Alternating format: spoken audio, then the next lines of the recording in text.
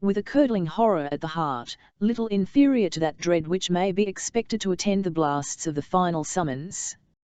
More than 2,000 raving savages broke from the forest at the signal, and threw themselves across the fatal plain with instinctive alacrity. We shall not dwell on the revolting honours that succeeded. Death was everywhere, and in his most terrific and disgusting aspects. Resistance only served to inflame the murderers, who inflicted their furious blows long after their victims were beyond the power of their resentment.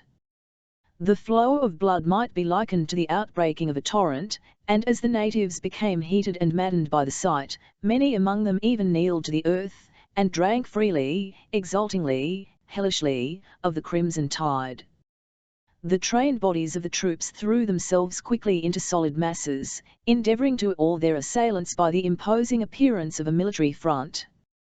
The experiment in some measure, though far too many suffered their unloaded muskets to be torn from their hands, in the vain hope of appeasing the savages.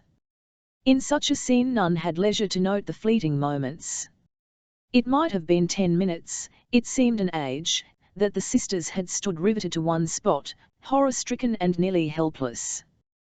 When the first blow was struck, their screaming companions had pressed upon them in a body, rendering flight impossible, and now that fear or death had scattered most, if not all, from around them, they saw no avenue open, but such as conducted to the tomahawks of their foes. On every side arose shrieks, groans, exhortations and curses. At this moment, Alice caught a glimpse of the vast form of her father, moving rapidly across the plain, in the direction of the French army. He was, in truth, proceeding to Montcalm, fearless of every danger, to claim the tardy escort for which he had before conditioned. 50 glittering axes and barbed spears were offered unheeded at his life, but the savages respected his rank and calmness, even in their fury. The dangerous weapons were bnshed aside by the still nervous arm of the veteran, or fell of themselves, after menacing an act that it would seem no one had courage to perform. Fortunately, the vindictive Magua was searching for his victim in the very band the veteran had just quitted. "Father, father, we are here," shrieked Alice, as he passed, at no great distance, without appearing to heed them. "Come to us, father, or we die." The cry was repeated, and in terms and tones that might have melted a heart of stone, but it was unanswered. Once, indeed, the old man appeared to catch the sound, for he paused and listened, but Alice had dropped senseless on the earth, and Cora had sunk at her side, hovering in untiring tenderness over her lifeless form. Munro shook his head in disappointment, and proceeded, bent on the high duty of his station. "Lady," said Gamut, who, helpless and useless as he was, had not yet dreamed of deserting his trust, "it is the Jubilee of the Devils, and this is not a meet place for Christians to tarry in. Let us up and fly." "Go," said Cora, still gazing at her unconscious sister, "save thyself. To me thou canst not be of further use." David comprehended the unyielding character of her resolution, by the simple but expressive gesture that accompanied her words. He gazed for a moment at the dusky fawns that were acting their hellish rites on every side of him, and his tall person grew more erect while his chest heaved, and every feature swelled, and seemed to speak with the power of the feelings by which he was governed. If Jewish boy might tame the great spirit of Saul by the sound of his harp, and the words of sacred song, it may not be amiss, he said, to try the potency of music here. Then raising his voice to its highest tone, he poured out a strain so powerful as to be heard even amid the din of that bloody field. More than one savage rushed toward them, thinking to rifle the unprotected sisters of their attire, and bear away their scalps, but when they found this strange and unmoved figure riveted to his post, they paused to listen. Astonishment soon changed to admiration, and they passed on to other and less courageous victims, openly expressing their satisfaction at the firmness with which the white warrior sang his death song. Encouraged and deluded by his success, David exerted all his powers to extend what he believed so holy an influence.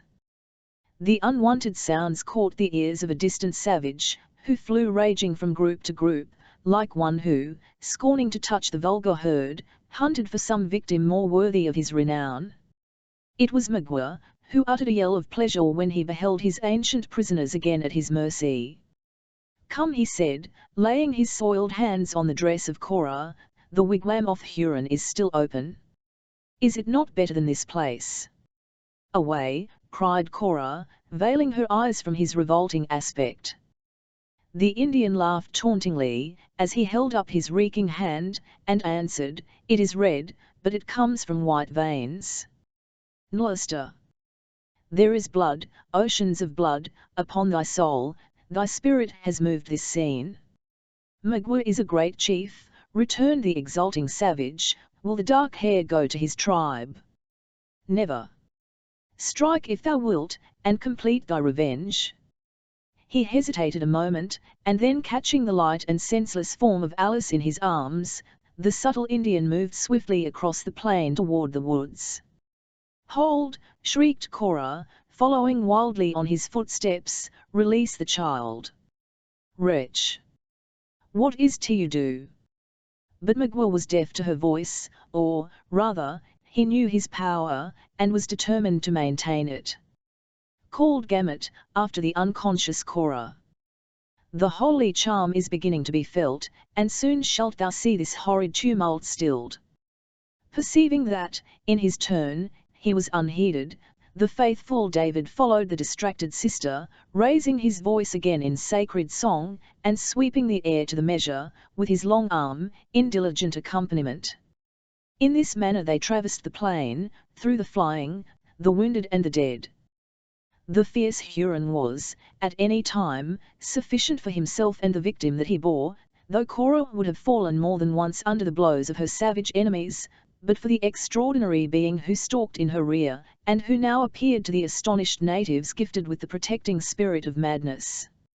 Magua, who knew how to avoid the more pressing dangers, and also to elude pursuit, entered the woods through a low ravine, where he quickly found the Narragansetts, which the travellers had abandoned so shortly before, awaiting his appearance, in custody of a savage as fierce and malign in his expression as himself.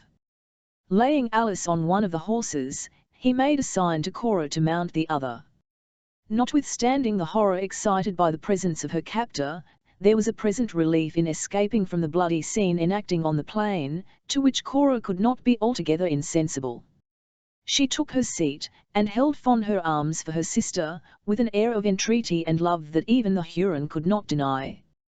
Placing Alice, then, on the same animal with Cora, he seized the bridle, and commenced his route by plunging deeper into the forest.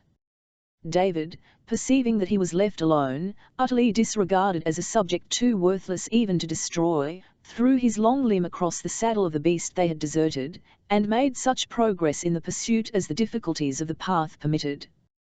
They soon began to ascend, but as the motion had a tendency to revive the dormant faculties of her sister, the attention of Cora was too much divided between the tenderest solicitude in her behalf, and in listening to the cries which were still too audible on the plain, to note the direction in which he journeyed. When, however, they gained the flattened surface of the mountain top, and approached the eastern precipice, she recognized the spot to which she had once before been led under the more friendly auspices of the scout. Here Magua suffered them to dismount, and notwithstanding their own captivity, the curiosity which seems inseparable from horror, induced them to gaze at the sickening sight below. The cruel work was still unchecked. On every side the captured were flying before their relentless persecutors, while the armed columns of the Christian king stood fast in an apathy which has never been explained, and which has left an immovable blot on the otherwise fair escutcheon of their leader. Nor was the sword of death stayed until cupidity got the mastery of revenge. Then, indeed, the shrieks of the wounded, and the yells of their murderers grew less frequent, until, finally, the cries of horror were lost to their ear, or were drowned in the loud, long and piercing whoops of the triumphant savages. Chapter 18_WMY, anything, an honourable murderer, if you ill, for naught I did in hate, but all in honor underscore the bloody and inhuman scene rather incidentally mentioned than described in the preceding chapter, is conspicuous in the pages of colonial history by the merited title of the Massacre of William Henry. It so far deepened the stain which a previous and very similar event had left upon the reputation of the French commander that it was not entirely erased by his early and glorious death. It is now becoming obscured by time, and thousands, who know that Montcalm died like a hero on the plains of Abraham, have yet to learn how much he was deficient in that moral courage without which no man can be truly great. Pages might yet be written to prove, from this illustrious example, the defects of human excellence, to show how easy it is for generous sentiments, high courtesy, and chivalrous courage to lose their influence beneath the chilling blight of selfishness, and to exhibit to the world a man who was great in all the minor attributes of character, but who was found wanting when it became necessary to prove how much principle is superior to policy. But the task would exceed our prerogatives, and, as history, like love, is so apt to surround her heroes with an atmosphere of imaginary brightness, it is probable that Louis de Saint Véran will be viewed by posterity only as the gallant defender of his country, while his cruel apathy on the shores of the Oswego and of the Hurricane will be forgotten.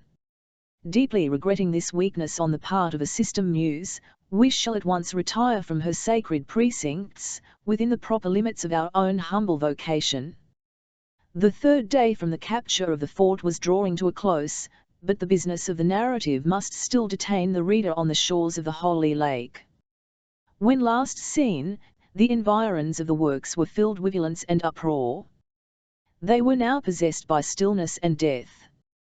The blood-stained conquerors had departed, and their camp, which had so lately rung with the mere rejoicings of a victorious army, lay a silent and deserted city of huts.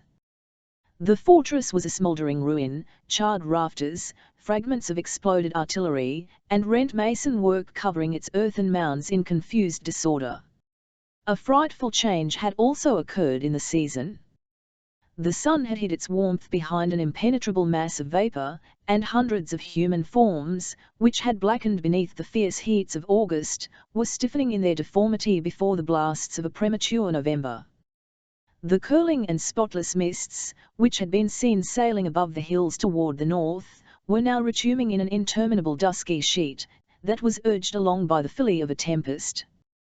The crowded mirror of the Hurricane was gone, and, in its place, the green and angry waters lashed the shores, as if indignantly casting back its impurities to the polluted strand. Still the clear fountain retained a portion of its charmed influence, but it reflected only the sombre gloom that fell from the impending heavens. That humid and congenial atmosphere which commonly adorned the view, veiling its harshness, and softening its asperities, had disappeared. The northern air poured across the waste of water so harsh and unmingled, that nothing was left to be conjectured by the eye, or fashioned by the fancy. The fiercer element had cropped the verdure of the plain, which looked as though it were scathed by the consuming lightning. But, here and there, a dark green tuft rose in the midst of the desolation, the earliest fillets of a soil that had been fattened with human blood. The whole landscape, which, seen by a favouring light, and in a genial temperature, had been found so lovely, appeared now like some pictured allegory of life, in which objects were arrayed in their harshest but truest colours, and without the relief of any shadowing. The solitary and arid blades of grass arose from the passing gusts fearfully perceptible, the bold and rocky mountains were too distinct in their barrenness, and the eye even sought relief, in vain, by attempting to pierce the illimitable void of heaven, which was shut to its gaze by the dusky sheet of ragged and driving vapour. The wind blew unequally, sometimes sweeping heavily along the ground, seeming to whisper its moanings in the cold ears of the dead, then rising in a shrill and mournful whistling, it entered the forest with a rush that filled the air with the leaves and branches it scattered in its path. Amid the unnatural shower, a few hungry ravens struggled with the gale, but no sooner was the green ocean of woods which stretched beneath them past, than they gladly stopped, at random, to their hideous banquet. In short, it was a scene of wildness and desolation, and it appeared as if all who had profanely entered it had been stricken, at a blow, by the relentless arm of death. but the prohibition had ceased, and for the first time since the perpetrators of those foul deeds which had assisted to disfigure the scene were gone, living human beings had now presumed to approach the place. About an hour before the setting of the sun, on the day already mentioned, the forms of 5 men might have been seen issuing from the narrow vista of trees, where the path to the Hudson entered the forest, and advancing in the direction of the ruined works. At first their progress was slow and guarded, as though they entered with reluctance amid the horrors of the post, or dreaded the renewal of its frightful incidents. A light figure preceded the rest of the party, with the caution and activity of a native, ascending every hillock to reconnoitre, and indicating by gestures, to his companions, the route he deemed it most prudent to pursue. Nor were those in the rear wanting in every caution and foresight known to forest warfare. One among them, he also was an Indian, moved a little on one flank, and watched the margin of the woods, with eyes long accustomed to read the smallest sign of danger. The remaining 3 were white, though clad in vestments adapted, both in quality and colour, to their present hazardous pursuit, that of hanging on the skills of a retiring army in the wilderness. The effects produced by the appalling sights that constantly arose in their path to the lake shore, were as different as the characters of the respective individuals who composed the Paynee. The youth in front threw serious but furtive glances at the mangled victims, as he stepped lightly across the plain, afraid to exhibit his feelings, and yet too inexperienced to quell entirely their sudden and powerful influence. His red associate, however, was superior to such a weakness. He passed the groups of dead with a steadiness of purpose, and an eye so calm, that nothing but long and inveterate practice could enable him to maintain. The sensations produced in the minds of even the white men were different, though uniformly sorrowful. One, whose grey locks and furrowed lineaments, blending with a martial air and tread, betrayed, in spite of the disguise of a woodsman's dress, a man long experienced in scenes of war, was not ashamed to groan aloud, whenever a spectacle of more than usual horror came under his view. The young man at his elbow shuddered, but seemed to suppress his feelings in tenderness to his companion. Of them all, the straggler who brought up the rear appeared alone to betray his real thoughts, without fear of observation or dread of consequences. He gazed at the most appalling sight with eyes and muscles that knew not how to waver, but with execrations so bitter and deep as to denote how much he denounced the crime of his enemies. The reader will perceive at once, in these respective characters, the Mohicans, and their white friend, the scout, together with Munro and Hayward. It was, in Trth, the father in quest of his children, attended by the youth who felt so deep a stake in their happiness, and those brave and Tn1 foresters, who had already proved their skill and fidelity through the trying scenes related.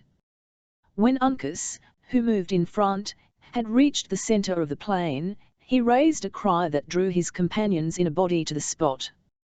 The young warrior had halted over a group of females who lay in a cluster, a confused mass of dead. Notwithstanding the revolting horror of the exhibition, Munro and Hayward flew toward the festering heap, endeavouring, with a love that no unseemliness could extinguish, to discover whether any vestiges of those they sought were to be seen among the tattered and many-coloured garments. The father and the lover found instant relief in the search, though each was condemned again to experience the misery of an uncertainty that was hardly less insupportable than the most revolting Trth. They were standing, silent and thoughtful, around the melancholy pile, when the scout approached. Eyeing the sad spectacle with an angry countenance, the sturdy woodsman, for the first time since his entering the plain, spoke intelligibly and aloud. "I have been on many a shocking field, and have followed a trail of blood for weary miles," he said, "but never have I found the hand of the devil so plain as it is here to be seen.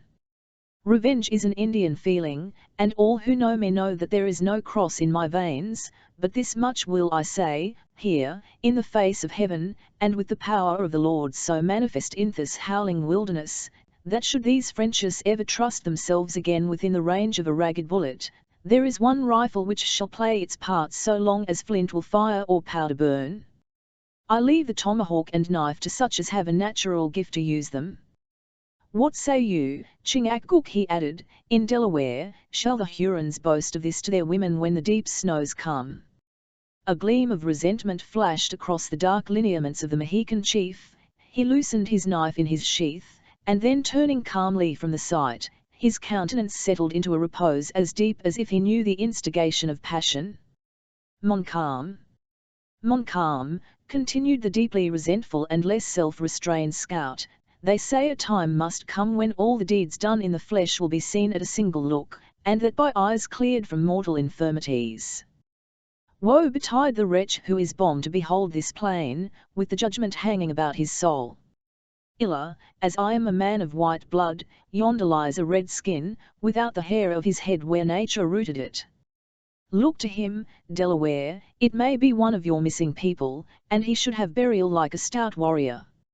I see it in your eye, Sagamore, a Huron pays for this, afore the fall winds have blown away the scent of the Chingachgook approached the mutilated form, and, tumbling it over, he found the distinguishing marks of one of those 6 allied tribes, or nations, as they were called, who, while they fought in the English ranks, were so deadly hostile to his own people. Spurning the loathsome object with his foot, he tumbled from it with the same indifference he would have quitted a brute carcass. The scout comprehended the action, and very deliberately pursued his own way, continuing, however, his denunciations against the French commander in the same resentful strain. Nothing but vast wisdom and unlimited power should dare to sweep off men in multitudes, he added, for it is only the one that can know the necessity of the judgment, and what is there, short of the other, that can replace the creatures of the Lord? I hold it a sin to kill the second buck afore the first is eaten, unless a march in front, or an ambushment, be contemplated. It is a different matter with a few warriors in open and fight, for 'tis their gift to die with the rifle or the tomahawk in hand, according as their natures may happen to be, white or red. Uncas, come this way, lad, and let the ravens settle upon the Mingo. I know, from often seeing it, that they have a craving for the flesh of an Oneida, and it is as well to let the bird follow the gift of its natural appetite. Hugh, exclaimed the young Mohican, rising on the extremities of his feet, and gazing intently in his front, frightening the ravens to some other prey by the sound and the action. What is it, boy? Whispered the scout, lowering his tall form into a crouching attitude, like a panther about to take his leap. God send it be a tardy Frencher, skulking for plunder. I do believe Killdeer would take an uncommon range today. Uncas, without making any reply, bounded away from the spot, and in the next instant he was seen tearing from a bush, and waving in triumph, a fragment of the green riding veil of Cora. The movement, the exhibition, and the which again burst from the lips of the young Mohican, instantly drew the whole party about him. My child, said Munro, speaking quickly and wildly, give me my Uncas will try, was the short and touching answer. The simple but meaning assurance was lost on the father, who seized the piece of gauze, and cnlshed it in his hand, while his eyes roamed fearfully among the bushes, as if he equally dreaded and hoped for the secrets they might reveal. Here are no dead, said Hayward, the storm seems not to have passed this way. That's manifest, and clearer than the heavens above our heads, returned the undisturbed scout, but either she, or they that have robbed her, have passed the bush, for I remember the rag she wore to hide a face that all did love to look upon. Uncas, you are right, the dark hair has been here, and she has fled like a frightened fawn, to the wood. None who could fly would remain to be murdered. Let us search for the marks she left, for, to Indian eyes, I sometimes think a hummingbird leaves his trail in the air. The young Mohican darted away at the suggestion, and the scout had hardly done speaking, before the former raised a of success from the margin of the forest. On reaching the spot, the anxious party perceived another portion of the veil fluttering on the lower branch of a beech. Softly, softly, said the scout, extending his long rifle in front of the eager Hayward, we now know our work, but the beauty of the trail must not be deformed. A step too soon may give us hours of trouble. We have them, though, that much is beyond denial. Bless ye, "Bless ye, worthy man," exclaimed Munro, "whither then have they fled, and where are my babes?" "The path they have taken depends on many chances. If they have gone alone, they are quite as likely to move in a circle as straight, and they may be within a dozen miles of us, but if the Hurons, or any of the French Indians, have laid hands on them, 'tis probably they are now near the borders of the Canadas." "But what matters that?" continued the deliberate scout, observing the powerful anxiety and disappointment the listeners exhibited. "Here are the Mohicans and I on one end of the trail, and, rely on it, we find the other, though they should be 100 leagues asunder." "Gently, gently, Uncas, you are as impatient as a man in the settlements, you forget that light feet leave but faint marks." "Hugh," exclaimed Chingachgook, who had been occupied in examining an opening that had been evidently made through the low underbrush which skirted the forest, and who now stood erect, as he pointed downward, in the attitude and with the air of a man who beheld a disgusting serpent. "Here is the palpable impression of the footstep of a man," cried Hayward, bending over the indicated spot. "He has trod in the margin of this pool, and the mark cannot be mistaken." "They are captives." "Better so than left to starve in the wilderness," returned the scout, "and they will leave a wider trail. I would wager 50 beaver skins against as many flints, that the Mohicans and I enter their wigwams within the month. Stoop to it, Uncas, and try what you can make of the moccasin, for moccasin it plainly is, and no shoe." The young Mohican bent over the track, and removing the scattered leaves from around the place, he examined it with much of that sort of scrutiny that a money dealer, in these days of pecuniary doubts, would bestow on a suspected Jew bill. At length he arose from his knees, satisfied with the result of the examination. "Well, boy," demanded the attentive scout, "what does it say? Can you make anything of the telltale, renard subtil?" "Ha! That rampaging devil again? There will never be an end of his loping till Killdeer has said a friendly word to him." Hayward reluctantly admitted the truth of this intelligence, and now expressed rather his hopes than his doubts by saying, "One moccasin is so much like another, it is probable there is some mistake." "One moccasin like another? You may as well say that one foot is like another, though we all know that some are long, and others short, some are broad and others narrow, some with high, and some with low insteps, some inward, and some out. One moccasin is no more like another than one book is like another, though they who can read in one are seldom able to tell the marks of the other. Which is all ordered for the best, giving to every man his natural advantages. Let me get down to it, Uncas, neither book nor moccasin is the worse for having two opinions, instead of one." The scout stooped to the task, and instantly added, "You are right, boy, here is the patch we saw so often in the other chase. And the fellow will drink when he can get an opportunity. Your drinking Indian always learns to walk with a wider toe than the natural savage, it being the gift of a drunkard to straddle, whether of white or red skin. 'Tis just the length and breadth, too. Look at it, Sagamore, you measured the prints more than once, when we hunted the varmints from glens to the health springs." Chingachgook complied, and after finishing his shon examination, he arose, and with a quiet demeanour, he merely pronounced the word "Magua." "'Tis a settled thing, here, then, have passed the dark hair and Magua." "And not Alice?" demanded Hayward. "Of her we have not yet seen the signs," resumed the scout, looking closely around at the trees, the bushes and the ground. "What have we there? Uncas, bring hither the thing you see dangling from yonder thorn." When the Indian had complied, the scout received the prize, and holding it on high, he laughed in his silent but he and felt manner. "'Tis the tooting whip-on of the singer.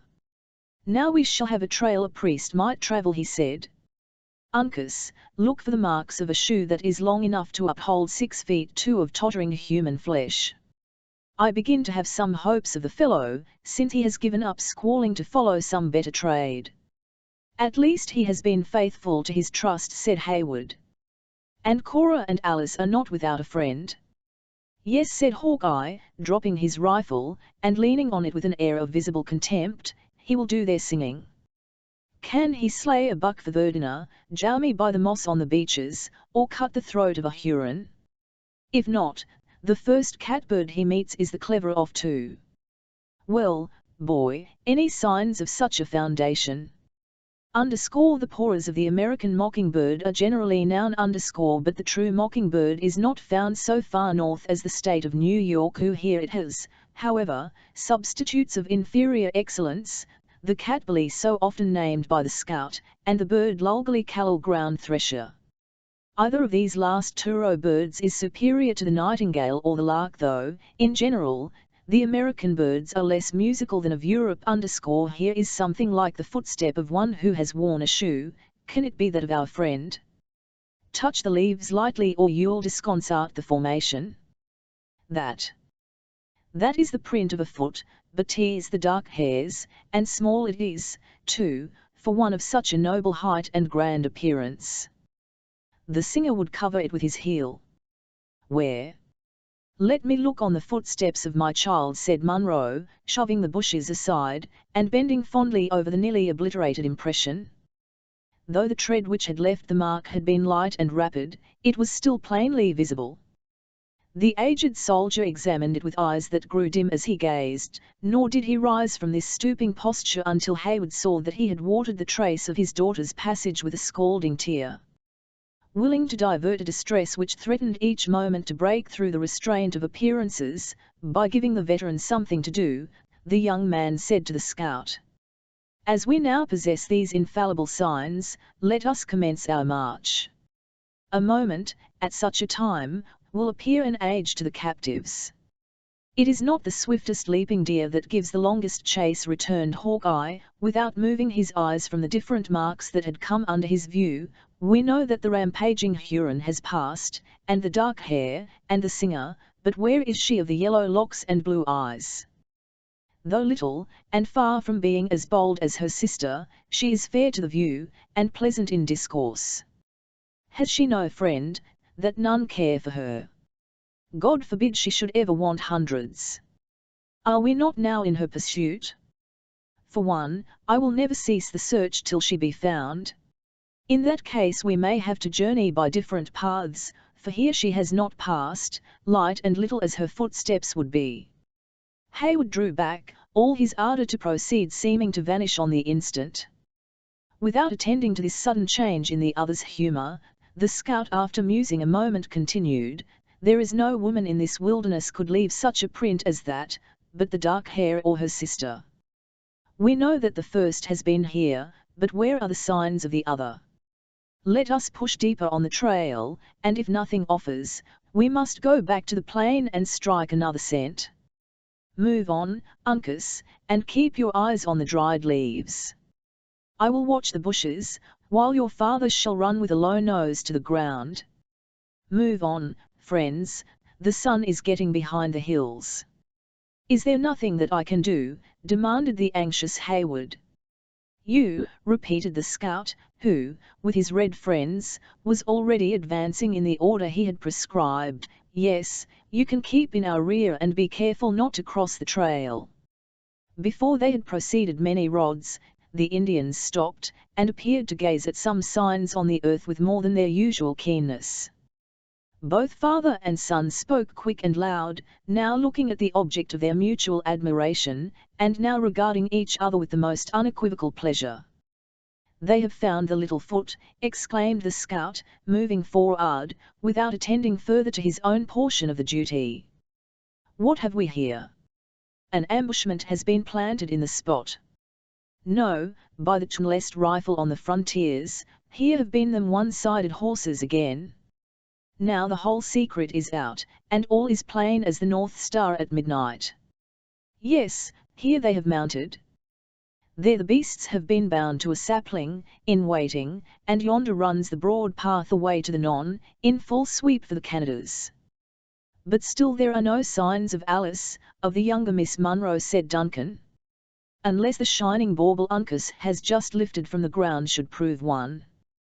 Pass it this way, lad, that we may look at it."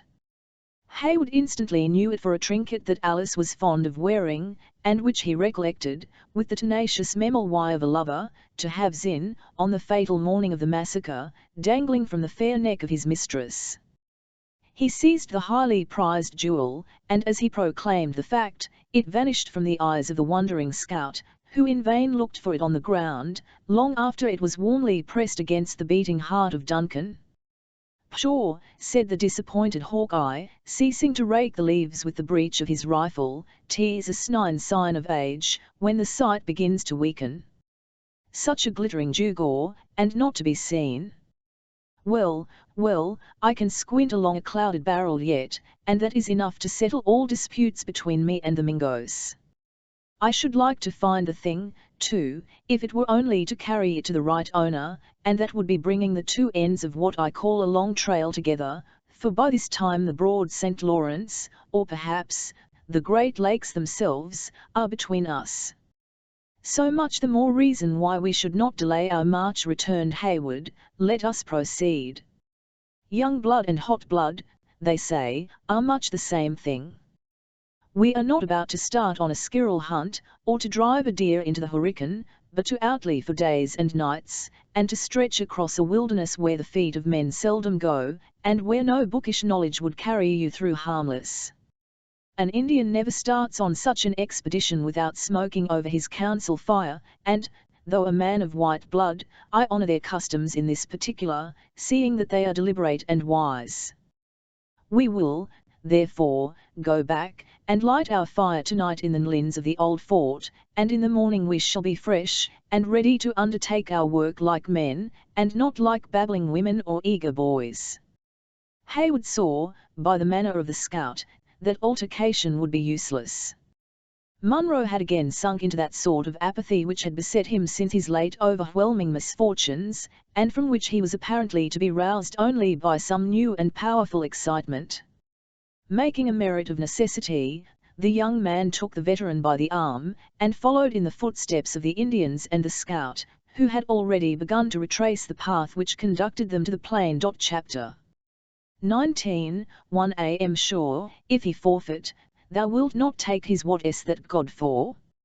Shy _ to bait fish withal, if it fed nothing else, it mill fed my revenge. Merchant of Venice _ the shades of evening had come to increase the dreariness of the place, when the party entered the ruins of William Henry.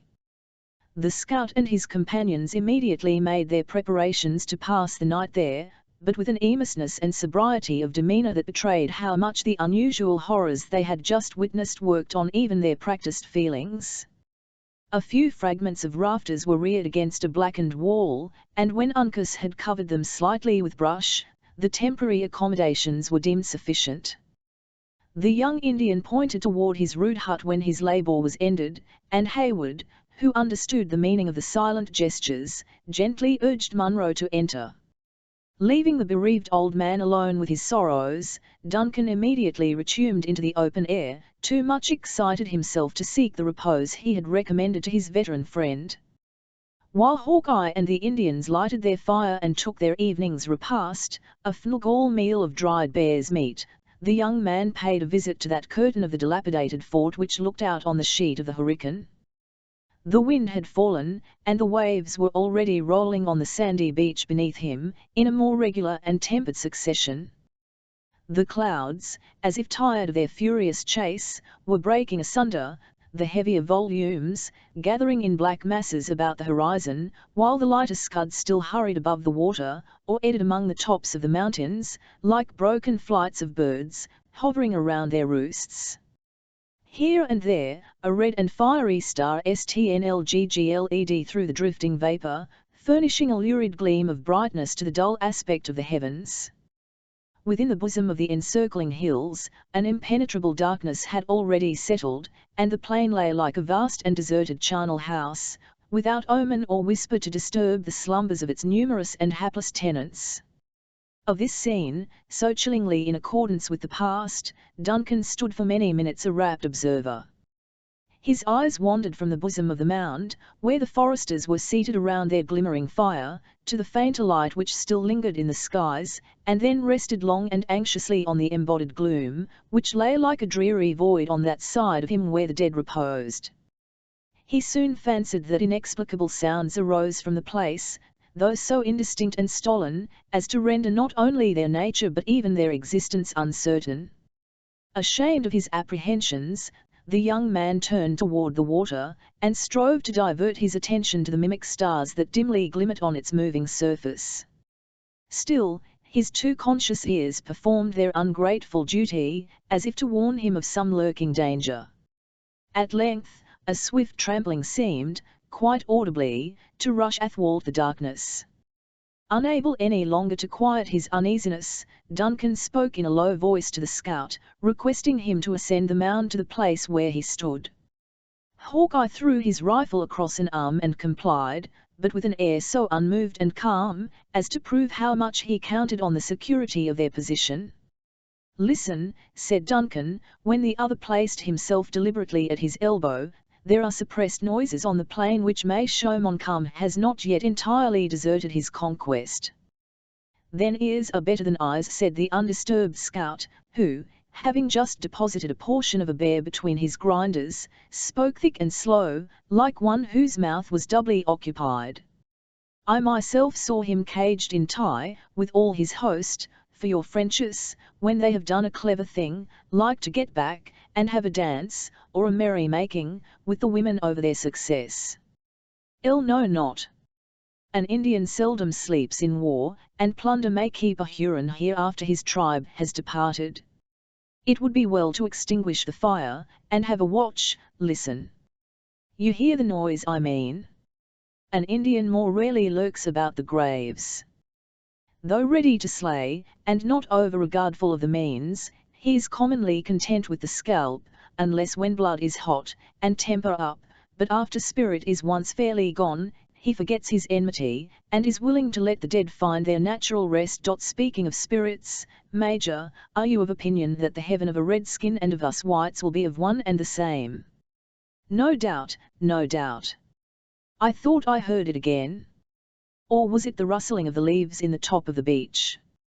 For my own part," continued Hawkeye, turning his face for a moment in the direction indicated by Hayward, but with a vacant and careless manner, "I'll believe that paradise is ordained for happiness, and that men will be indulged in it according to their dispositions and gifts. I'll, therefore, judge that a redskin is not far from the truth when he believes he is to find them glorious hunting grounds of which his traditions tell, nor, for that matter, do I think it would be any disparagement to a man without a cross to pass his time." "You hear it again," interrupted Duncan. Ay, when food is scarce, and when food is plenty, a wolf grows bold," said the unmoved scout. "There would be picking, too, among the skins of the devils, if there was light and time for the sport. But, concerning the life that is to come, Major, I have heard preachers say, in the settlements, that heaven was a place of rest. Now, men's minds differ as to their ideas of enjoyment. For myself, and I say it with reverence to the ordering of Providence, it would be no great indulgence to be kept shut up in those mansions of which they preach, having a natural longing for motion and the chase."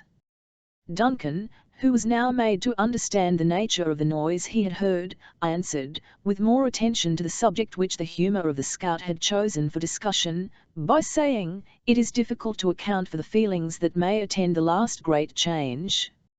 It would be a change, indeed, for a man who has passed his days in the open air," resumed the single-minded scout, "and who has so often broken his fast on the head waters of the Hudson, to sleep within sound of the roaring Mohawk.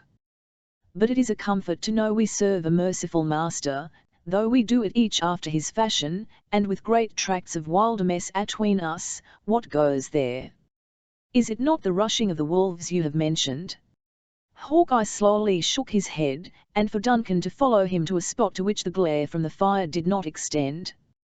When he had taken this precaution, the scout placed himself in an attitude of intense attention and listened long and keenly for a repetition of the low sound that had so unexpectedly startled him.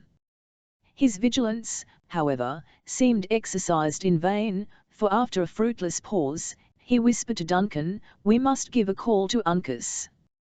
The boy has Indian senses, and he may hear what is hid from us, for, being a white skin, I will not deny my nature." The young Mohican, who was conversing in a low voice with his father, started as he heard the moaning of an owl, and, springing on his feet, he looked toward the black mounds, as if seeking the place whence the sounds proceeded. The scout repeated the call, and in a few moments, Duncan saw the figure of Uncas stealing cautiously along the rampart, to the spot where they stood. Hawkeye explained his wishes in a very few words, which were spoken in the Delaware tongue. So soon as Uncas was in possession of the reason why he threw himself flat on the turf, where, to the eyes of Duncan, he appeared to lie quiet and motionless. Surprised at the immovable attitude of the young warrior, and curious to observe the manner in which he employed his faculties to obtain the desired information, Heyward advanced a few steps, and bent over the dark object on which he had kept his eye riveted. Then it was he discovered that the form of Uncas vanished, and that he beheld only the dark outline of an inequality in the embankment. "What has become of the Mohican?" he demanded of the scout, stepping back in amazement. "It was here that I saw him fall, and could have sworn that here he yet remained." "Hist! Speak lower, for we know not what ears are open, and the Mingos are a quick-witted breed. As for Uncas, he is out on the plain, and the Maquas, if any such are about us, will find their equal. You think that Montcalm has not called off all his Indians? Let us give the alarm to our companions, that we may stand to our arms. Here are 5 of us, who are not unused to meet an enemy. Not a word to either, as you value your life. Look at the Sagamore, how like a grand Indian chief he sits by the fire. If there are any skulkers out in the darkness, they will never discover, by his countenance, that we suspect danger at hand. But they may discover him, and it will prove his death. His person can be too plainly seen by the light of that fire, and he will become the first and most certain victim." "It is undeniable that now you speak the truth," returned the scout, betraying more anxiety than was usual. "Yet what can be done? A single suspicious look might bring on an attack before we are ready to receive it. He knows, by the call I gave to Uncas, that we have struck a scent. I will tell him that we are on the trail of the Mingos. His Indian nature will teach him how to act." The scout applied his fingers to his mouth, and raised a low hissing sound, that caused Duncan at first to start aside, believing that he heard a cement. The head of Chingachgook was resting on a hand, as he sat musing by himself, but the moment he had heard the wailing of the animal whose name he bore, he arose to an upright position, and his dark eyes glanced swiftly and keenly on every side of him. With his sudden and, perhaps, involuntary movement, every appearance of surprise or alarm ended. His rifle lay untouched, and apparently unnoticed, within reach of his hand. The tomahawk that he had loosened in his belt for the sake of ease, was even suffered to fall from its usual situation to the ground, and his form seemed to sink, like that of a man whose nerves and sinews were suffered to relax for the purpose of rest. Cunningly resuming his former position, though with a change of hands, as if the movement had been made merely to relieve the limb, the native awaited the result with a calmness and fortitude that none but an Indian warrior would have known how to exercise. But Heyward saw that while to a less instructed eye the Mohican chief appeared to slumber, his nostrils were expanded, his head was turned a little to one side, as if to assist the organs of hearing, and that his quick and rapid glances ran incessantly over every object within the power of his vision. "See the noble fellow," whispered Hawkeye, pressing the arm of Heyward. "He knows that a look or a motion might disconsult our schemes, and put us at the mercy of the imps." He was interrupted by the flash and report of a rifle. The air was filled with sparks of fire, around that spot where the eyes of Heyward were still fastened, with admiration and wonder. A second look told him that Chingachgook had disappeared in the confusion. In the meantime, the scout had thrown forward his rifle, like one prepared for service, and awaited impatiently the moment when an enemy might rise to view. But with the solitary and fruitless attempt made on the life of Chingachgook, the attack appeared to have terminated. Once or twice the listeners thought they could distinguish the distant rustling of bushes, as bodies of some unknown description rushed through them, nor was it long before Hawkeye pointed out the scampering of the wolves as they fled precipitately before the passage of some intruder on their proper domains. After an impatient and breathless pause, a plunge was heard in the water, and it was immediately followed by the report of another rifle. "There goes Uncas," said the scout. "The boy bears a smart piece. I know its crack, as well as a father knows the language of his child, for I carried the gun myself until a better offered." "What can this mean?" demanded Duncan. "We are watched, and, as it would seem, marked for destruction. Yonder scattered brand can witness that no good was intended, and this Indian will testify that no harm has been done," returned the scout, dropping his rifle across his arm again, and following Chingachgook, who just then reappeared within the circle of light, into the bosom of the work. "How is it, Sagamore?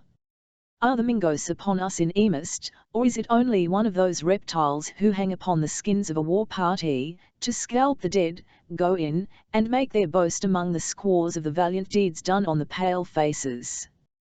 Chingachgook very quietly resumed his seat, nor did he make any reply, until after he had examined the firebrand which had been struck by the bullet that had nearly proved fatal to himself. After which he was content to reply, holding a single finger up to view, with the English monosyllable, "One." "L thought as much," returned Hawkeye, seating himself, "and as he had got the cover of the lake afore Uncas pulled upon him, it is more than probable the knave will sing his lies about some great ambushment, in which he was out lying on the trail of 2 Mohicans and a white hunter, for the officers can be considered as little better than idlers in such a scrimmage." "Well, let him, let him. There are always some honest men in every nation, though heaven knows, too, that they are scarce among the Marquas, to look down an upstart when he brags ag in the face of reason. The varlet sent his lead within whistle of your ears, Sagamore." Chingachgook turned a calm and incurious eye toward the place where the ball had struck, and then resumed his former attitude, with a composure that could not be disturbed by so trifling an incident. Just then Uncas glided into the circle, and seated himself at the fire, with the same appearance of indifference as was maintained by his father. Of these several moments Hayward was a deeply interested and wondering observer. It appeared to him as though the foresters had some secret means of intelligence, which had escaped the vigilance of his own faculties. In place of that eager and guileless narration with which a white youth would have endeavoured to communicate, and perhaps exaggerate, that which had passed out in the darkness of the plain, the young warrior was seemingly content to let his deeds speak for themselves. It was, in fact, neither the moment nor the occasion for an Indian to boast of his exploits, and it is probably that, had Hayward neglected to inquire, not another syllable would, just then, have been uttered on the subject. "What has become of our enemy, Uncas?" demanded Duncan. "We heard your rifle, and hoped you had not fired in vain." The young chief removed a fold of his hunting skirt, and quietly exposed the fatal tuft of hair, which he bore as the symbol of victory. Chingachgook laid his hand on the scalp, and considered it for a moment with deep attention. Then dropping it, with disgust depicted in his strong features, he ejaculated, "Oneida!" "Oneida," repeated the scout, who was fast losing his interest in the scene, in an apathy nearly assimilated to that of his red associates, but who now advanced in uncommon earnestness to regard the bloody badge. "By the Lord, if the Oneidas are out lying upon the trail, we shall be flanked by devils on every side of us. Now, to white eyes there is no difference between this bit of skin and that of any other Indian, and yet the Sagamore declares it came from the poll of a Mingo, nay, he even names the tribe of the poor devil, with as much ease as if the scalp was the leaf of a book, and each hair a letter. What right have Christian whites to boast of their learning, when a savage can read a language that would prove too much for the wisest of them all? What say you, lad, of what people was the knave?" Uncas raised his eyes to the face of the scout, and answered, in his soft voice, "Oneida." "Oneida, again? When one Indian makes a declaration it is commonly TNLE, but when he is supported by his people, set it down as gospel." "The poor fellow has mistaken us for French," said Hayward, "or he would not have attempted the life of a friend. He mistake a Mohican in his pain for a Huron. You would be as likely to mistake the white-coated grenadiers of Montcalm for the scarlet jackets of the Royal Americans," returned the scout. "No, no, the Satpent knew his errand, nor was there any great mistake in the matter, for there is but little love atween a Delaware and a Mingo, let their tribes go out to fight for whom they may, in a white quarrel. For that matter, though the Oneidas do serve his sacred majesty, who is my sovereign lord and master, I should not have deliberated long about letting off Killdeer at the imp myself, had luck thrown him in my way. That would have been an abuse of our treaties, and unworthy of your character. When a man consort much with a people," continued Hawkeye, "if they were honest and he no knave, love will grow up atwixt them. It is TME that White Cunning has managed to throw the tribes into great confusion, as respects friends and enemies, so that the Hurons and the Oneidas, who speak the same tongue, or what may be called the same, take each other's scalps, and the Delawares are divided among themselves, a few hanging about their great council fire on their own river, and fighting on the same side with the Mingos, while the greater part are in the Canadas, out of natural enmity to the Marquas, thus throwing everything into disorder, and destroying all the hanony of warfare. Yet a red nature is not likely to alter with every shift of policy, so that the love atwixt a Mohican and a Mingo is much like the regard between a white man and a serpent. I regret to hear it, for I had believed those natives who dwelt within our boundaries had found us too just and liberal, not to identify themselves fully with our quarrels. Why, I believe it is nature to give a preference to one's own quarrels before those of strangers. Now, for myself, I do love justice, and, therefore, I will not say I hate a Mingo, for that may be unsuitable to my colour and my religion, though I will just repeat, it may have been owing to the night that Killdeer had no hand in the death of this skulking Oneida. Then, as if satisfied with the force of his own reasons, whatever might be their effect on the opinions of the other disputant, the honest but implacable woodsman turned from the fire, content to let the controversy slumber. Hayward withdrew to the rampart, too uneasy and too little accustomed to the warfare of the woods to remain at ease under the possibility of such insidious attacks. Not so, however, with the scout and the Mohicans. Those acute and long-practiced senses, whose powers so often exceed the limits of all ordinary credulity, after having detected the danger, had enabled them to ascertain its magnitude and duration. Not one of the three appeared in the least to doubt their perfect security, as was indicated by the preparations that were soon made to sit in council over their future proceedings. The confusion of nations, and even of tribes, to which Hawkeye alluded, existed at that period in the fullest force. The great tie of language, and, of course, of a common origin, was severed in many places, and it was one of its consequences, that the Delaware and the Mingo, as the people of the Six Nations were called, were found fighting in the same ranks, while the latter sought the scalp of the Huron, though believed to be the root of his own stock. The Delawares were even divided among themselves.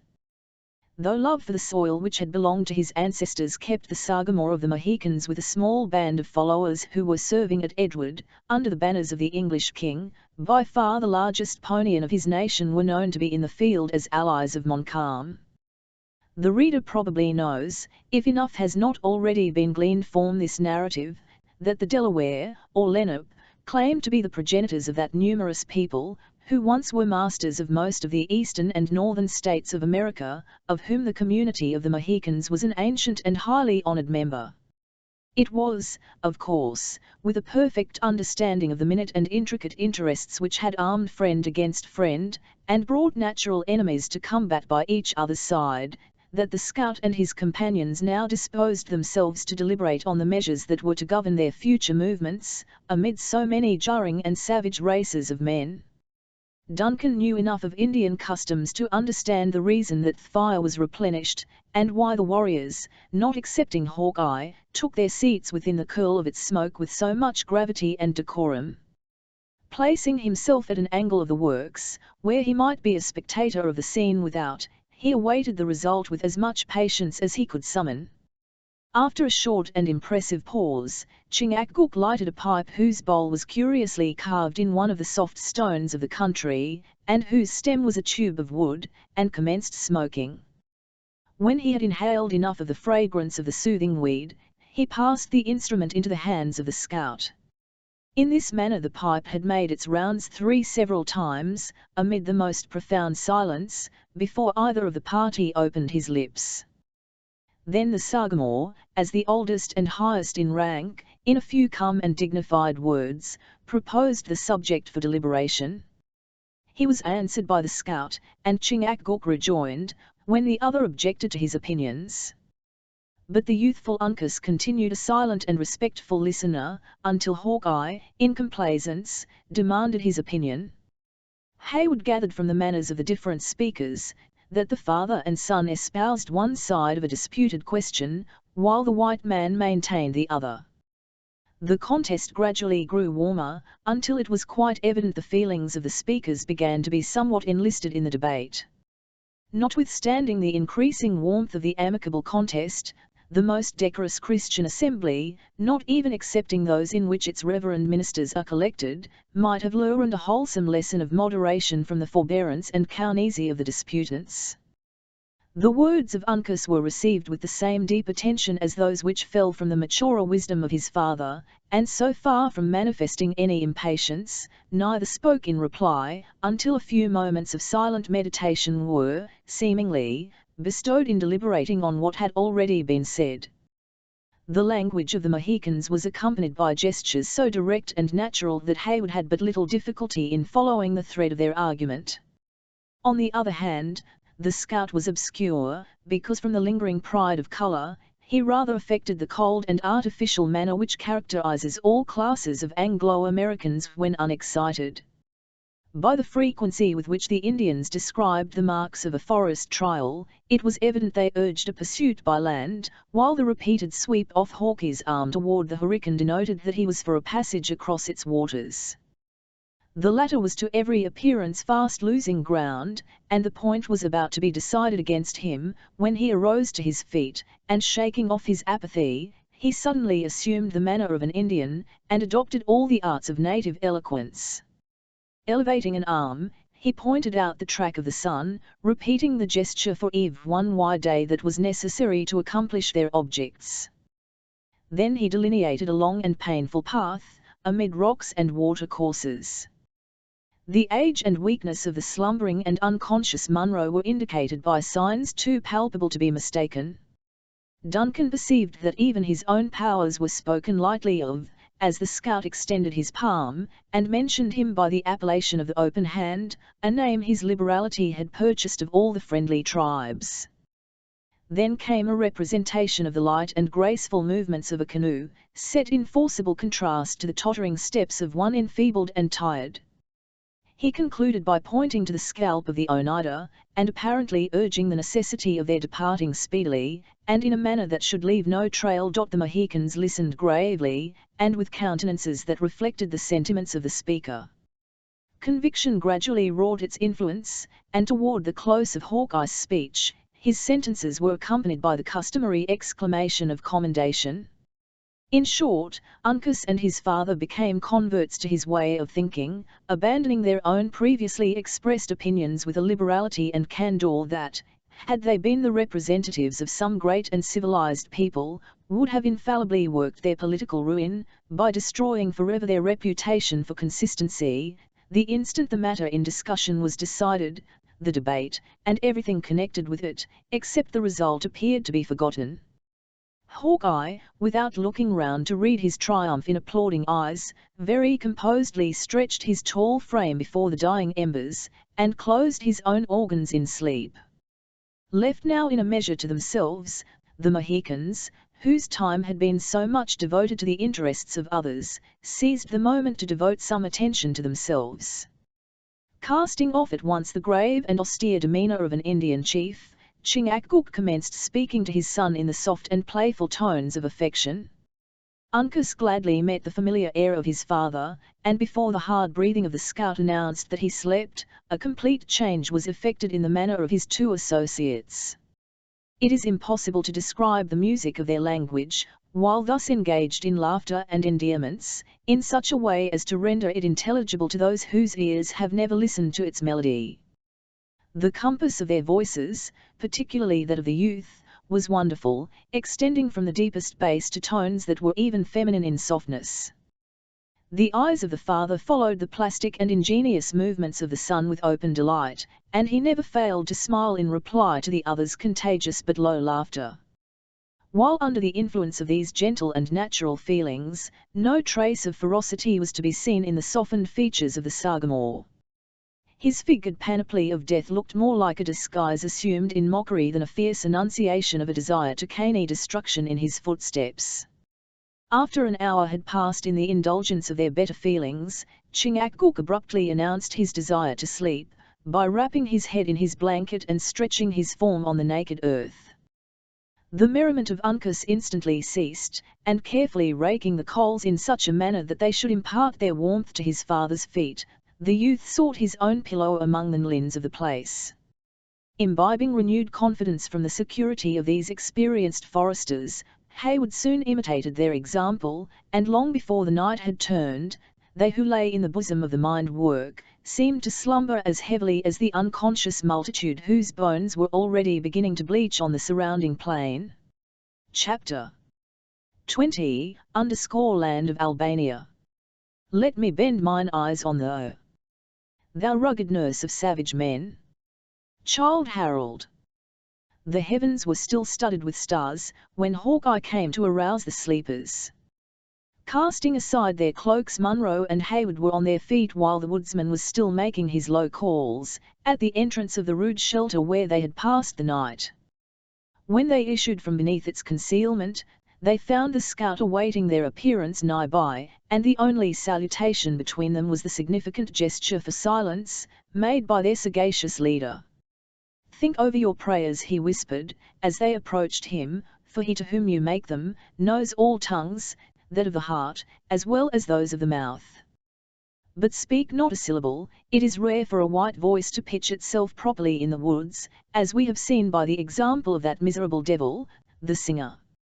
Come," he continued, turning toward a curtain of the works, "let us get into the ditch on this side, and be regardful to step on the stones and fragments of wood as you go." His companions complied, though to two of them the reasons of this extraordinary precaution were yet a mystery. When they were in the low cavity that surrounded the earthen fort on three sides, they found that passage nearly choked by the ruins. With care and patience, however, they succeeded in clambering after the scout, until they reached the sandy shore of the Hurricane. "That's a trail that nothing but a nose can follow," said the satisfied scout, looking back along their difficult way. "Grass is a treacherous carpet for a flying party to tread on, but wood and stone take no print from a moccasin. Had you worn your armed boots, there might, indeed, have been something to fear, but with the deerskin suitably prepared, a man may tn one street himself, generally, on rocks with safety. Shove in the canoe nigher to the land, Uncas, this sand will take a stamp as easily as the butter of the Jarmans on the Mohawk. Softly, lad, softly, it must not touch the beach, or the knaves will know by what road we have left the place." The young man observed the precaution, and the scout, laying a board from the ruins to the canoe, made a sign for the two officers to enter. When this was done, everything was studiously restored to its former disorder, and then Hawkeye succeeded in reaching his little birchen vessel, without leaving behind him any of those marks which he appeared so much to dread. Heyward was silent until the Indians had cautiously paddled the canoe some distance from the fort, and within the broad and dark shadows that fell from the eastern mountain on the glassy surface of the lake. Then he demanded, "What need have we for this stolen and hurried departure? If the blood of an Oneida could stain such a sheet of pure water as this we float on," returned the scout, "your two eyes would answer your own question. Have you forgotten the skulking reptile Uncas slew?" "By no means. But he was said to be alone, and dead men give no cause for fear." "He was alone in his deviltry." But an Indian whose tribe counts so many warriors, need seldom fear his blood will run without the death shriek coming speedily from some of his enemies. But our presence, the authority of Colonel Munro, would prove sufficient protection against the anger of our allies, especially in a case where the wretch so well merited his fate. ITNLST in heaven, you have not deviated a single foot from the direct line of our course with so slight a reason. Do you think the bullet of that varlet's rifle would have turned aside, though his sacred majesty the king had stood in its path? Returned the stubborn scout. Why did not the Grand Frencher, he who is Captain General of the Canadas, bury the tomahawks of the Hurons, if a word from a white can work so strongly on the nature of an Indian? The reply of Hayward was interrupted by a groan from Munro, but after he had paused a moment, in deference to the sorrow of his aged friend, he resumed the subject. "The Marquis of Montcalm can only settle that error with his God," said the young man solemnly. Now there is reason in your words, for they are bottomed on religion and honesty. There is a vast difference between throwing a regiment of white coats atwixt the tribes and the prisoners, and coaxing an angry savage to forget he carries a knife and rifle, with words that must begin with calling him your son. No, no, continued the scout, looking back at the dim shore of William Henry, which was now fast receding, and laughing in his own silent but heartfelt manner, I have put a trail of water atween us, and unless the imps can make friends with the fishes, and hear who has paddled across their basin this fine morning, we shall throw the length of the hurricane behind us before they have made up their minds which path to take. With foes in front, and foes in our rear, our journey is like to be one of danger. Danger, repeated Hawkeye, calmly. No, not absolutely of danger, for, with vigilant ears and quick eyes, we can manage to keep a few hours ahead of the knaves, or, if we must try the rifle, there are 3 of us who understand its gifts as well as any you can name on the borders. No, not of danger, but that we shall have what you may call a brisk push of it, is probable, and it may happen, a brush, a scrimmage, or some such diversion, but always where covers are good, and ammunition abundant. It is possible that Hayward's estimate of danger differed in some degree from that of the scout, for, instead of replying, he now sat in silence, while the canoe glided over several miles of water. Just as the day dawned, they entered the narrows of the lake, and stole swiftly and cautiously among their numberless little islands. It was by this road that Montcalm had retired with his army, and the adventurers knew not but he had left some of his Indians in ambush, to protect the rear of his forces, and collect the stragglers. They, therefore, approached the passage with the customary silence of their guarded habits. The beauties of Lake George are well known to every American tourist. In the height of the mountains which surround it, and in artificial accessories, it is inferior to the finest of the and Italian lakes, while in outline and purity of water it is fully their equal, and in the number and disposition of its isles and islets much superior to them altogether.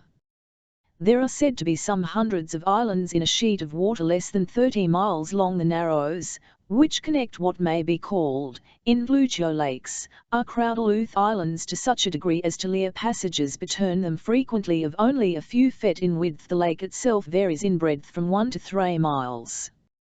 Chingachgook laid aside his paddle, while Uncas and the scout urged the light vessel down crooked and intricate channels, where every foot that they advanced exposed them to the danger of some sudden rising on their progress. The eyes of the Sagamore moved warily from islet to islet, and copse to copse, as the canoe proceeded, and, when a clearer sheet of water permitted, his keen vision was bent along the bald rocks and impending forests that frowned upon the narrow strait. Hayward, who was a doubly interested spectator, as well from the beauties of the place as from the apprehension natural to his situation, was just believing that he had permitted the latter to be excited without sufficient reason, when the paddle ceased moving, in obedience to a signal from Chingachgook. "Hugh," exclaimed Uncas, nearly at the moment that the light tap his father had made on the side of the canoe notified them of the vicinity of danger. "What now?" asked the scout. "The lake is as smooth as if the winds had never blown, and I can see along its sheet for miles. There is not so much as the black head of a loon dotting the water." The Indian gravely raised his paddle, and pointed in the direction in which his own steady look was riveted. Duncan's eyes followed the motion. A few rods in their front lay another of the wooded islets, but it appeared as calm and peaceful as if its solitude had never been disturbed by the foot of. "I see nothing," he said, "but land and water, and a lovely scene it is." "Hist!" interrupted the scout. Sagamore, there is always a reason for what you do. 'Tis but a shade, and yet it is not natural. You see the mist, Major, that is rising above the island. You can't call it a fog, for it is more like a streak of thin cloud. It is vapour from the water." That a child could tell. But what is the edging of blacker smoke that hangs along its lower side, and which you may trace down into the thicker Taff hazel? 'Tis from a fire, but one that, in my judgment, has been suffered to burn low. "Let us, then, push for the place, and relieve our doubts," said the impatient Duncan. "The party must be small that can lie on such a bit of land.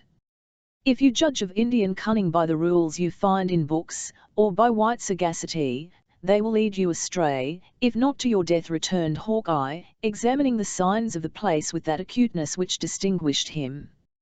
"If I may be permitted to speak in this matter, it will be to say, that we have but two things to choose between. The one is, to return, and give up all thoughts of following the Hurons." "Never!" exclaimed Hayward, in a voice far too loud for their circumstances. Well, continued Hawkeye, making a hasty sign to repress his impatience, "I am much of your mind myself, though I thought it becoming my experience to tell the whole. We must, then, make a push, and if the Indians or Frenchers are in the Narrows, run the gauntlet through these toppling mountains. Is there reason in my words, Sagamore?" The Indian made no other answer than by dropping his paddle into the water, and urging forward the canoe. As he held the office of directing its course, his resolution was sufficiently indicated by the movement. The whole party now plied their paddles vigorously, and in a very few moments they had reached a point whence they might command an entire view of the northern shore of the island, the side that had hitherto been concealed. "There they are, by all the truth of signs," whispered the scout, "two canoes and a smoke. The knaves haven't yet got their eyes out of the mist, or we should hear the accursed whoop. Together, friends. We are leaving them, and are already nearly out of whistle of a bullet." The well-known crack of a rifle, whose ball came skipping along the placid surface of the strait, and a shrill yell from the island, interrupted his speech, and announced that their passage was discovered. In another instant several savages were seen rushing into canoes, which were soon dancing over the water in pursuit. These fearful precursors of a coming STNLGGLE produced no change in the countenances and movements of his three guides, so far as Duncan could discover, except that the strokes of their paddles were longer and more in unison, and caused the little bark to spring forward like a creature possessing life and volition. "Hold them there," Sagamore said Hawkeye, looking coolly backward over this left shoulder, while he still plied his paddle. "Keep them just there. The Hurons have never a piece in their nation that will execute at this distance, but Killdeer has a barrel on which a man may calculate." The scout, having ascertained that the Mohicans were sufficient of themselves to maintain the requisite distance, deliberately laid aside his paddle, and raised the fatal rifle. Several times he brought the piece to his shoulder, and when his companions were expecting its report, he as often lowered it to request the Indians would permit their enemies to approach a little nigher. At length his accurate and fastidious eye seemed satisfied, and, throwing out his left arm on the barrel, he was slowly elevating the muzzle, when an exclamation from Uncas, who sat in the bow, once more caused him to suspend the shot. "What, now, lad?" demanded Hawkeye. "You save a Huron from the death shriek by that word. Have you reason for what you do?" Uncas pointed toward a rocky shore a little in their front, whence another war canoe was darting directly across their course. It was too obvious now that their situation was imminently perilous to need the aid of language to confirm it. The scout laid aside his rifle, and resumed the paddle, while Chingachgook inclined the bows of the canoe a little toward the western shore, in order to increase the distance between them and this new enemy. In the meantime they were reminded of the presence of those who pressed upon their rear, by wild and exulting shouts. The stirring scene awakened even Munro from his apathy. "Let us make for the rocks on the main," he said, with the mien of a tired soldier, "and give battle to the savages. God forbid that I, or those attached to me and mine, should ever trust again to the faith of any servant of the Louis. He who wishes to prosper in Indian warfare," returned the scout, "must not be too proud to lean from the wit of a native. Lay her more along the land, Sagamore, we are doubling on the varlets, and perhaps they may try to strike our trail on the long calculation." Hawkeye was not mistaken, for when the Hurons found their course was likely to throw them behind their chase they rendered it less direct, until, by gradually bearing more and more obliquely, the two canoes were, ere long, gliding on parallel lines, within 200 yards of each other. It now became entirely a trial of speed. So rapid was the progress of the light vessels, that the lake curled in their front, in miniature waves, and their motion became undulating by its own velocity. It was, perhaps, owing to this circumstance, in addition to the necessity of keeping every hand employed at the paddles, that the Hurons had not immediate recourse to their firearms. The exertions of the fugitives were too severe to continue long, and the pursuers had the advantage of numbers. Duncan observed with uneasiness that the scout began to look anxiously about him, as if searching for some further means of assisting their flight. "Edge her a little more from the sun, Sagamore," said the stubborn woodsman. "I see the knaves are sparing a man to the rifle. A single broken bone might lose us our scalps. Edge more from the sun and we will put the island between us."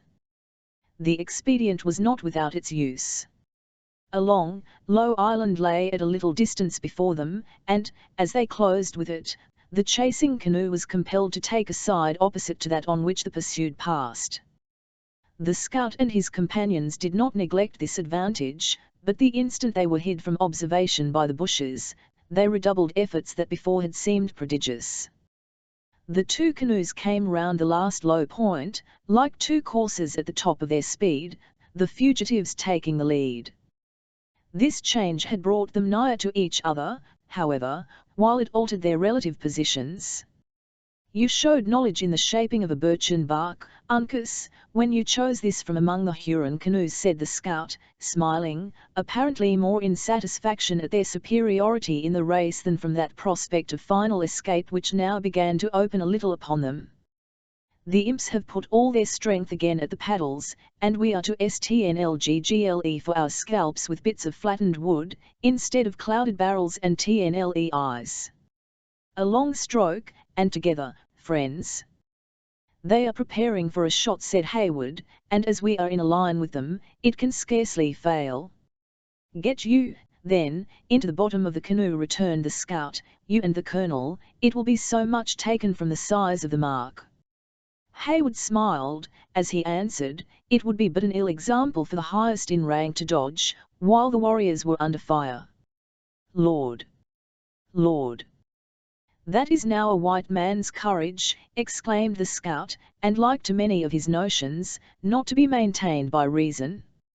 "Do you think the Sagamore, or Uncas, or even who am a man without a cross, would deliberate about finding a cover in the scrimmage, when an open body would do no good? For what have the Frenchers reared up their Quebec, if fighting is always to be done in the clearings?" "All that you say is very true, my friend," replied Hayward, "still, our customs must prevent us from doing as you wish." A volley from the Hurons interrupted the discourse, and as the bullets whistled about them, Duncan saw the head of Uncas Tumd, looking back at himself and Munro. Notwithstanding the nearness of the enemy, and his own great personal danger, the countenance of the young warrior expressed no other emotion, as the former was compelled to think, than amazement at finding men willing to encounter so useless an exposure. Chingachgook was probably better acquainted with the notions of white men, for he did not even cast a glance aside from the riveted look his eye maintained on the object by which he governed their course. A ball soon struck the light and polished paddle from the hands of the chief, and drove it through the air, far in the advance. A shout arose from the Hurons, who seized the opportunity to fire another volley. Uncas described an arc in the water with his own blade, and as the canoe passed swiftly on, Chingachgook recovered his paddle, and flourishing it on high, he gave the war whoop of the Mohicans, and then lent his strength and skill again to the important task. The clamorous sounds of Le Gros Serpent, La Longue Carabine, Le Surf Agile, burst at once from the canoes behind, and seemed to give new zeal to the pursuers. The scout seized Killdeer in his left hand, and elevating it about his head, he shook it in triumph at his enemies. The savages answered the insult with a yell, and immediately another volley succeeded. The bullets pattered along the lake, and one even pierced the bark of their little vessel. No perceptible emotion could be discovered in the Mohicans during this critical moment, their rigid features expressing neither hope nor alarm, but the scout again turned his head, and, laughing in his own silent manner, he said to Hayward, "The knaves love to hear the sounds of their pieces, but the eye is not to be found among the Mingos that can calculate a TNLE range in a dancing canoe. You see the dumb devils have taken off a man to charge, and by the smallest measurement that can be allowed, we move 3 feet to their Duncan, who was not altogether as easy under this nice estimate of distances as his companions, was glad to find, however, that owing to their superior dexterity, and the diversion among their enemies, they were very sensibly obtaining the advantage." The Hurons soon fired again, and a bullet struck the blade of Hawkeye's paddle without injury. "That will do," said the scout, examining the slight indentation with a curious eye. "It would not have cut the skin of an infant, much less of men, who, like us, have been blown upon by the heavens in their anger. Now, Major, if you will try to use this piece of flattened wood, I'll let Killdeer take a part in the conversation." Hayward seized the paddle, and applied himself to the work with an eagerness that supplied the place of skill, while Hawkeye was engaged in inspecting the priming of his rifle. The latter then took a swift aim and fired. The Huron in the bows of the leading canoe had risen with a similar object, and he now fell backward, suffering his gun to escape from his hands into the water. In an instant, however, he recovered his feet, though his gestures were wild and bewildered. At the same moment his companions suspended their efforts, and the chasing canoes clustered together, and became stationary. Chingachgook and Uncas profited by the interval to regain their wind, though Duncan continued to work with the most persevering industry. The father and son now cast calm but inquiring glances at each other, to learn if either had sustained any injury by the fire, for both well knew that no cry or exclamation would, in such a moment of necessity, have been permitted to betray the accident. A few large drops of blood were trickling down the shoulder of the Sagamore, who, when he perceived that the eyes of Uncas dwelt too long on the sight, raised some water in the hollow of his hand, and washing off the stain, was content to manifest, in this simple manner, the slightness of the injury. "Softly, softly, Major," said the scout, who by this time had reloaded his rifle, "we are a little too far already for a rifle to put on its beauties, and you see yonder imps are holding a council. Let them come up within striking distance, my eye may well be enlisted in such a matter, and I will trail the varlets the length of the hurricane, guaranteeing that not a shot of theirs shall, at the worst, more than break the skin, while Killdeer shall touch the life twice in 3 times." "We forget our errand," returned the diligent Duncan. "For God's sake let us profit by this advantage, and increase our distance from the enemy." "Give me my children," said Munro, hoarsely, "trifle no longer with a father's agony, but restore me my babes." Long and habitual deference to the mandates of his superiors had taught the scout the virtue of obedience. Throwing a last and lingering glance at the distant canoes, he laid aside his rifle, and, relieving the wearied Duncan, resumed the paddle, which he wielded with sinews that never tired. His efforts were seconded by those of the Mohicans, and a very few minutes served to place such a sheet of water between them and their enemies, that Hayward once more breathed freely.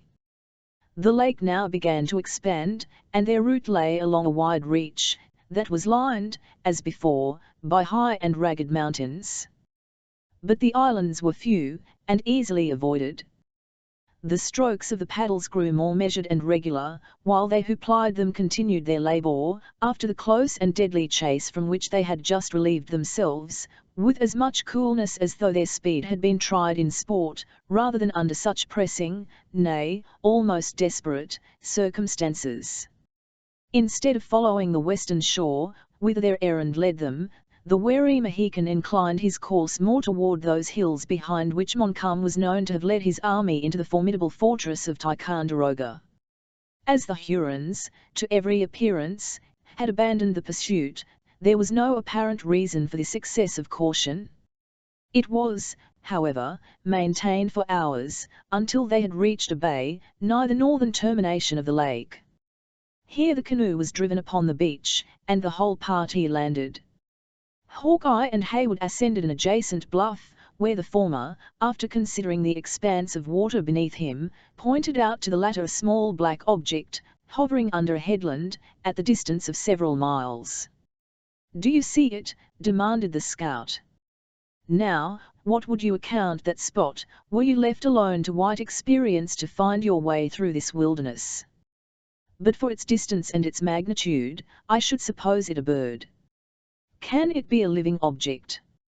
'Tis a canoe of good birchen bark, and paddled by fierce and crafty Mingoes. Though Providence has lent to those who inhabit the woods eyes that would be needless to men in the settlements, where there are inventions to assist the sight, yet no human organs can see all the dangers which at this moment circumvent us.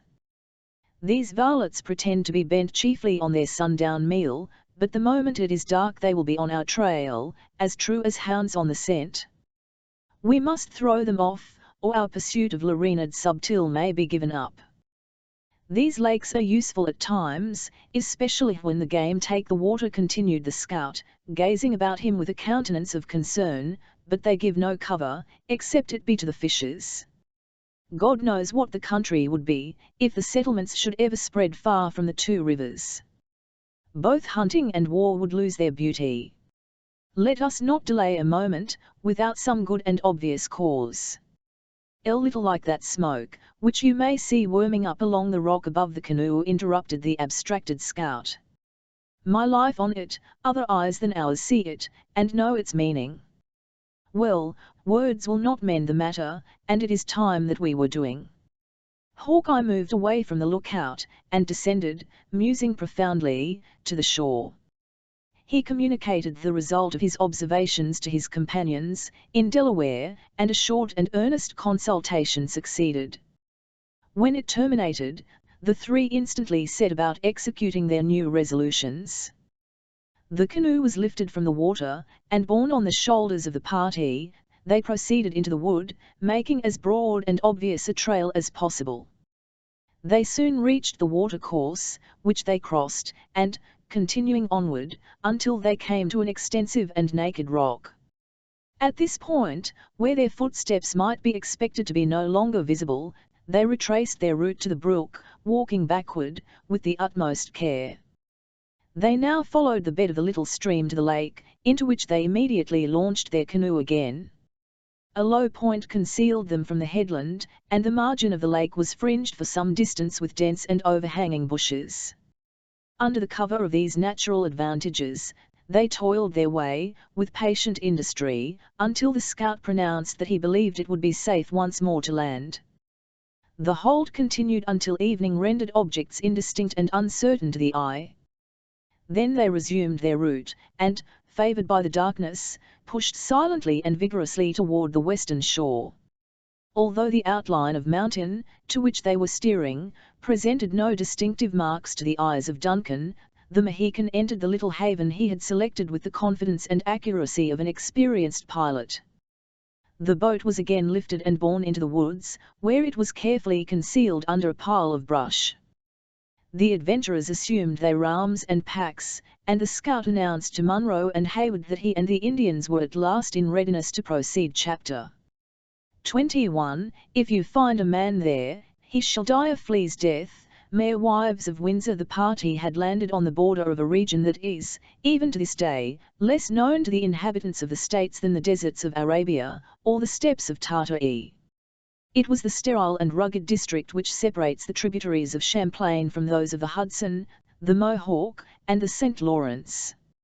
Since the period of our tale, the active spirit of the country has surrounded it with a belt of rich and thriving settlements, though none but the hunter or the savage is ever known even now to penetrate its wild recesses. As Hawkeye and the Mohicans had, however, often traversed the mountains and valleys of this vast wilderness, they did not hesitate to plunge into its depth, with the freedom of men accustomed to its privations and difficulties.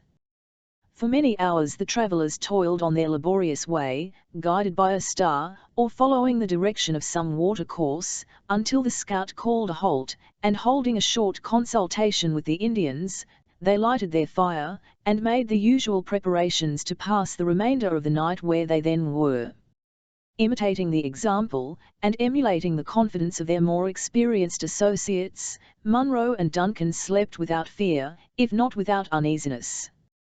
The dews were suffered to exhale, and the sun had dispersed the mists, and was shedding a strong and clear light in the forest, when the travellers resumed their journey. After proceeding a few miles, the progress of Hawkeye, who led the advance, became more deliberate and watchful. He often stopped to examine the trees, nor did he cross a rivulet without attentively considering the quantity, the velocity, and the colour of its waters. Distrusting his own judgment, his appeals to the opinion of Chingachgook were frequent and earnest. During one of these conferences Hayward observed that Uncas stood a patient and silent, though, as he imagined, an interested listener. He was strongly tempted to address the young chief, and demand his opinion of their progress, but the calm and dignified demeanour of the native induced him to believe, that, like himself, the other was wholly dependent on the sagacity and intelligence of the seniors of the party. At last the scout spoke in English, and at once explained the embarrassment of their situation. "When I found that the home path of the Hurons run north," he said, "it did not need the judgment of many long years to tell that they would follow the valleys, and keep atween the waters of the Hudson and the Hurricane, until they might strike the springs of the Canada streams, which would lead them into the heart of the country of the Frenches. Yet here are we, within a short range of the Scaroons, and not a sign of a trail have we crossed. Human nature is weak, and it is possible we may not have taken the proper scent." "Heaven protect us from such an error," exclaimed Duncan. "Let us retrace our steps, and examine as we go, with keen eyes. Has Uncas no counsel to offer in such a strait?" The young Mohican cast a glance at his father, but, maintaining his quiet and reserved mien, he continued silent. Chingachgook had caught the look, and motioning with his hand, he bade him speak. The moment this permission was accorded, the countenance of Uncas changed from its grave composure to a gleam of intelligence and joy. Bounding forward like a deer, he sprang up the side of a little acclivity, a few rods in advance, and stood, exultingly, over a spot of fresh earth, that looked as though it had been recently upturned by the passage of some heavy animal. The eyes of the whole party followed the unexpected movement, and read their success in the air of triumph that the youth assumed. "'Tis the trail," exclaimed the scout, advancing to the spot. "The lad is quick of sight and keen of wit for his years." "'Tis extraordinary that he should have withheld his knowledge so long," muttered Duncan, at his elbow. "It would have been more wonderful had he spoken without a bidding." "No, no, your young white, who gathers his learning from books and can measure what he knows by the page, may conceit that his knowledge, like his legs, outruns that of his fathers, but, where experience is the master, the scholar is made to know the value of years, and respects them accordingly." "See," said Uncas, pointing north and south, at the evident marks of the broad trail on either side of him, "the dark hare has gone toward the forest." "Hound never ran on a more beautiful scent," responded the scout, dashing forward, at once, on the indicated route. "We are favoured, greatly favoured, and can follow with high noses. Here are both your waddling beasts. This Huron travels like a white general." The fellow is stricken with a judgment, and is mad. Look sharp for wheels, Sagamore, he continued, looking back, and laughing in his newly awakened satisfaction. We shall soon have a fool journeying in a coach, and that with 3 of the best pair of eyes on the borders in his rear. The spirits of the scout, and the astonishing success of the chase, in which a circuitous distance of more than 40 miles had been passed, did not fail to impart a ponian of hope to the whole party. Their advance was rapid, and made with as much confidence as a traveller would proceed along a wide highway. If a rock, or a rivulet, or a bit of earth harder than common, severed the links of the clue they followed, the true eye of the scout recovered them at a distance, and seldom rendered the delay of a single moment necessary. Their progress was much facilitated by the certainty that Magua had found it necessary to journey through the valleys, a circumstance which rendered the general direction of the route sure. Nor had the Huron entirely neglected the arts uniformly practiced by the natives when retiring in front of an enemy. False trails and sudden turnings were frequent, wherever a brook or the formation of the ground rendered them feasible, but his pursuers were rarely deceived, and never failed to detect their error. Before they had lost either time or distance on the deceptive track, by the middle of the afternoon they had passed the Skaroons, and were following the route of the declining sun. After descending an eminence to a low bottom, through which a swift stream glided, they suddenly came to a place where the party of Larinad had made a halt. Extinguished brands were lying around a spring, the offals of a deer were scattered about the place, and the trees bore evident marks of having been browsed by the horses.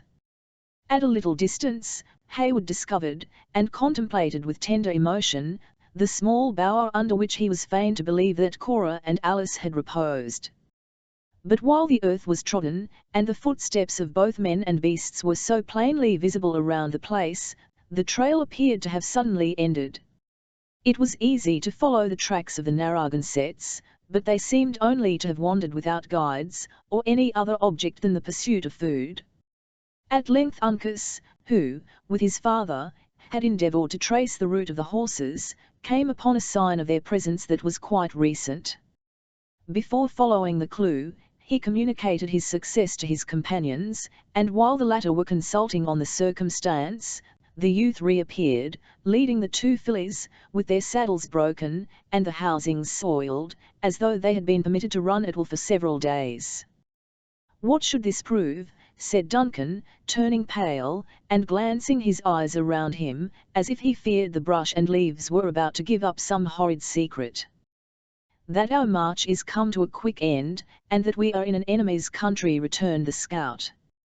Had the knave been pressed, and the gentle ones wanted horses to keep up with the party, he might have taken their scalps, but without an enemy at his heels, and with such rugged beasts as these, he would not hurt a hair of their heads.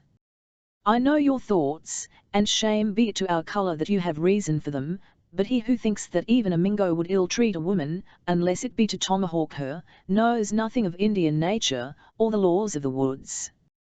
"No, no, I have heard that the French Indians had come into these hills to hunt the moose, and we are getting within scent of their camp." "Why should they not?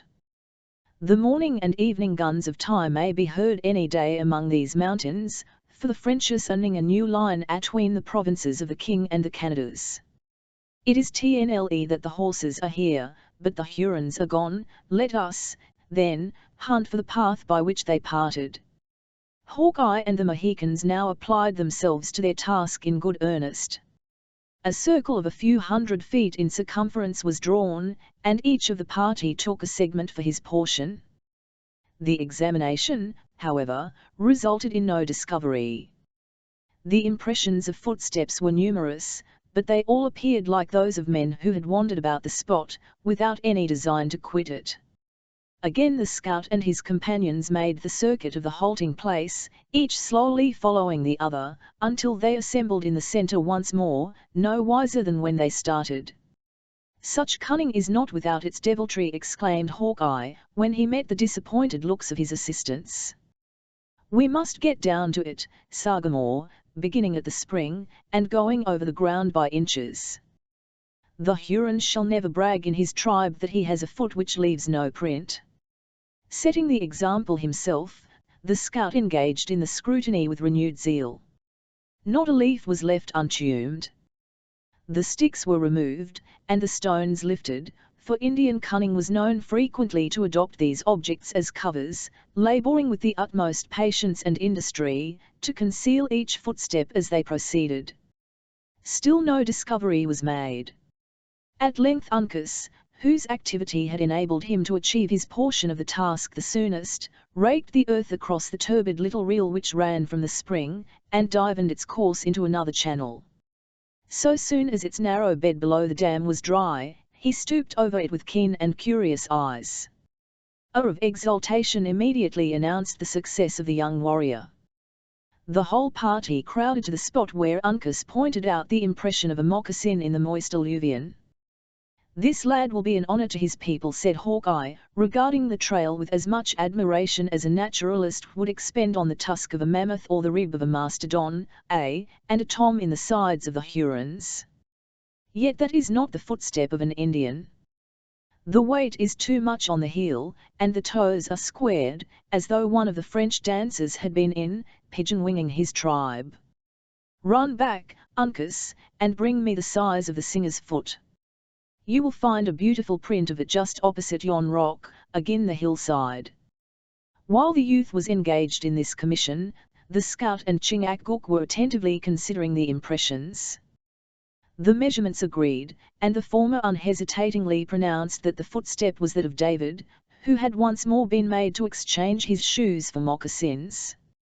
"I can now read the whole of it, as plainly as if I had seen the arts of La Subtil," he added, "the singer being a man whose gifts lay chiefly in his throat and feet, was made to go first, and the others have trod in his steps, imitating their formation." "But," cried Duncan, "I see no signs of—" "The gentle ones," interrupted the scout, "the varlet has found a way to carry them, until he supposed he had thrown any followers off the scent. My life on it, we see their pretty little feet again, before many rods go by." The whole party now proceeded, following the course of the reel, keeping anxious eyes on the regular impressions. The water soon flowed into its bed again, but watching the ground on either side, the foresters pursued their way content with knowing that the trail lay beneath. More than half a mile was passed, before the reel rippled close around the base of an extensive and dry rock.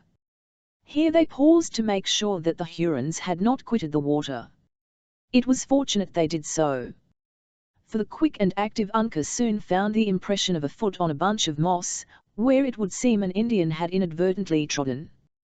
Pursuing the direction given by this discovery, he entered the neighbouring thicket, and struck the trail, as fresh and obvious as it had been before they reached the spring. Another shout announced the good fortune of the youth to his companions, and at once terminated the search. "It has been planned with Indian judgment," said the scout, when the party was assembled around the place, and would have blinded white eyes. "Shall we proceed?" demanded Hayward. "Softly, softly, we know our path, but it is good to examine the formation of things. This is my schooling, Major, and if one neglects the book, there is little chance of learning from the open land of Providence. All is plain but one thing, which is the manner that the knave contrived to get the gentle ones along the blind trail. Even a Huron would be too proud to let their tender feet touch the water." "Will this assist in explaining the difficulty?" said Hayward, pointing toward the fragments of a sort of handrow, that had been rudely constructed of boughs, and bound together with withes, and which now seemed carelessly cast aside as useless. "'Tis explained," cried the delighted Hawkeye. "If them varlets have passed a minute, they have spent hours in striving to fabricate a lying end to their trail. Well, I've known them to waste a day in the same manner to as little purpose. Here we have 3 pair of moccasins, and 2 of little feet. It is amazing that any mortal beings can journey on limbs so small. Pass me the thong of buckskin, Uncas, and let me take the length of this foot. By the Lord, it is no longer than a child's, and yet the maidens are tall and comely. That Providence is partial in its gifts, for its own wise reasons, the best and most contented of us must allow. "The tender limbs of my daughters are unequal to these hardships," said Munro, looking at the light footsteps of his children. "With a parent's love, we shall find their fainting forms in this desert." "Of that there is little cause of fear," returned the scout, slowly shaking his head. "This is a firm and straight, though a light step, and not over long. See, the heel has hardly touched the ground, and there the dark hair has made a little jump, from root to root. No, no, my knowledge for it, neither of them was nigh fainting, hereaway." Now, the singer was beginning to be footsore and leg-weary, as is plain by his trail. "There, you see, he slipped, here he has travelled wide and tottered, and there again it looks as though he made on snowshoes. A man who uses his throat altogether, can hardly give his legs a proper training." From such undeniable testimony did the practised woodsman arrive at the truth, with nearly as much certainty and precision as if he had been a witness of all those events which his ingenuity so easily elucidated. Cheered by these assurances, and satisfied by a reasoning that was so obvious, while it was so simple, the party resumed its course, after making a short halt, to take a hurried repast. When the meal was ended, the scout cast a glance upward at the setting sun, and pushed forward with a rapidity which compelled Hayward and the still vigorous Munro to exert all their muscles to equal. Their route now lay along the bottom which has already been mentioned. As the Hurons had made no further efforts to conceal their footsteps, the progress of the pursuers was no longer delayed by uncertainty. Before an hour had elapsed, however, the speed of Hawkeye sensibly abated, and his head, instead of maintaining its former direct and forward look, began to tum suspiciously from side to side, as if he were conscious of approaching danger. He soon stopped again, and waited for the whole party to come up. "I scent the Hurons," he said, speaking to the Mohicans. "Yonder is open sky, through the treetops, and we are getting too nigh their encampment. Sagamore, you will take the hillside, to the right, Uncas will bend along the brook to the left, while I will tw the trail.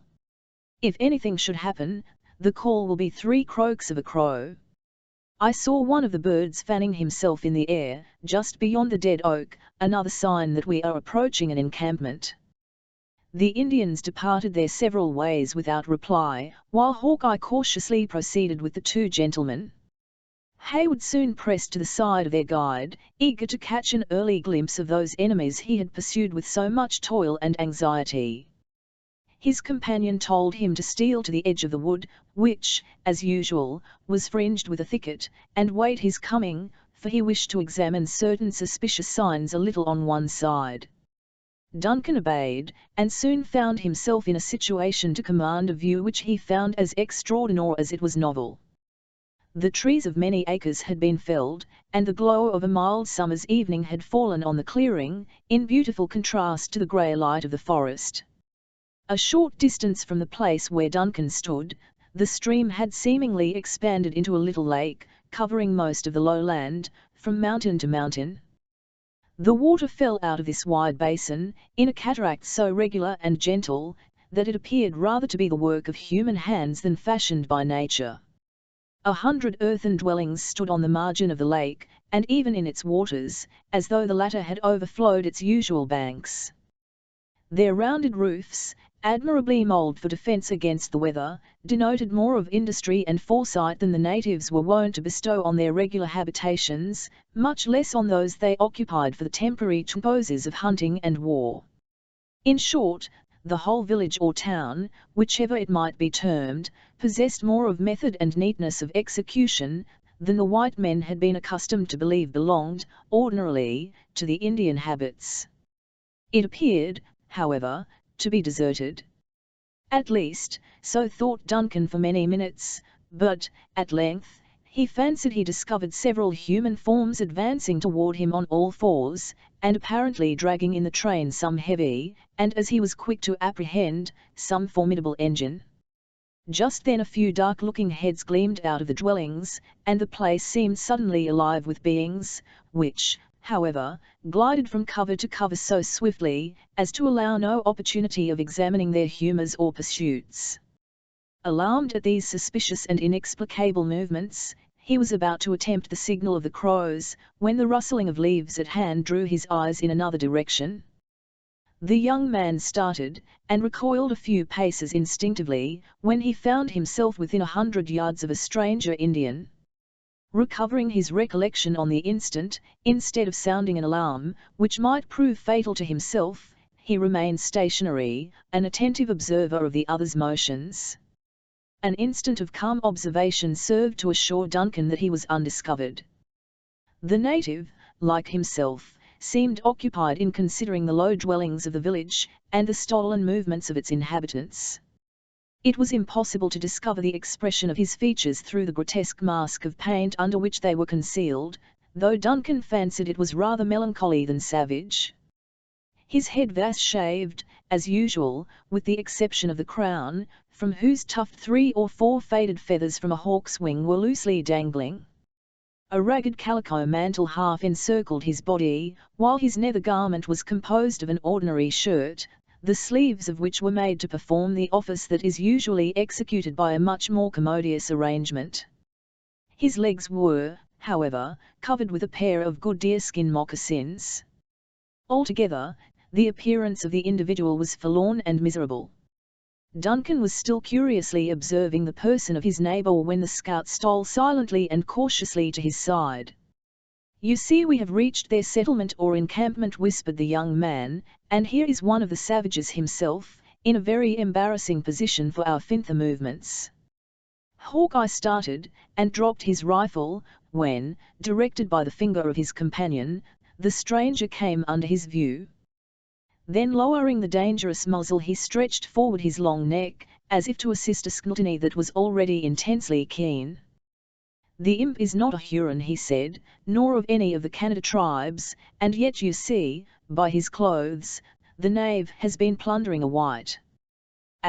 Montcalm has raked the woods for his inroad, and a whooping, murdering set of varlets has he gathered together. Can you see where he has put his rifle or his bow? He appears to have no arms, nor does he seem to be viciously inclined. Unless he communicate the alarm to his fellows, who, as you see, are dodging about the water, we have but little to fear from him." The scout turned to Hayward, and regarded him a moment with unconcealed amazement. Then, opening wide his mouth, he indulged in unrestrained and heartfelt laughter, though in that silent and peculiar manner which danger had so long taught him to practice. Repeating the words, "fellows who are dodging about the water," he added, "so much for schooling and passing a boyhood in the settlements. The knave has long legs, though, and shall not be trusted. Do you keep him under your rifle while I creep in behind, through the bush, and take him alive. Fire on no account." Hayward had already permitted his companion to bury part of his person in the thicket, when, stretching forth his arm, he arrested him, in order to "If I see you in danger, may I not risk a shot?" Hawkeye regarded him a moment, like one who knew not how to take the question, then, nodding his head, he answered, still laughing, though inaudibly, "Fire a whole platoon, Major." In the next moment he was concealed by the leaves. Duncan waited several minutes in feverish impatience, before he caught another glimpse of the scout. Then he reappeared, creeping along the earth, from which his dress was hardly distinguishable, directly in the rear of his intended captive. Having reached within a few yards of the latter, he arose to his feet, silently and slowly. At that instant, several loud blows were struck on the water, and Duncan turned his eyes just in time to perceive that 100 dark forms were plunging, in a body, into the troubled little sheet. Grasping his rifle, his looks were again bent on the Indian near him. Instead of taking the alarm, the unconscious savage stretched forward his neck, as if he also watched the movements about the gloomy lake, with a sort of silly curiosity. In the meantime, the uplifted hand of Hawkeye was above him. But, without any apparent reason, it was withdrawn, and its owner indulged in another long, though still silent, fit of merriment. When the peculiar and hearty laughter of Hawkeye was ended, instead of grasping his victim by the throat, he tapped him lightly on the shoulder, and exclaimed aloud, "How now, friend? Have you a mind to teach the beavers to sing? Even so was the ready answer. It would seem that the being that gave them power to improve his gifts so well, would not deny them voices to proclaim his praise. Chapter 22, We All Met. Pat, and here's a marvellous convenient place for our rehearsal. Midsummer Night's Dream the reader may better imagine, than we describe the surprise of Hayward. His lurking Indians were suddenly converted into four-footed beasts, his lake into a beaver pond, his cataract into a dam, constructed by those industrious and ingenious quadrupeds, and a suspected enemy into his tried friend, David Gamut, the master of psalmody. The presence of the latter created so many unexpected hopes relative to the sisters that, without a moment's hesitation, the young man broke out of his ambush, and sprang forward to join the two principal actors in the scene. The merriment of Hawkeye was not easily appeased. Without ceremony, and with a rough hand, he twirled the supple Gamut around on his heel, and more than once affirmed that the Hurons had done themselves great credit in the fashion of his costume. Then, seizing the hand of the other, he squeezed it with a grip that brought tears into the eyes of the placid David, and wished him joy of his new condition. "You were about opening your throat practisings among the beavers, were ye?" he said. "The cunning devils know half the trade already, for they beat the time with their tails, as you heard just now, and in good time it was, too, or Killdeer might have sounded the first note among them. I have known greater fools, who could read and write, than an experienced old beaver, but as for squalling, the animals are born dumb. What think you of such a song as this?" David shut his sensitive ears, and even Hayward, apprised as he was of the nature of the cry, looked upward in quest of the bird, as the cawing of a crow rang in the air about them. "See," continued the laughing scout, as he pointed toward the remainder of the party, who, in obedience to the signal, were already approaching. "This is music which has its natural virtues. It brings 2 good rifles to my elbow, to say nothing of the knives and tomahawks. But we see that you are safe. Now tell us what has become of the maidens." "They are captives to the heathen," said David, "and, though greatly troubled in spirit, enjoying comfort and safety in the body." "Both?" demanded the breathless Hayward. "Even so. Though our wayfaring has been sore and our sustenance scanty, we have had little other cause for complaint, except the violence done our feelings, by being thus led in captivity into a far land." "Bless you for these very words," exclaimed the trembling Munro. "Shall then receive my babes, spotless and angel-like, as I lost them?" "Know not that their delivery is at hand," returned the doubting David. "The leader of these savages is possessed of an evil spirit that no power short of omnipotence can tame. I have tried him sleeping and waking, but neither sounds nor language seem to touch his soul." "Where is the knave?" bluntly interrupted the scout. "He hunts the moose today, with his young men, and tomorrow, as I hear, they pass thither into the forests, and nigher to the borders of Canada. The elder maiden is conveyed to a neighbouring people, whose lodges are situate beyond yonder black pinnacle of rock, while the younger is detained among the women of the Hurons, whose dwellings are but 2 short miles hence, on a tableland, where the fire had done the office of the axe, and prepared the place for their reception." "Alice, my gentle Alice," murmured Hayward, "she has lost the consolation of her sister's presence." "Even so. But so far as praise and thanksgiving in psalmody can temper the spirit in affliction, she has not suffered. Has she then a heart for music? Of the graver and more solemn character, though it must be acknowledged that, in spite of all my endeavours, the maiden weeps oftener than she smiles. At such moments I forbear to press the holy songs, but there are many sweet and comfortable periods of satisfactory communication, when the ears of the savages are astounded with the upliftings of our voices." "And why are you permitted to go at large, unwatched?" David composed his features into what he intended should express an air of modest humility, before he meekly replied, "Little be the praise to such a worm as L. But, though the power of psalmody was suspended in the terrible business of that field of blood through which we have passed, It has recovered its influence even over the souls of the heathen, and I am suffered to go and come at will." The scout laughed, and, tapping his own forehead significantly, he perhaps explained the singular indulgence more satisfactorily when he said, "The Indians never harm a non-compasser. But why, when the path lay open before your eyes, did you not strike back on your own trail? It is not so blind as that which a squirrel would make, and bring in the tidings to Edward."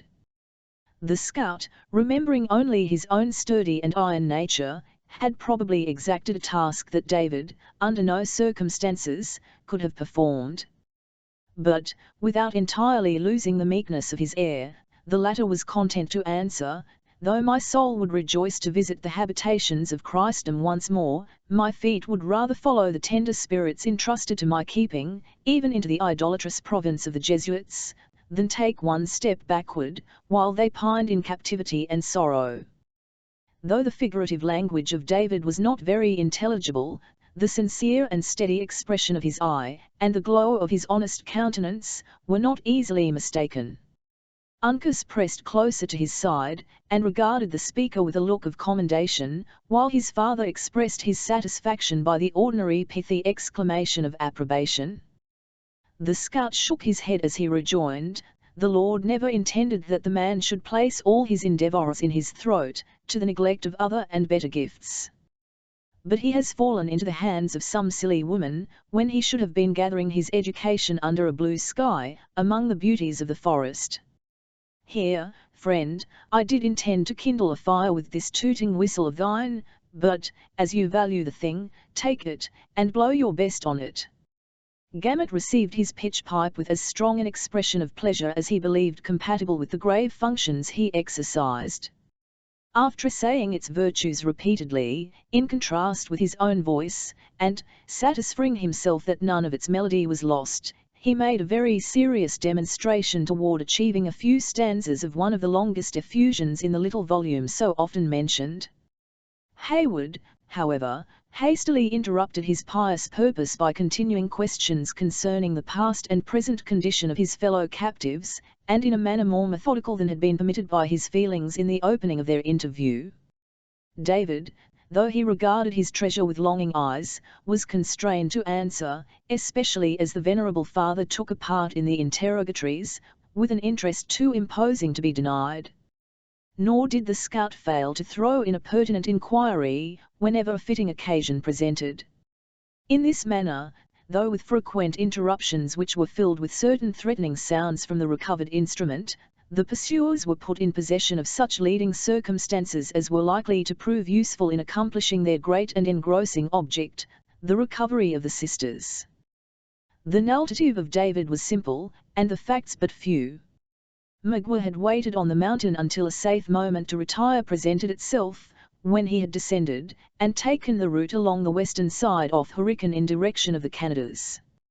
As the subtle Huron was familiar with the paths, and well knew there was no immediate danger of pursuit, their progress had been moderate, and far from fatiguing.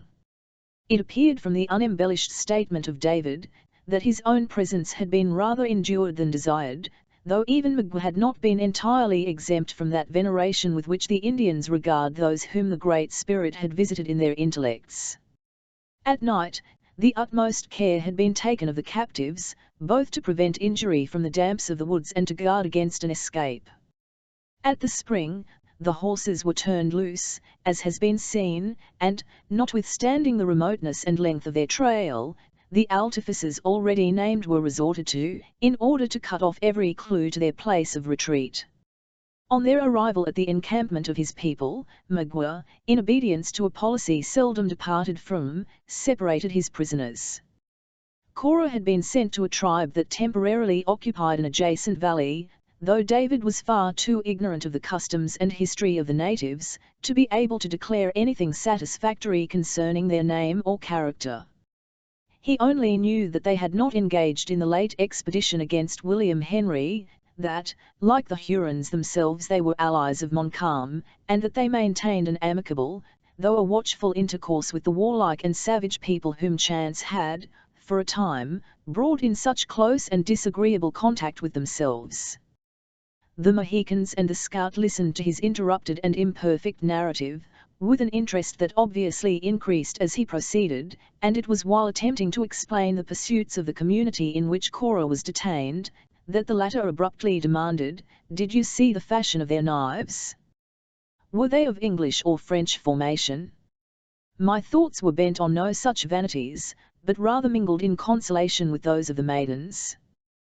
"The time may come when you will not consider the knife of a savage such a despicable vanity," returned the scout, with a strong expression of contempt for the other's dullness. "Had they held their corn feast, or can you say anything of the totems of the tribe? Of corn, we had many and plentiful feasts, for the grain, being in the milk, is both sweet to the mouth and comfortable to the stomach. Of totem, I know not the meaning, but if it appertaineth in any wise to the art of Indian music, it need not be inquired after at their hands.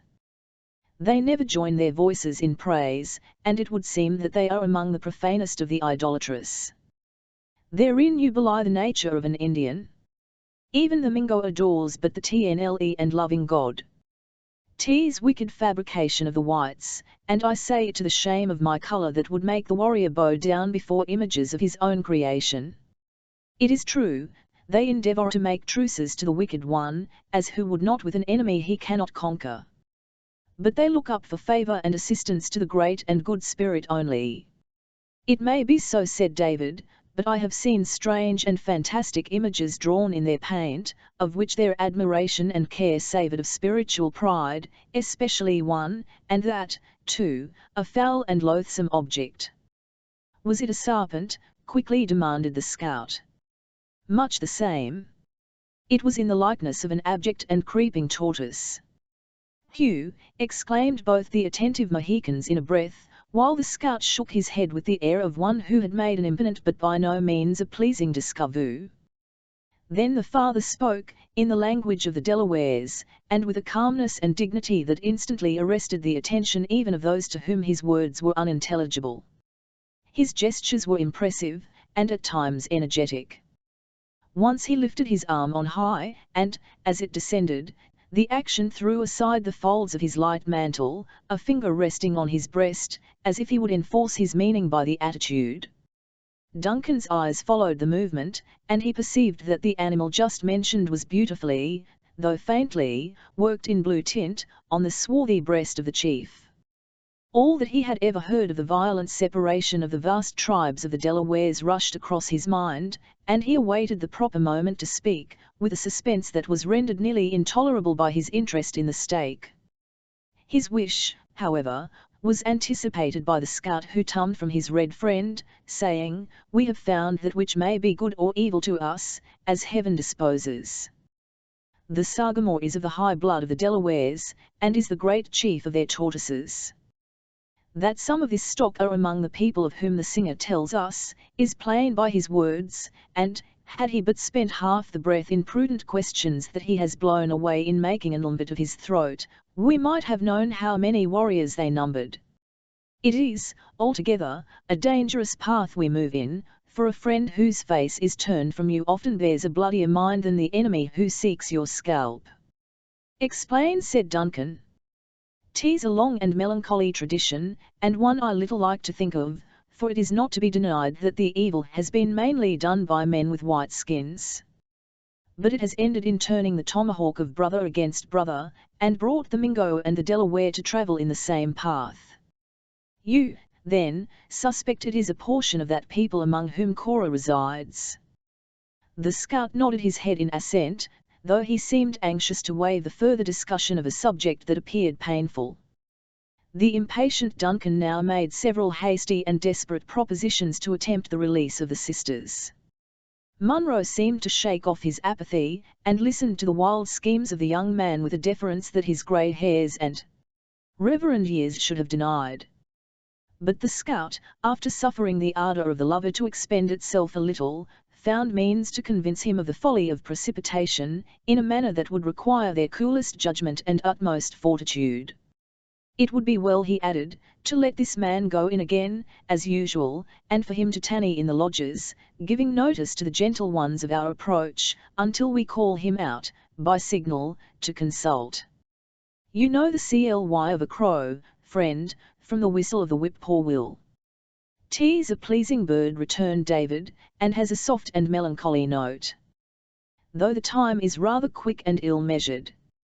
"He speaks of the wish-ton-wish," said the scout. "Well, since you like his whistle, it shall be your signal. Remember, then, when you hear the whip-poor-will's call 3 times repeated, you are to come into the bushes where the bird might be supposed." "Stop," interrupted Hayward, "El will accompany him." "You," exclaimed the astonished Hawkeye, "are you tired of seeing the sun rise and set?" David is a living proof that the Hurons can be martial. But David can use his throat, as no man in his senses would pervert the gift. I too can play the madman, the fool, the hero, in short, any or everything to rescue her I love. Name your objections no longer, I am resolved." Hawkeye regarded the young man a moment in speechless amazement. But Duncan, who, in deference to the other's skill and services, had hitherto submitted somewhat implicitly to his dictation, now assumed the superior, with a manner that was not easily resisted. He waved his hand, in sign of his dislike to all remonstrance, and then, in more tempered language, he continued: "You have the means of disguise. Change me, paint me, too, if you will, in short, alter me to anything, a fool. It is not for one like me to say that he who is already formed by so powerful a hand as Providence, stands in need of a change," muttered the discontented scout. "When you send your parties abroad in war, you find it prudent, at least, to arrange the marks and places of encampment, in order that they who fight on your side may know when and where to expect a friend." "Listen," interrupted Duncan, "you have heard from this faithful follower of the captives, that the Indians are of 2 tribes, if not of different nations. With one, whom you think to be a branch of the Delawares, is she you call the dark hair; the other, and younger, of the ladies, is undeniably with our declared enemies, the Hurons. It becomes my youth and rank to attempt the latter adventure. While you, therefore, are negotiating with your friends for the release of one of the sisters, I will effect that of the other, or die."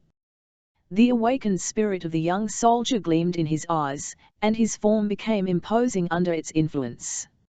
Hawkeye, though too much accustomed to Indian artifices not to foresee the danger of the experiment, knew not well how to combat this sudden resolution. Perhaps there was something in the proposal that suited his own hardy nature, and that secret love of desperate adventure, which had increased with his experience, until hazard and danger had become, in some measure, necessary to the enjoyment of his existence.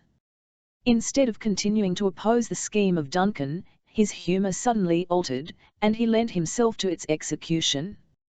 "Come," he said, with a good-humoured smile, "the buck that will take to the water must be headed, and not followed. Chingachgook has as many different paints as the engineer officer's wife, who takes down nature on scraps of paper, making the mountains look like cocks of rusty hay, and placing the blue sky in reach of your hand. The Sagamore can use them, too.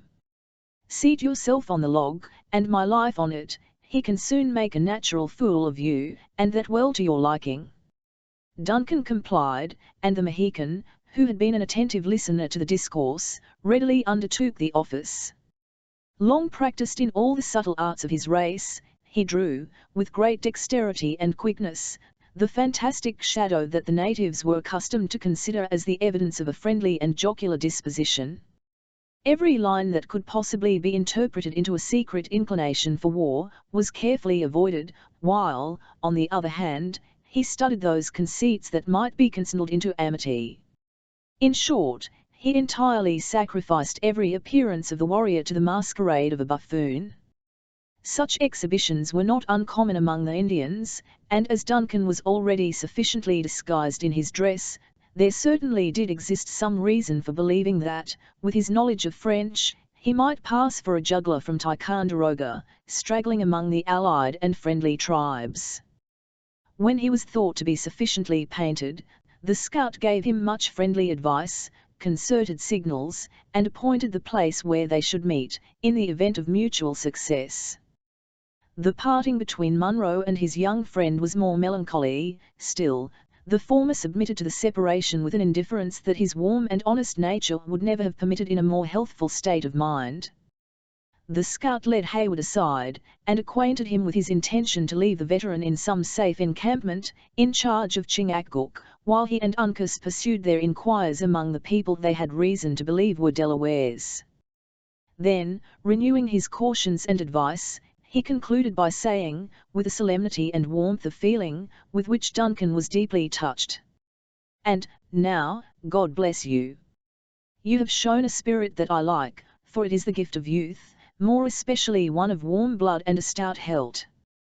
But believe the Wayminger of a man who has reason to know all he says to be TME. You will have occasion for your best manhood, and for a sharper wit than what is to be gathered in books, afore you outdo the cunning or get the better of the courage of a Mingo. God bless you. If the Hurons master your scalp, rely on the promise of one who has 2 stout warriors to back him. They shall pay for their victory, with a life for every hair it holds. I say, young gentlemen, may Providence bless your undertaking, which is altogether for good, and, remember, that to outwit the knaves it is lawful to practice things that may not be naturally the gift of a white skin." Duncan shook his worthy and reluctant associate warmly by the hand, once more recommended his aged friend to his care, and resuming his good wishes, he motioned to David to proceed. Hawkeye gazed after the high-spirited and adventurous young man for several moments, in open admiration, then, shaking his head doubtingly, he turned, and led his own division of the party into the concealment of the forest. The route taken by Duncan and David lay directly across the clearing of the beavers, and along the margin of their pond when the former found himself alone with one so simple, and so little qualified to render any assistance in desperate emergencies. He first began to be sensible of the difficulties of the task he had undertaken.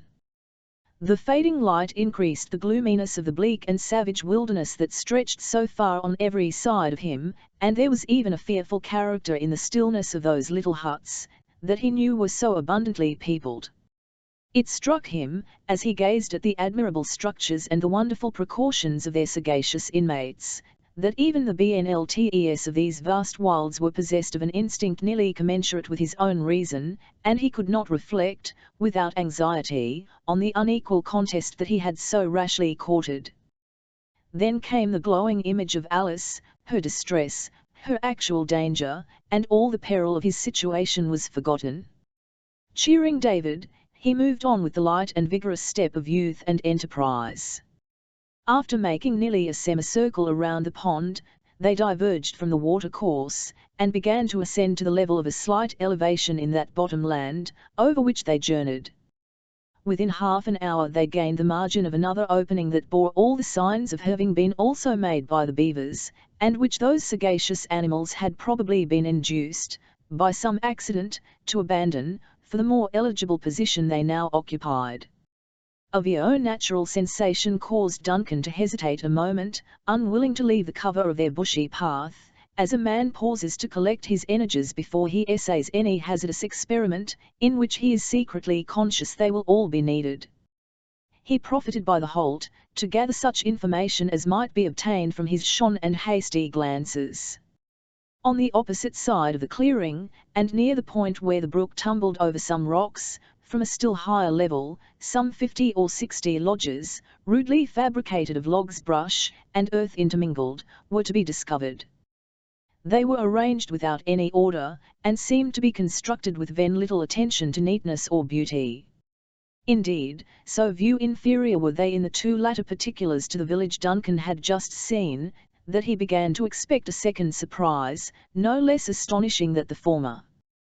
This expectation was in no degree diminished, when, by the doubtful twilight, he beheld 20 or 30 forms rising alternately from the cover of the tall, coarse grass, in front of the lodges, and then sinking again from the sight, as it were to burrow in the earth. By the sudden and dusty glimpses that he caught of these figures, they seemed more like dark, glancing spectres, or some other unearthly beings, than creatures fashioned with the ordinary and vulgar materials of flesh and blood. A gaunt, naked form was seen, for a single instant, tossing its arms wildly in the air, and then the spot it had filled was vacant, the figure appearing suddenly in some other and distant place, or being succeeded by another, possessing the same mysterious character. David, observing that his companion lingered, pursued the direction of his gaze, and in some measure recalled the recollection of Hayward, by speaking. "There is much fruitful soil and cultivated here," he said, "and, I may add, without the sinful leaven of self-commendation, that, since my shone sojourn in these heathenish abodes, much good seed has been scattered by the wayside." "The tribes are fonder of the chase than of the arts of men of labour," returned the unconscious Duncan, still gazing at the objects of his wonder. "It is rather joy than labour to the spirit, to lift up the voice in praise, but sadly do these boys abuse their gifts. Rarely have I found any of their age, on whom nature has so freely bestowed the elements of psalmody, and surely, there are none who neglect them more. 3 nights have I now tarried here, and 3 several times have I assembled the urchins to join in sacred song, and as often have they responded to my efforts with whoopings and howlings that have chilled my soul." "Of whom speak you?" "Of those children of the devil, who waste the precious moments in yonder idle antics." "Ah! The wholesome restraint of discipline is but little known among this self-abandoned people.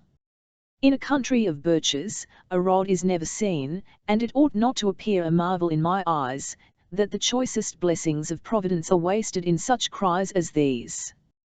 David closed his ears against the juvenile pack, whose yell just then rang shrilly through the forest, and Duncan, suffering his lip to curl, as in mock why of his own superstition, said firmly, "We will proceed." Without removing the safeguards from his ears, the master of song complied, and together they pursued their way toward what David was sometimes wont to call the tents of the Philistines. Chapter 23. But though the Avgar underscore me the privilege of chase may claim, though space and law the stag we lend ere hound we slip, or bow we bend, whoever raked me here, how, or when the prowling fox was trapped or slain. Lady of the Lake. It is unusual to find an encampment of the natives, like those of the more instructed whites, guarded by the presence of armed men. Well informed of the approach of every danger, while it is yet at a distance, the Indian generally rests secure under his knowledge of the signs of the forest, and the long and difficult paths that separate him from those he has most reason to dread. But the enemy who, by any lucky concurrence of accidents, has found means to elude the vigilance of the scouts, will seldom meet with sentinels nearer home to sound the alarm. In addition to this general usage, the tribes friendly to the French knew too well the weight of the blow that had just been struck, to apprehend any immediate danger from the hostile nations that were tributor to the crown of Britain. When Duncan and David, therefore, found themselves in the centre of the children, who played the antics already mentioned, it was without the least previous intimation of their approach. But so soon as they were observed, the whole of the juvenile pack raised, by common consent, a shrill and warning whoop, and then sank, as it were, by magic, from before the sight of their visitors. The naked, tawny bodies of the crouching urchins blended so nicely at that hour, with the withered herbage, that at first it seemed as if the earth had, in TNLTH, swallowed up their forms, though when surprise permitted Duncan to bend his look more curiously about the spot, he found it everywhere met by dark, quick, and rolling eyeballs. Gathering no encouragement from this startling presage of the nature of the scrutiny he was likely to undergo from the more mature judgments of men, there was an instant when the young soldier would have retreated. It was, however, too late to appear to hesitate. The of the children had drawn a dozen warriors to the door of the nearest lodge, where they stood clustered in a dark and savage group, gravely awaiting the nearer approach of those who had unexpectedly come among them. David, in some measure familiarized to the scene, led the way with a steadiness that no slight obstacle was likely to disconcert, into this very building. It was the principal edifice of the village, though roughly constructed of the bark and branches of trees, being the lodge in which the tribe held its councils and public meetings during their temporary residence on the borders of the English province. Duncan found it difficult to assume the necessary appearance of unconcern, as he brushed the dark and powerful frames of the savages who thronged its threshold, but, conscious that his existence depended on his presence of mind, he entrusted to the discretion of his companion, whose footsteps he closely followed, endeavouring, as he proceeded, to rally his thoughts for the occasion. His blood curdled when he found himself in absolute contact with such fierce and implacable enemies, but he so far mastered his feelings as to pursue his way into the centre of the lodge, with an exterior that did not betray the weakness.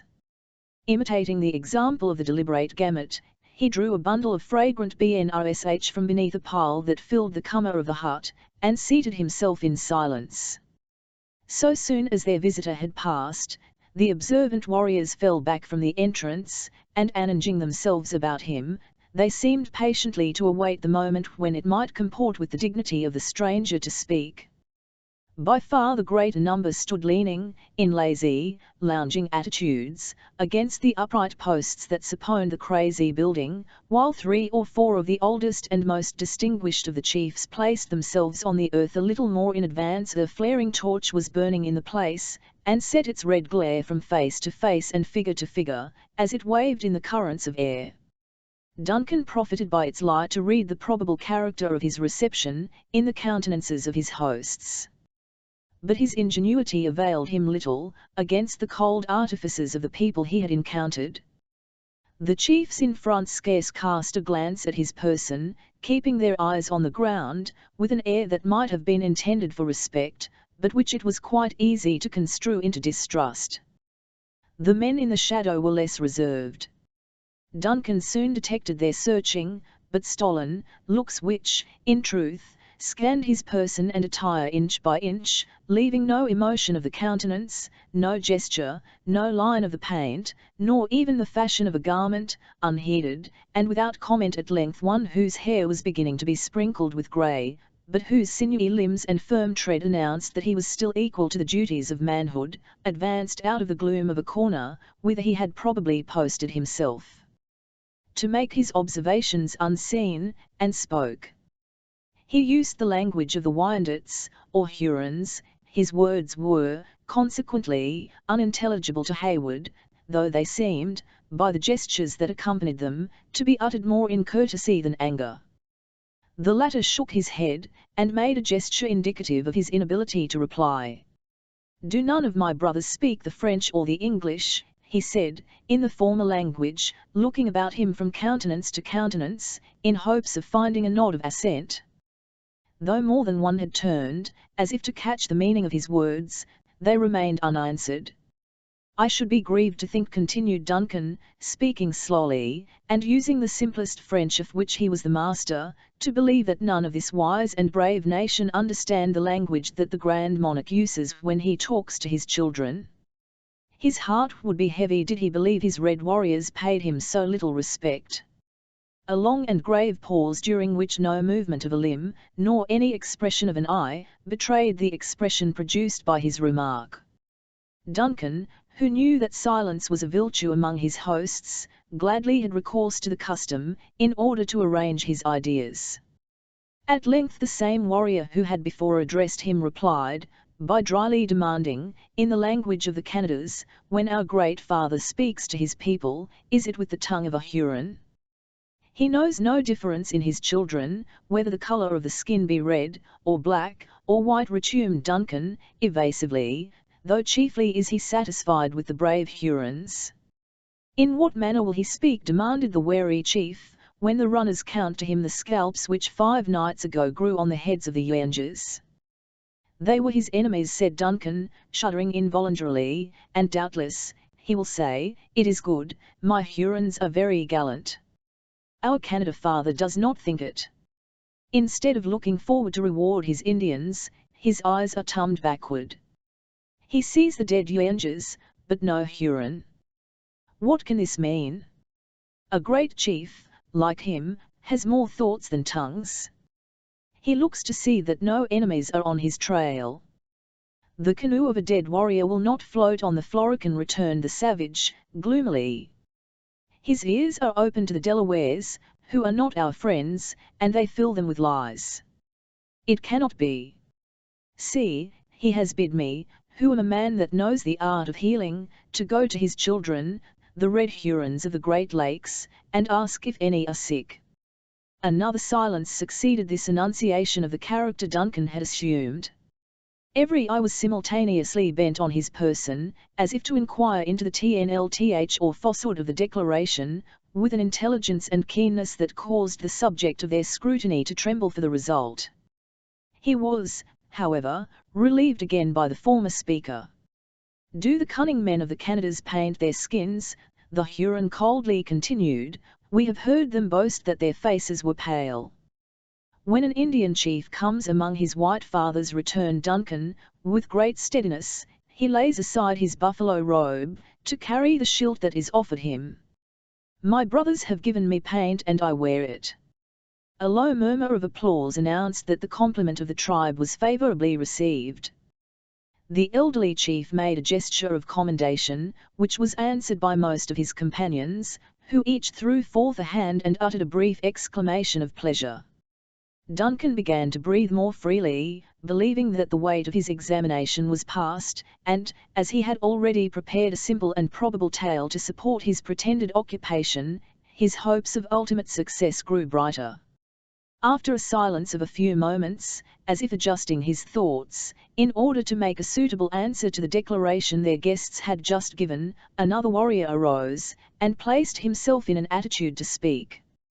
While his lips were yet in the act of parting, a low but fearful sound arose from the forest, and was immediately succeeded by a high, shrill yell, that was drawn out, until it equalled the longest and most plaintive howl of the wolf.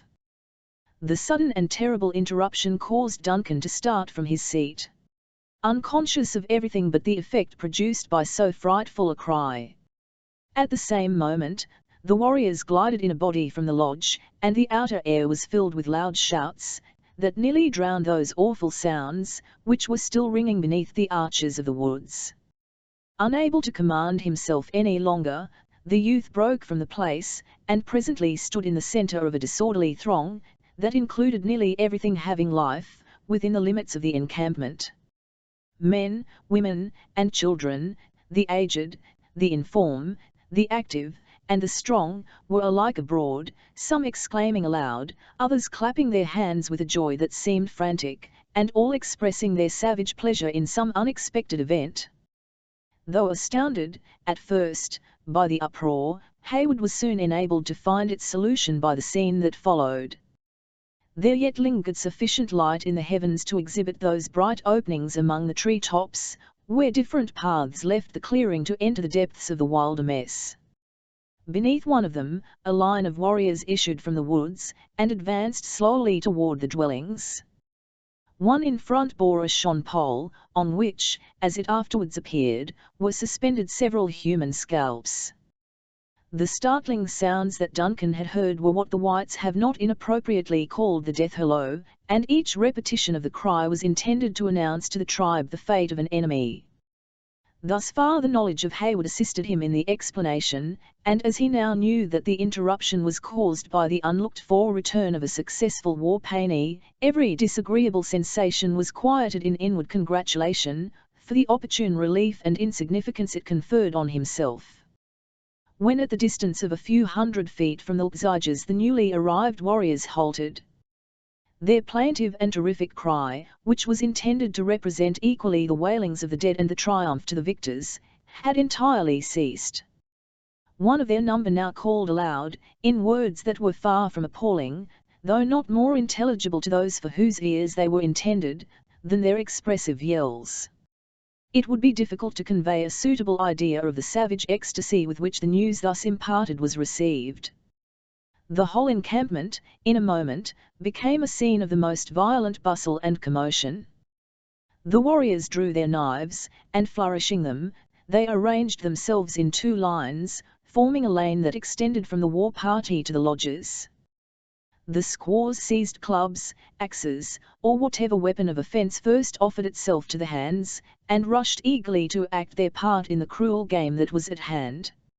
Even the children would not be excluded, but boys, little able to wield the instruments, tore the tomahawks from the belts of their fathers, and stole into the ranks, apt imitators of the savage traits exhibited by their parents.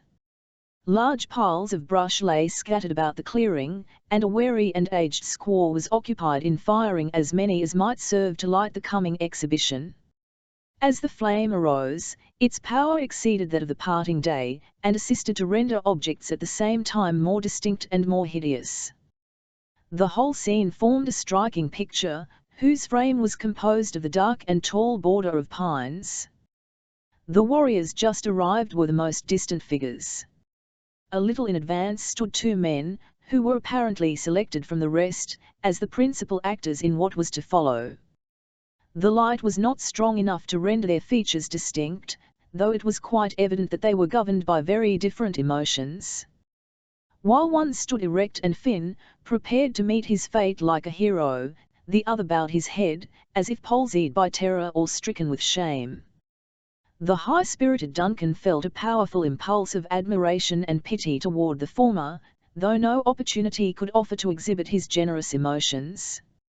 He watched his slightest movement, however, with eager eyes, and, as he traced the fine outline of his admirably proportioned and active frame, he endeavored to persuade himself that, if the powers of man, seconded by such noble resolution, could bear one harmless through so severe a trial, the youthful captive before him might hope for success in the hazardous race he was about to run. Insensibly the young man drew nigher to the swarthy lines of the Hurons, and scarcely breathed, so intense became his interest in the spectacle.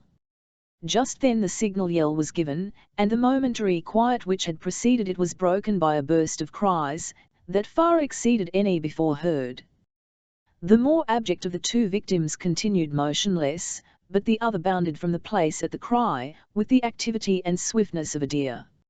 Instead of rushing through the hostile lines, as had been expected, he just entered the dangerous defile, and before time was given for a single blow, turned short, and leaping the heads of a row of children, he gained at once the exterior and safer side of the formidable array. The artifice was answered by 100 voices raised in imprecations, and the whole of the excited multitude broke from their order, and spread themselves about the place in wild confusion. A dozen blazing piles now shed their lurid brightness on the place, which resembled some unhallowed and supernatural arena, in which malicious demons had assembled to act their bloody and lawless rites.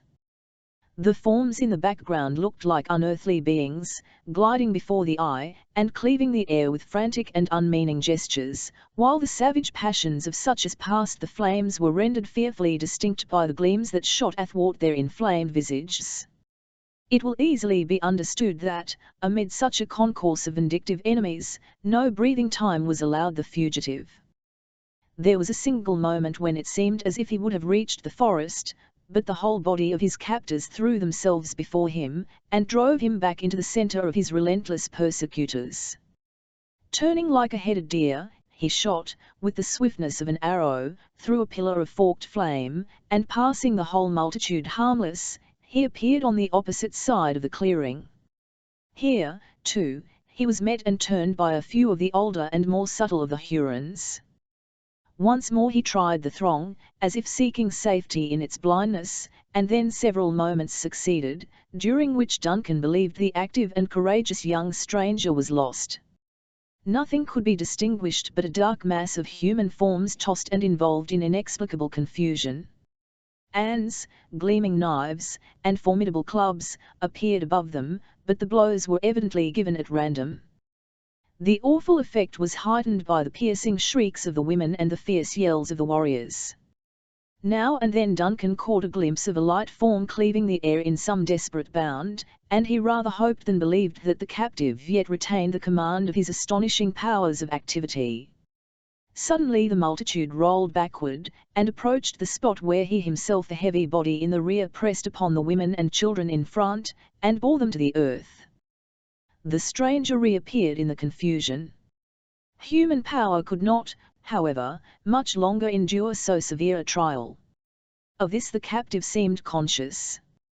Profiting by the momentary opening, he darted from among the warriors, and made a desperate, and what seemed to Duncan a final effort to gain the wood. As if aware that no danger was to be apprehended from the young soldier, the fugitive nearly brushed his person in his flight. A tall and powerful Huron, who had husbanded his forces, pressed close upon his heels, and with an uplifted arm menaced a fatal blow. Duncan thrust forth a foot, and the shock precipitated the eager savage headlong, many feet in advance of his intended victim. Thought itself is not quicker than was the motion with which the latter profited by the advantage. He turned, gleamed like a meteor again before the eyes of Duncan, and, at the next moment, when the latter recovered his recollection, and gazed around in quest of the captive, he saw him quietly leaning against a small painted post, which stood before the door of the principal lodge. Apprehensive that the part he had taken in the escape might prove fatal to himself, Duncan left the place without delay. He followed the crowd, which drew nigh the lodges, gloomy and sullen, like any other multitude that had been disappointed in an execution. Curiosity, or perhaps a better feeling, induced him to approach the stranger.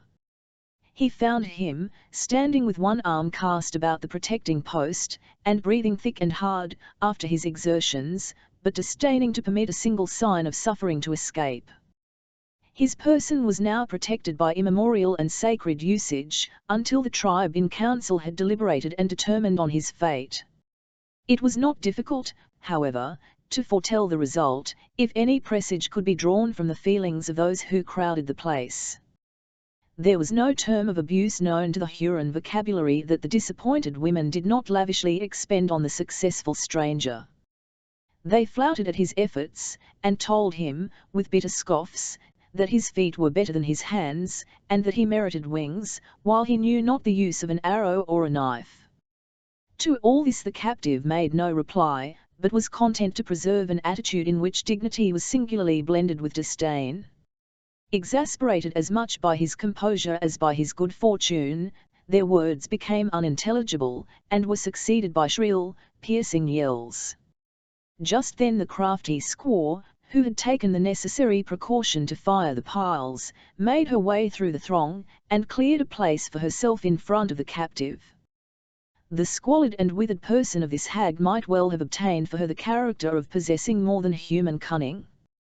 Throwing back her light vestment, she stretched forth her long, skinny arm, in derision, and using the language of the Lenape, as more intelligible to the subject of her jibes, she commenced aloud.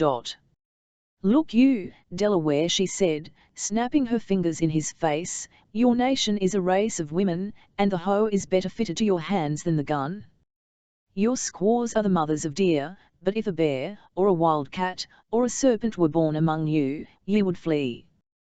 The Huron girls shall make you petticoats, and we will find you a husband." A burst of savage laughter succeeded this attack, during which the soft and musical merriment of the younger females strangely chimed with the cracked voice of their older and more malignant companion. But the stranger was superior to all their efforts. His head was immovable, nor did he betray the slightest consciousness that any were present, except when his haughty eye rolled toward the dusky forms of the warriors, who stalked in the background silent and sullen observers of the scene. Infuriated at the self-command of the captive, the woman placed her arms akimbo, and, throwing herself into a posture of defiance, she broke out anew, in a torrent of words that no one of ours could commit successfully to paper. Her breath was, however, expended in vain, for, although distinguished in her nation as a proficient in the art of abuse, she was permitted to work herself into such as actually to foam at the mouth, without causing a muscle to vibrate in the motionless figure of the stranger. The effect of his indifference began to extend itself to the other spectators, and a youngster, who was just quitting the condition of a boy to enter the state of manhood, attempted to assist the termagant, by flourishing his tomahawk before their victim, and adding his empty boasts to the taunts of the women. Then, indeed, the captive turned his face toward the light, and looked down on the stripling with an expression that was superior to contempt. At the next moment he resumed his quiet and reclining attitude against the post. But the change of posture had permitted Duncan to exchange glances with the firm and piercing eyes of Uncas. Breathless with amazement, and heavily oppressed with the critical situation of his friend, Hayward recoiled before the look, trembling lest its meaning might, in some unknown manner, hasten the prisoner's fate. There was not, however, any instant cause for such an apprehension. Just then a warrior forced his way into the exasperated crowd. Motioning the women and children aside with a stern gesture, he took Uncas by the arm, and led him toward the door of the council lodge. Thither all the chiefs, and most of the distinguished warriors, followed, among whom the anxious Hayward found means to enter without attracting any dangerous attention to himself. A few minutes were consumed in disposing of those present in a manner suitable to their rank and influence in the tribe.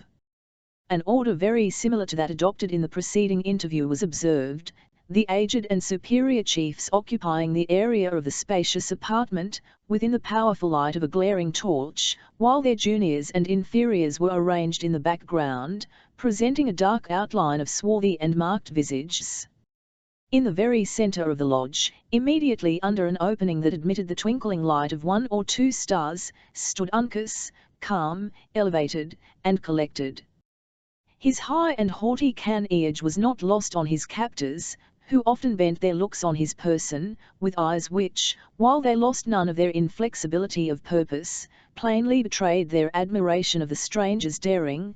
The case was different with the individual whom Duncan had observed to stand forth with his friend, previously to the desperate trial of speed, and who, instead of joining in the chase, had remained, throughout its turbulent uproar, like a cringing statue, expressive of shame and disgrace. Though not a hand had been extended to greet him, nor yet an eye had condescended to watch his movements, he had also entered the lodge, as though impelled by a fate to whose decrees he submitted, seemingly, without a struggle. Hayward profited by the first opportunity to gaze in his face, secretly apprehensive he might find the features of another acquaintance, but they proved to be those of a stranger, and, what was still more inexplicable, of one who bore all the distinctive marks of a Huron warrior. Instead of mingling with his tribe, however, he sat apart, a solitary being in a multitude, his form shrinking into a crouching and abject attitude, as if anxious to fill as little space as possible. When each individual had taken his proper station, and silence reigned in the place, the grey-haired chief already introduced to the reader, spoke aloud, in the language of the Lenni Lenape. "Delaware," he said, "though one of a nation of women, you have proved yourself a man. I would give you food, but he who eats with a Huron should become his friend. Rest in peace till the morning sun, when our last words shall be spoken.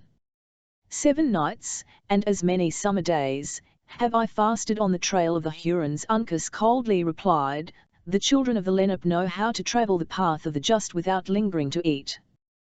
"2 of my young men are in pursuit of your companion," resumed the other, without appearing to regard the boast of his captive. "When they get back, then will our wise man say to you, live or die."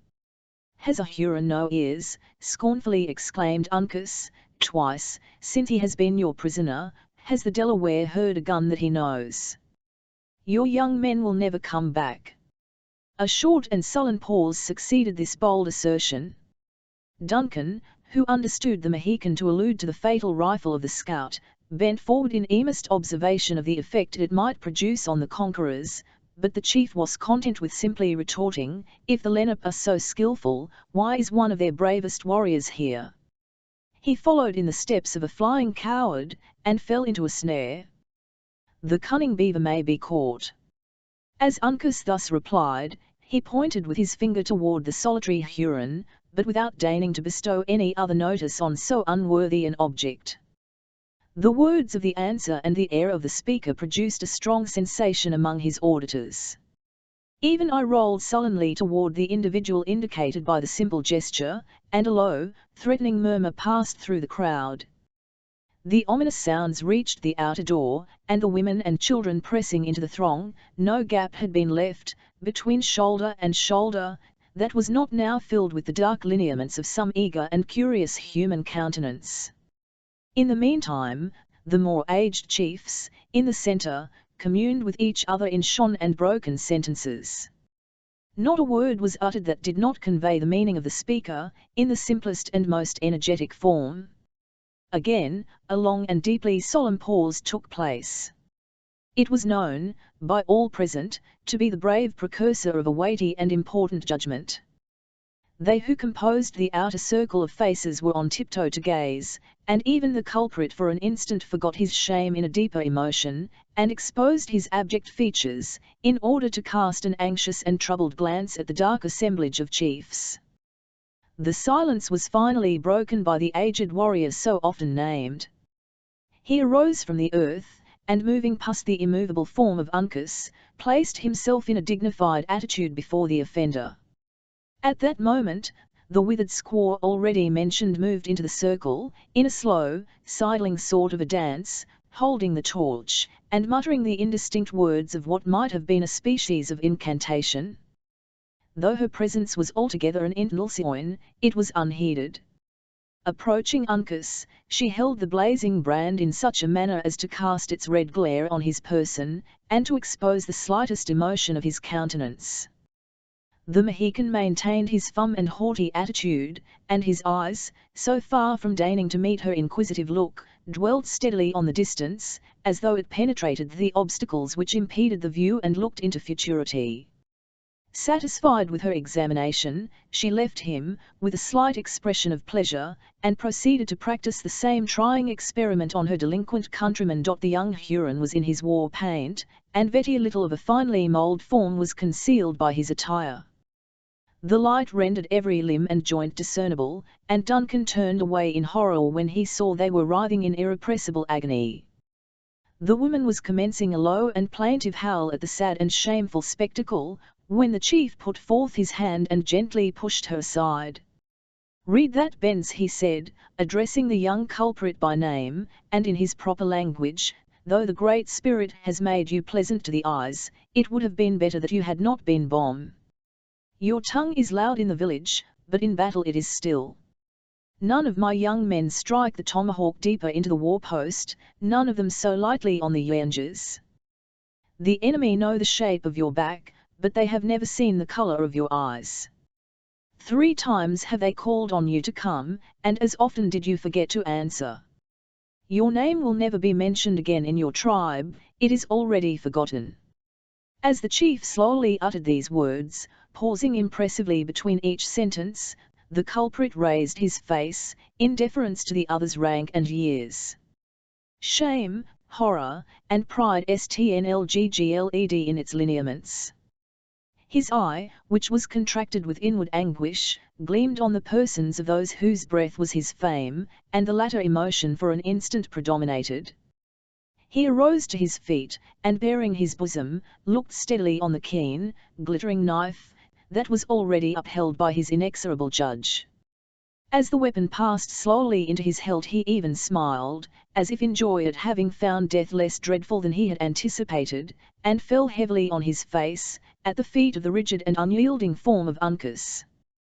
The squaw gave a loud and plaintive yell, dashed the torch to the earth, and buried everything in darkness. The whole shuddering group of spectators glided from the lodge like troubled sprites, and Duncan thought that he and the yet throbbing body of the victim of an Indian judgment had now become its only tenant's chapter. 24. Thus spoke the sage, the king's out delay dissolve the council, and their chief obey. Pope's Iliad at a single moment served to convince the youth that he was mistaken. A hand was laid, with a powerful pressure, on his arm, and the low voice of Uncas muttered in his ear, "The Hurons are dogs. The sight of a coward's blood can never make a warrior tremble. The grey head and the sagamore are safe, and the rifle of Hawkeye is not asleep. Go, Uncas and the open hand are now strangers." It is enough. Hayward would gladly have heard more, but a gentle push from his friend urged him toward the door, and admonished him of the danger that might attend the discovery of their intercourse. Slowly and reluctantly yielding to the necessity, he quitted the place, and mingled with the throng that hovered nigh.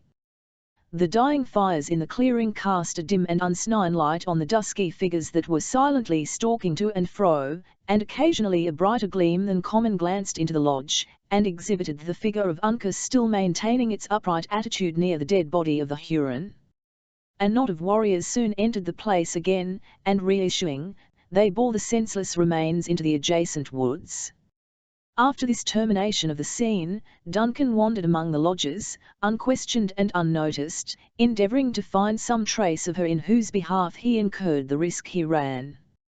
In the present temper of the tribe it would have been easy to have fled and rejoined his companions, had such a wish crossed his mind. But, in addition to the never-ceasing anxiety on account of Alice, a fresher though feebler interest in the fate of Uncas assisted to chain him to the spot.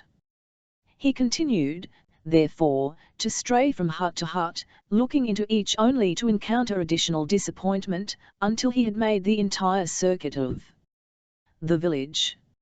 Abandoning a species of inquiry that proved so fruitless, he retraced his steps to the council lodge, resolved to seek and question David, in order to put an end to his doubts. On reaching the building, which had proved alike the seat of judgment and the place of execution, the young man found that the excitement had already subsided. The warriors had reassembled, and were now calmly smoking, while they conversed gravely on the chief incidents of their recent expedition to the head of the Hurricane. Though the return of Duncan was likely to remind them of his character, and the suspicious circumstances of his visit, it produced no visible sensation. So far, the terrible scene that had just occurred proved favourable to his views, and he required no other prompter than his own feelings to convince him of the expediency of profiting by so unexpected an advantage. Without seeming to hesitate, he walked into the lodge, and took his seat with a gravity that accorded admirably with the deportment of his hosts. A hasty but searching glance sufficed to tell him that, though Uncas still remained where he had left him, David had not reappeared. No other restraint was imposed on the former than the watchful looks of a young Huron, who had placed himself at hand, though an armed warrior leaned against the post that formed one side of the narrow doorway.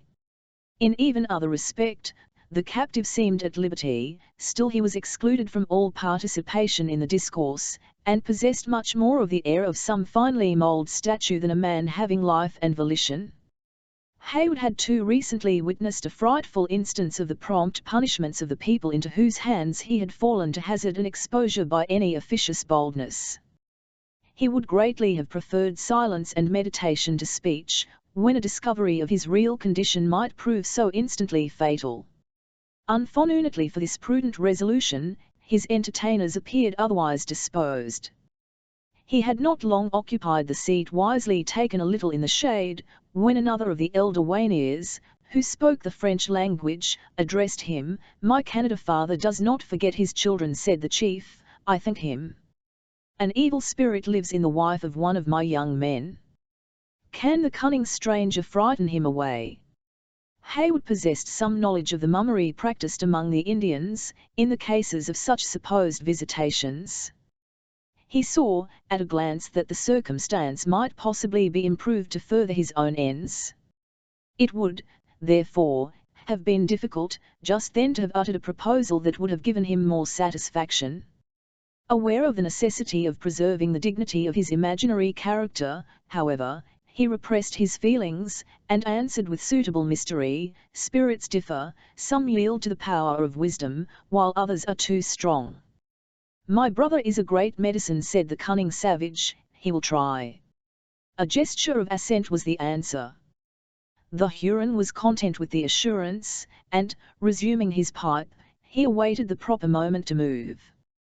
The impatient Heyward, inwardly execrating the cold customs of the savages, which required such sacrifices to appearance, was fain to assume an air of indifference, equal to that maintained by the chief, who was, in TNLTH, a near relative of the afflicted woman.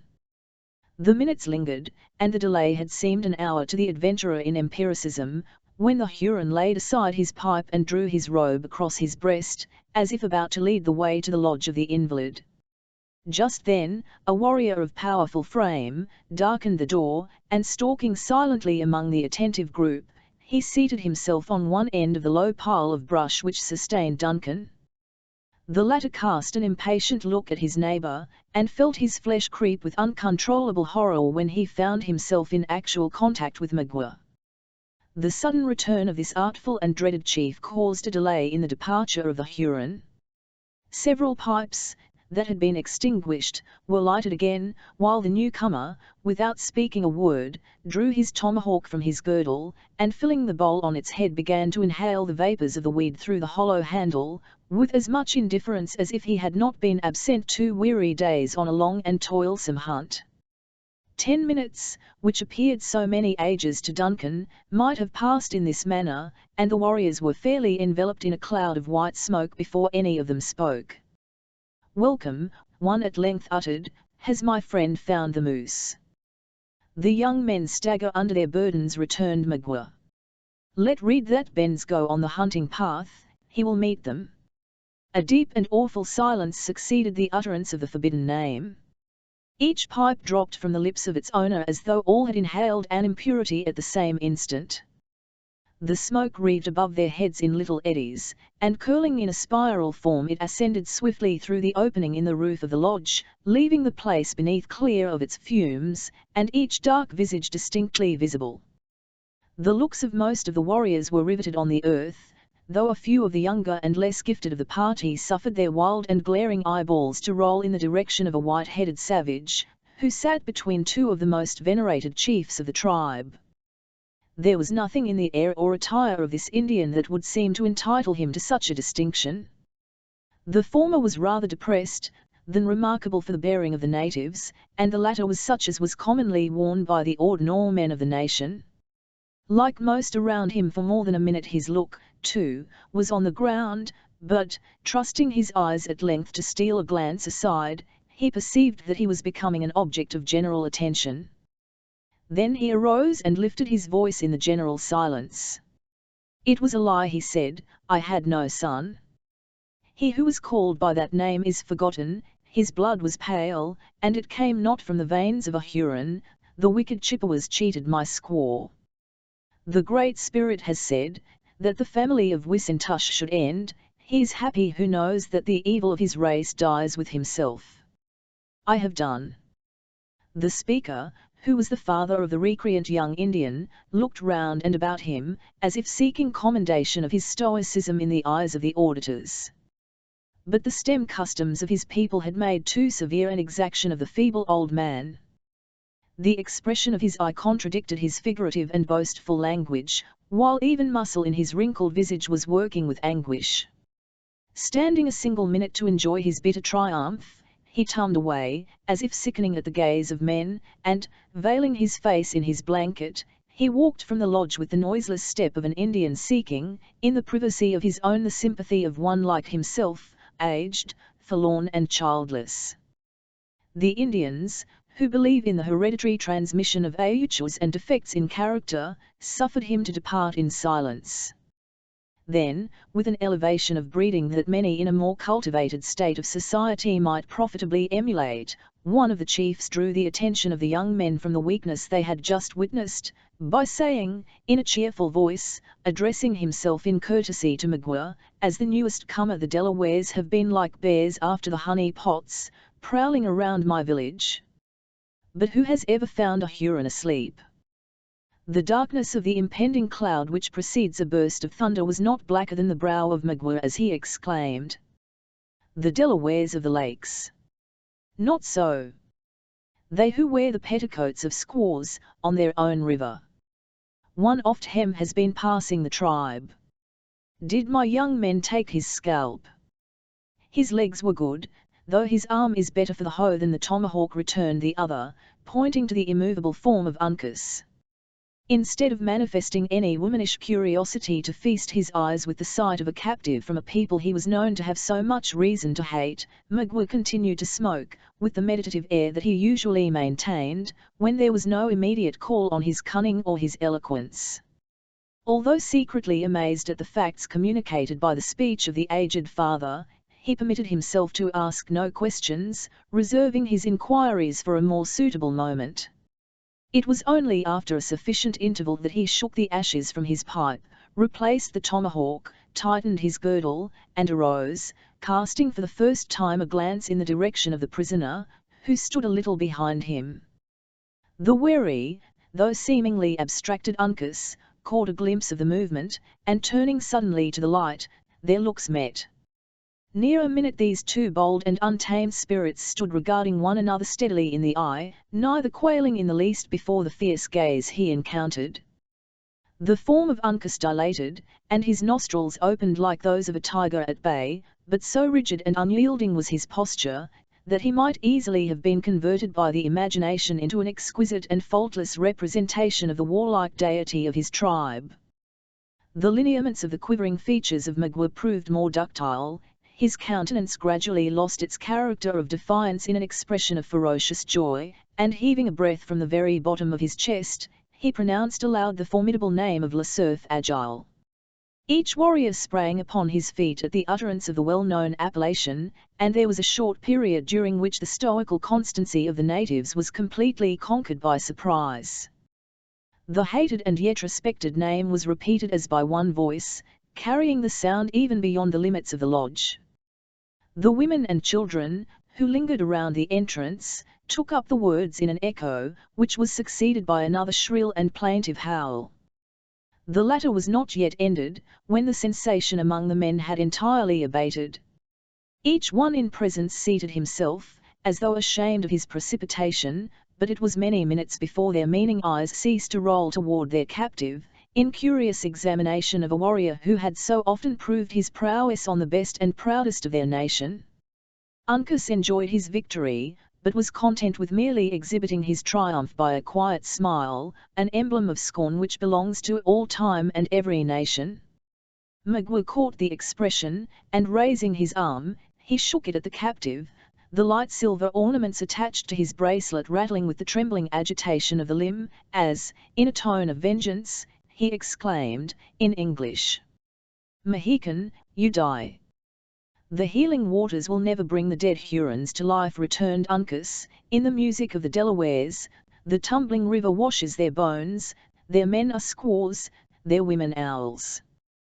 Go. Call together the Huron dogs, that they may look upon a warrior. My nostrils are offended, they scent the blood of a coward." The latter allusion struck deep, and the injury rankled. Many of the Hurons understood the strange tongue in which the captive spoke, among which number was Magua. This cunning savage beheld, and instantly profited by his advantage. Dropping the light robe of skin from his shoulder, he stretched forth his hand, and commenced a burst of his dangerous and artful eloquence. However much his influence among his people had been impaired by his occasional and besetting weakness, as well as by his desertion of the tribe, his courage and his fame as an orator were undeniable. He never spoke without auditors, and rarely without making converts to his opinions. On the present occasion, his native powers were stimulated by the thirst of revenge. He again recounted the events of the attack on the island at Glenn's, the death of his associates and the escape of their most formidable enemies. Then he described the nature and position of the mount whither he had led such captives as had fallen into their hands. Of his own bloody intentions toward the maidens, and of his baffled malice he made no mention, but passed rapidly on to the surprise of the Polty by La Longue Carabine and its fatal termination. Here he paused, and looked about him, in affected veneration for the departed, but, in truth, to note the effect of his opening narrative. As usual, every eye was riveted on his face. Each dusky figure seemed a breathing statue, so motionless was the posture, so intense the attention of the individual. Then Magua dropped his voice, which had hitherto been clear, strong and elevated, and touched upon the merits of the dead. No quality that was likely to command the sympathy of an Indian escaped his notice. One had never been known to follow the chase in vain, another had been indefatigable on the trail of their enemies. This was brave, that generous. In short, he so managed his allusions, that in a nation which was composed of so few families, he contrived to strike one chord that might find, in its turn, some breast in which to vibrate. Are the bones of my young men, he concluded, in the burial place of the Hurons? You know they are not. Their spirits are gone toward the setting sun, and are already crossing the great waters, to the happy hunting grounds. But they departed without food, without guns or knives, without moccasins, naked and poor as they were born. Shall this be? Are their souls to enter the land of the just like hungry Iroquois or unmanly Delawares, or shall they meet their friends with arms in their hands and robes on their backs? What will our fathers think the tribes of the Wyandots have become? They will look on their children with a dark eye, and say, Go! A Chippewa has come hither with the name of a Huron. Brothers, we must not forget the dead, a redskin never ceases to remember.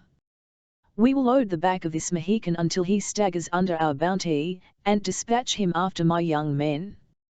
They call to us for aid, though our ears are not open, they say, Forget us not. When they see the spirit of this Mohican toiling after them with his burden, they will know we are of that mind. Then will they go on happy, and our children will say, So did our fathers to their friends, so must we do to them. What is a Yuanji? We have slain many, but the earth is still pale. A stain on the name of Huron can only be hid by blood that comes from the veins of an Indian. Let this Delaware die. The effect of such an harangue, delivered in the nervous language and with the emphatic manner of a Huron orator, could scarcely be mistaken. Magua had so artfully blended the natural sympathies with the religious superstition of his auditors, that their minds, already prepared by custom to sacrifice a victim to the manes of their countrymen, lost every vestige of humanity in a wish for revenge. One warrior in particular, a man of wild and ferocious mien, had been conspicuous for the attention he had given to the words of the speaker. His countenance had changed with each passing emotion, until it settled into a look of deadly malice. As Magua ended he arose and, uttering the yell of a demon, his polished little axe was seen glancing in the torchlight as he whirled it above his head. The motion and the cry were too sudden for words to interrupt his bloody intention. It appeared as if a bright gleam shot from his hand, which was crossed at the same moment by a dark and powerful line. The former was the tomahawk in its passage, the latter the arm that Magua darted forward to divert its aim. The quick and ready motion of the chief was not entirely too late. The keen weapon cut the war plume from the scalping tuft of Uncas, and passed through the frail wall of the lodge as though it were hurled from some formidable engine. Duncan had seen the threatening action, and sprang upon his feet, with a helt which, while it leaped into his throat, swelled with the most generous resolution in behalf of his friend. A glance told him that the blow had failed, and terror changed to admiration. Uncas stood still, looking his enemy in the eye with features that seemed superior to emotion. Marble could not be colder, calmer, or steadier than the countenance he put upon this sudden and vindictive attack. Then, as if pitying a want of skill which had proved so fortunate to himself, he smiled, and muttered a few words of contempt in his own tongue. No, said Magua, after satisfying himself of the safety of the captive, the sun must shine on his shame, the squaws must see his flesh tremble, or our revenge will be like the play of boys. Go. Take him where there is silence, let us see if a Delaware can sleep at night, and in the morning die. The young men whose duty it was to guard the prisoner instantly passed their ligaments of bark across his arms, and led him from the lodge, amid a profound and ominous silence. It was only as the figure of Uncas stood in the opening of the door that his firm step hesitated. There he turned, and, in the sweeping and haughty glance that he threw around the circle of his enemies, Duncan caught a look which he was glad to construe into an expression that he was not entirely deserted by hope. Magua was content with his success, or too much occupied with his secret purposes to push his inquiries any further. Shaking his mantle, and folding it on his bosom, he also quitted the place, without pursuing a subject which might have proved so fatal to the individual at his elbow. Notwithstanding his rising resentment, his natural firmness, and his anxiety on behalf of Uncas, Heyward felt sensibly relieved by the absence of so dangerous and so subtle a foe. The excitement produced by the speech gradually subsided. The warriors resumed their seats and clouds of smoke once more filled the lodge. For near half an hour, not a syllable was uttered, or scarcely a look cast aside, a grave and meditative silence being the ordinary succession to every scene of violence and commotion among these beings, who were alike so impetuous and yet so self-restrained. When the chief, who had solicited the aid of Duncan, finished his pipe, he made a final and successful movement toward departing.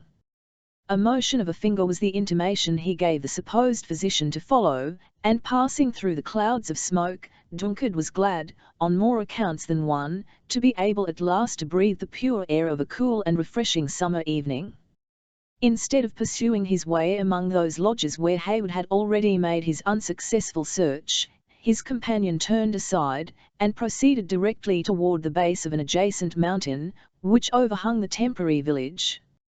A thicket of brush skirted its foot, and it became necessary to proceed through a crooked and narrow path.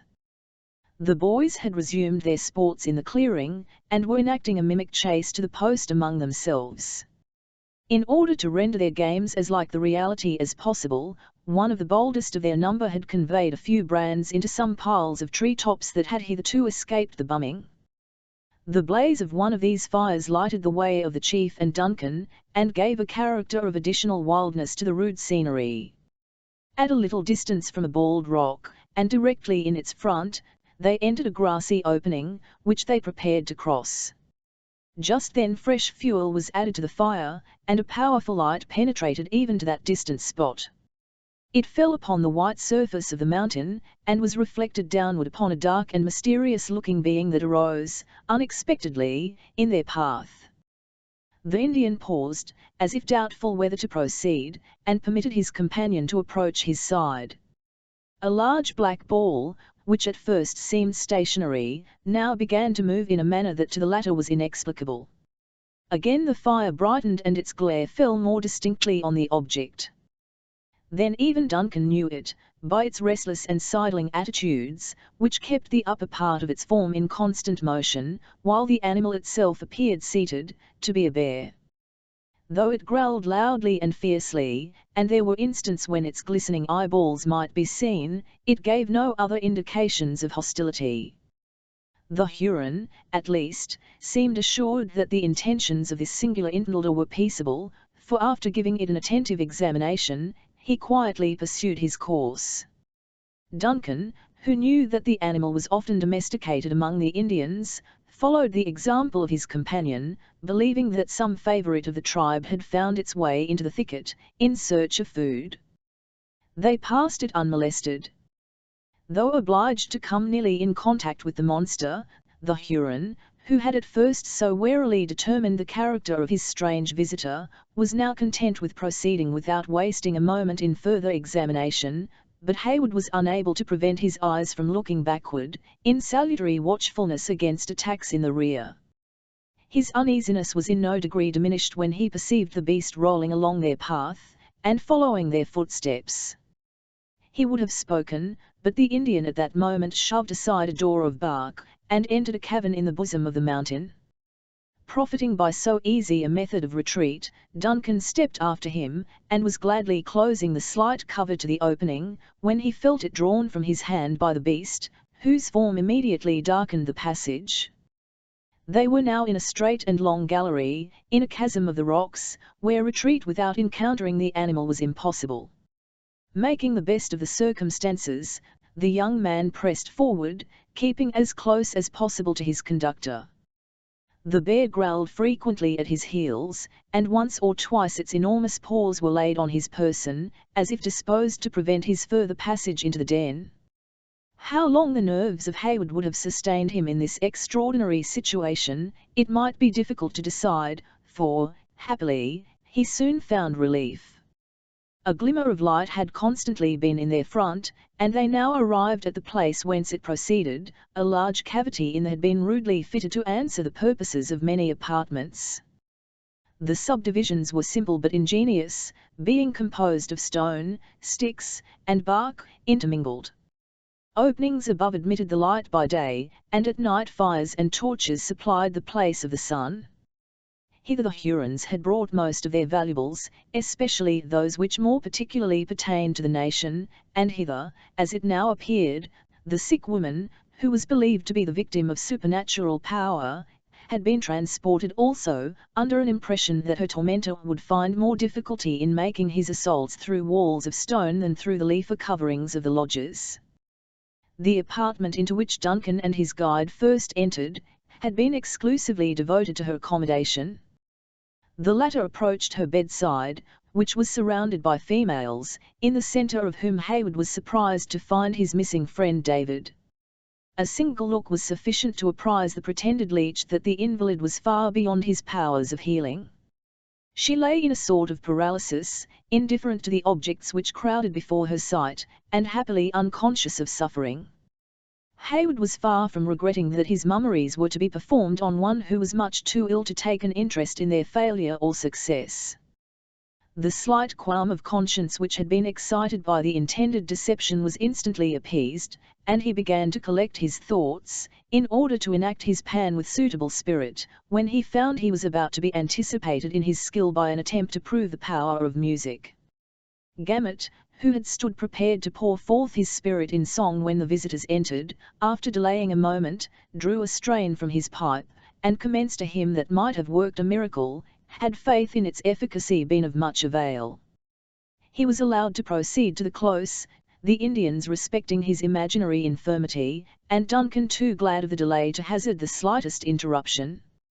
As the dying cadence of his strains was falling on the ears of the latter, he started aside at hearing them repeated behind him, in a voice half human and half sepulchral. Looking around, he beheld the shaggy monster seated on end in a shadow of the cavern, where, while his restless body swung in the uneasy manner of the animal, it repeated, in a sort of low growl, sounds, if not words, which bore some slight resemblance to the melody of the singer. The effect of so strange an echo on David may better be imagined than described. His eyes opened as if he doubted their TNLTH, and his voice became instantly mute in excess of wonder. A deep-laid scheme, of communicating some important intelligence to Hayward, was driven from his recollection by an emotion which very nearly resembled fear, but which he was fain to believe was admiration. Under its influence, he exclaimed aloud, "She expects you, and is at hand," and precipitately left the cavern. Chapter 25. Snug, have you the lion's parturiton? Pray you, if it give it to me, for I am slow of quince, you may do it extempore, for it is nothing but roaring. Midsummer Night's Dream. There was a strange blending of the ridiculous with that which was solemn in this scene. The beast still continued its rolling, and apparently untiring movements, though its ludicrous attempt to imitate the melody of David ceased the instant the latter abandoned the field. The words of Gamut were, as has been seen, in his native tongue, and to Duncan they seemed pregnant with some hidden meaning, though nothing present assisted him in discovering the object of their allusion. A speedy end was, however, put to every conjecture on the subject, by the manner of the chief, who advanced to the bedside of the invalid, and beckoned away the whole group of female attendants that had clustered there to witness the skill of the stranger. He was implicitly, though reluctantly, obeyed, and when the low echo which rang along the hollow, natural gallery, from the distant closing door, had ceased, pointing toward his insensible daughter, he said, "Now let my brother show his power." Thus unequivocally called on to exercise the functions of his assumed character, Hayward was apprehensive that the smallest delay might prove dangerous. Endeavouring, then, to collect his ideas, he prepared to perform that species of incantation, and those uncouth rites, under which the Indian conjurers are accustomed to conceal their ignorance and impotency. It is more than probable that, in the disordered state of his thoughts, he would soon have fallen into some suspicious, if not fatal, error had not his incipient attempts been interrupted by a fierce growl from the quadruped. Several times did he renew his efforts to proceed, and as often was hemmed by the same unaccountable opposition, each interruption seeming more savage and threatening than the preceding. "The cunning ones are jealous," said the Huron. "Go. Brother, the woman is the wife of one of my bravest young men, deal justly by her." "Peace," he added, beckoning to the discontented beast to be quiet, "I go." The chief was as good as his word, and Duncan now found himself alone in that wild and desolate abode with the helpless invalid and the fierce and dangerous brute. The latter listened to the movements of the Indian with that air of sagacity that a bear is known to possess, until another echo announced that he had also left the cavern, when it tumbled and came waddling up to Duncan, before whom it seated itself in its natural attitude, erect like a man. The youth looked anxiously about him for some weapon, with which he might make a resistance against the attack he now seriously expected. It seemed, however, as if the humour of the animal had suddenly changed. Instead of continuing its discontented growls, or manifesting any further signs of anger, the whole of its shaggy body shook violently, as if agitated by some strange internal convulsion. The huge and unwieldy talons pawed stupidly about the grinning muzzle, and while Hayward kept his eyes riveted on its movements with jealous watchfulness, the grim head fell on one side and in its place appeared the honest sturdy countenance of the scout, who was indulging from the bottom of his soul in his own peculiar expression of merriment. "Hist," said the wary woodsman, intimating Hayward's exclamation of surprise, "the varlets are about the place, and any sounds that are not natural to witchcraft would bring them back upon us in a body. Tell me the meaning of this masquerade, and why you have attempted so desperate an adventure." "Ah, reason and calculation are often outdone by accident," returned the scout. "But, as a story should always commence at the beginning, I will tell you the whole in order. After we parted I placed the commandant and the Sagamore in an old beaver lodge, where they are safer from the Hurons than they would be in the garrison of Edward, for your high northwest Indians, not having as yet got the traders among them, continued Tovina at the beaver.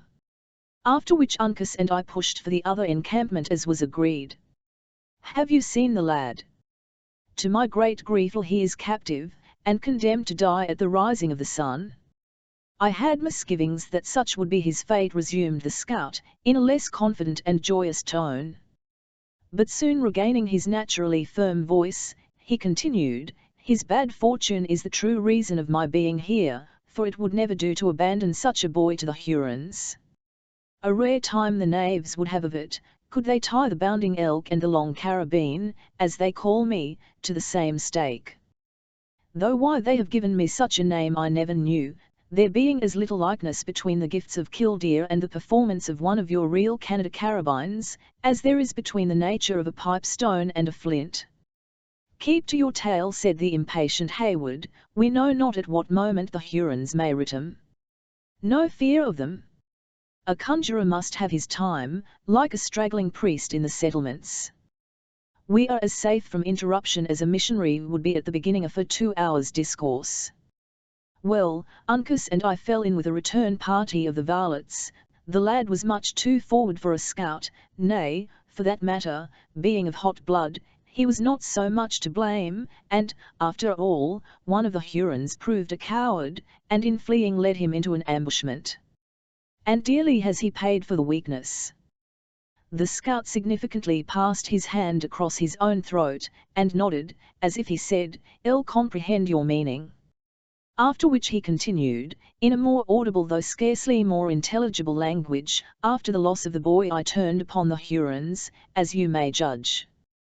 There have been scrimmages atween one or two of their outliers and myself, but that is neither here nor there.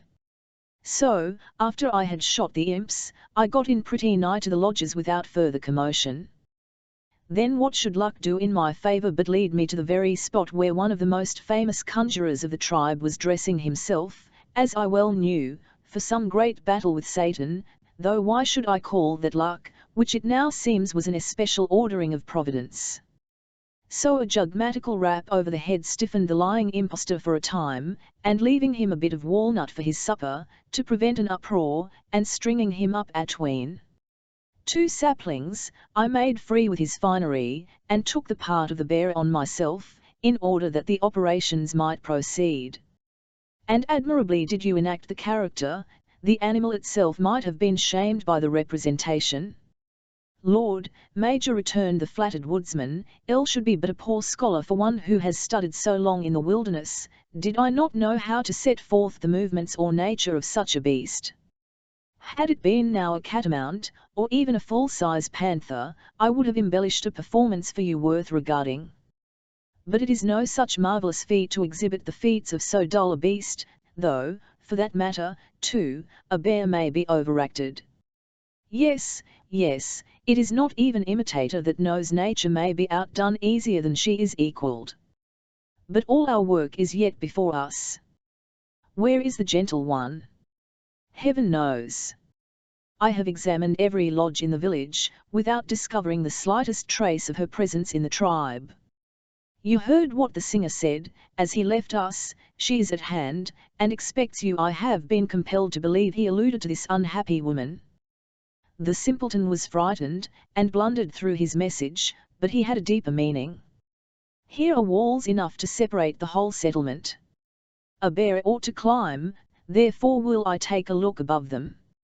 There may be honey pots hid in these rocks, and I am a beast, you know, that has a hankering for the sweets. The scout looked behind him, laughing at his own conceit, while he clambered up the partition, imitating, as he went, the clumsy motions of the beast he represented, but the instant the summit was gained he made a gesture for silence, and slid down with the utmost precipitation. She is here, he whispered, and by that door you will find her. I would have spoken a word of comfort to the afflicted soul, but the sight of such a monster might upset her reason. Though for that matter, Major, you are none of the most inviting yourself in your paint. Duncan, who had already swung eagerly forward, drew instantly back on hearing these discouraging words. Amel, then, so very revolting, he demanded, with an air of chagrin. You might not startle a wolf, or turn the Royal Americans from a discharge, but I have seen the time when you had a better favoured look. Your streaked countenances are not ill-judged of by the squaws, but young women of white blood give the preference to their own colour. See, he added, pointing to a place where the water trickled from a rock, forming a little crystal spring, before it found an issue through the adjacent crevices. You may easily get rid of the Sagamore's daub, and when you come back I will try my hand at a new embellishment. It's as common for a conjurer to alter his paint as for a buck in the settlements to change his finery. The deliberate woodsman had little occasion to hunt for arguments to enforce his advice. He was yet speaking when Duncan availed himself of the water. In a moment every frightful or offensive mark was obliterated, and the youth appeared again in the lineaments with which he had been gifted by nature. Thus prepared for an interview with his mistress, he took a hasty leave of his companion, and disappeared through the indicated passage.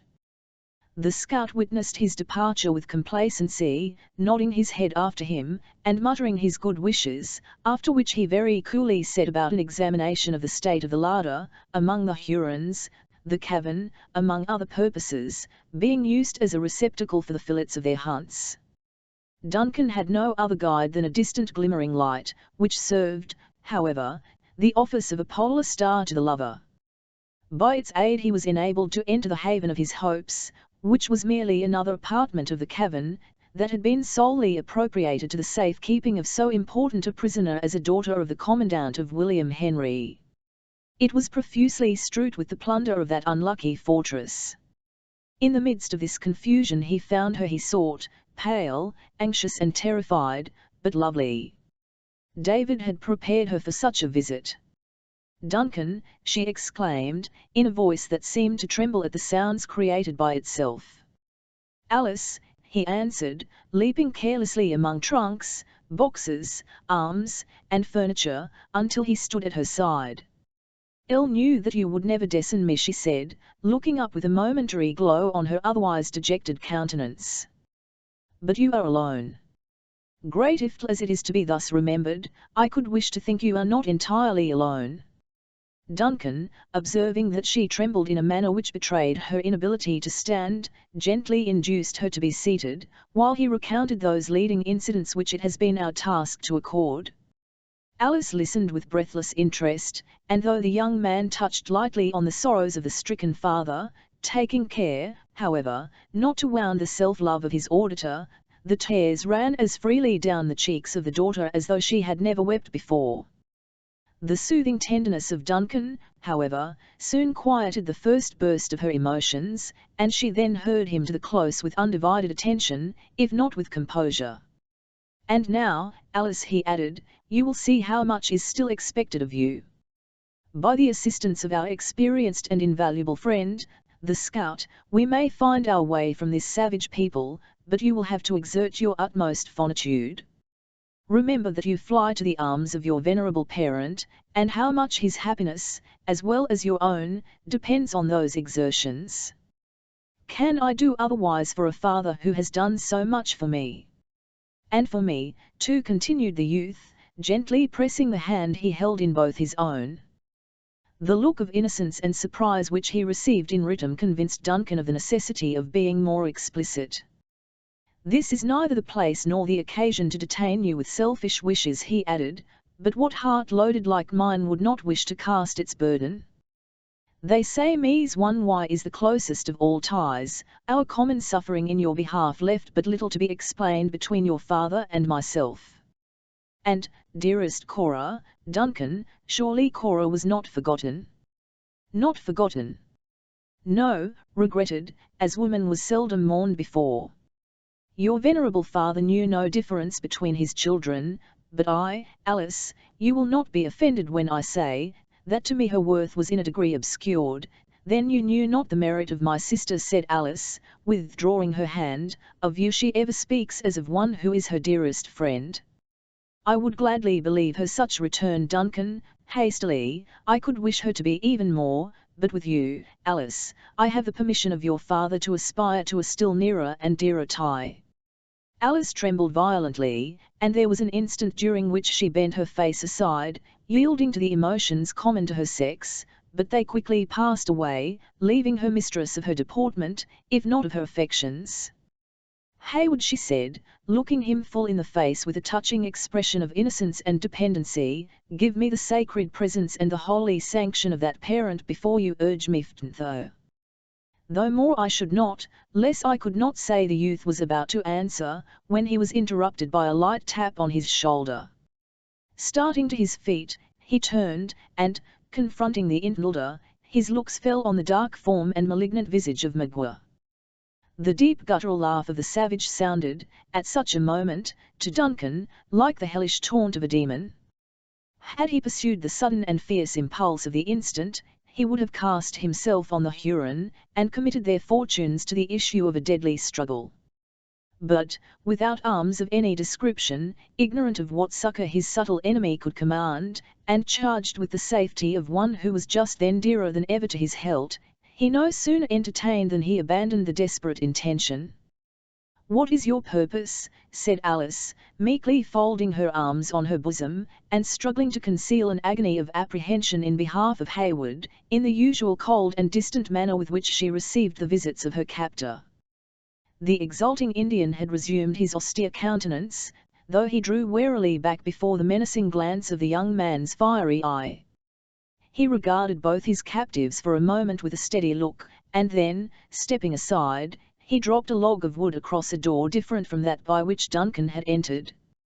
The latter now comprehended the manner of his surprise, and, believing himself irretrievably lost, he drew Alice to his bosom, and stood prepared to meet a fate which he hardly regretted, since it was to be suffered in such company. But Magua meditated no immediate violence. His first measures were very evidently taken to secure his new captive, nor did he even bestow a second glance at the motionless forms in the centre of the cavern, until he had completely cut off even hope of retreat through the private outlet he had himself used. He was watched in all his movements by Hayward, who, however, remained firm, still folding the fragile form of Alice to his heart, at once too proud and too hopeless to ask favour of an enemy so often foiled. When Magua had effected his object he approached his prisoners, and said in English, "The pale faces trap the cunning beavers, but the red skins know how to take the yangers." "Huron, do your worst," exclaimed the excited Hayward, forgetful that a double stake was involved in his life. "You and your vengeance are alike despised." "Will the white man speak these words at the stake?" asked Magua, manifesting, at the same time, how little faith he had in the other's resolution by the sneer that accompanied his words. "Here, singly to your face, or in the presence of your nation?" "El Renard Subtil is a great chief," returned the Indian. "He will go and bring his young men, to see how bravely a pale face can laugh at tortures." He turned away while speaking, and was about to leave the place through the avenue by which Duncan had approached, when a growl caught his ear, and caused him to hesitate. The figure of the bear appeared in the door, where it sat, rolling from side to side in its customary restlessness. Magua, like the father of the sick woman, eyed it keenly for a moment, as if to ascertain its character. He was far above the more vulgar superstitions of his tribe, and so soon as he recognized the well-known attire of the conjurer, he prepared to pass it in cool contempt. But a louder and more threatening growl caused him again to pause. Then he seemed as if suddenly resolved to trifle no longer, and moved resolutely forward. The mimic animal, which had advanced a little, retired slowly in his front, until it arrived again at the pass, when, rearing on his hinder legs, it beat the air with its paws, in the manner practiced by its mental prototype. "Fool!" exclaimed the chief, in Huron, "go play with the children and squaws, leave men to their wisdom." He once more endeavoured to pass the supposed empiric, scorning even the parade of threatening to use the knife, or tomahawk, that was pendant from his belt. Suddenly the beast extended its arms, or rather legs, and enclosed him in a grasp that might have vied with the far-famed power of the bear's hug itself. Hayward had watched the whole procedure, on the part of Hawkeye, with breathless interest. At first he relinquished his hold of Alice, then he caught up a thong of buckskin, which had been used around some bundle, and when he beheld his enemy with his two arms pinned to his side by the iron muscles of the scout, he rushed upon him, and effectually secured them there. Arms, legs, and feet were encircled in 20 folds of the thong, in less time than we have taken to record the circumstance. When the formidable Huron was completely pinioned, the scout released his hold, and Duncan laid his enemy on his back, utterly helpless. Throughout the whole of this sudden and extraordinary operation, Magua, though he had struggled violently, until assured he was in the hands of one whose nerves were far better strung than his own, had not uttered the slightest exclamation. But when Hawkeye, by way of making a summary explanation of his conduct, removed the shaggy jaws of the beast, and exposed his own NLGGED and earnest countenance to the gaze of the Huron, the philosophy of the latter was so far mastered as to permit him to utter the never-failing, "Hugh! You've found your tongue," said his undisturbed conqueror. "Now, in order that you shall not use it to our ruin, I must make free to stop your mouth." As there was no time to be lost, the scout immediately set about effecting so necessary a precaution, and when he had gagged the Indian, his enemy might safely have been considered as hors de combat. "By what place did the imp enter?" asked the industrious scout, when his work was ended. "Not a soul has passed my way since you left me." Duncan pointed out the door by which Magua had come, and which now presented too many obstacles to a quick retreat. "Bring on the gentle one," then continued his friend, "we must make a push for the woods by the other outlet." "'Tis impossible," said Duncan, "fear has overcome her, and she is helpless." "Alice! My sweet, my own Alice, arouse yourself, now is the moment to fly." "'Tis in vain. She hears, but is unable to follow. Go, noble and worthy friend, save yourself, and leave me to my fate." "Every trail has its end, and every calamity brings its lesson," resumed the scout. "There, wrap her in them Indian cloths. Conceal all of her little form. Nay, that foot has no fellow in the wilderness, it will betray her. All, every part. Now take her in your arms, and follow. Leave the rest to me." Duncan, as may be gathered from the words of his companion, was eagerly obeying, and, as the other finished speaking, He took the light person of Alice in his arms, and followed in the footsteps of the scout. They found the sick woman as they had left her, still alone, and passed swiftly on, by the natural gallery, to the place of entrance.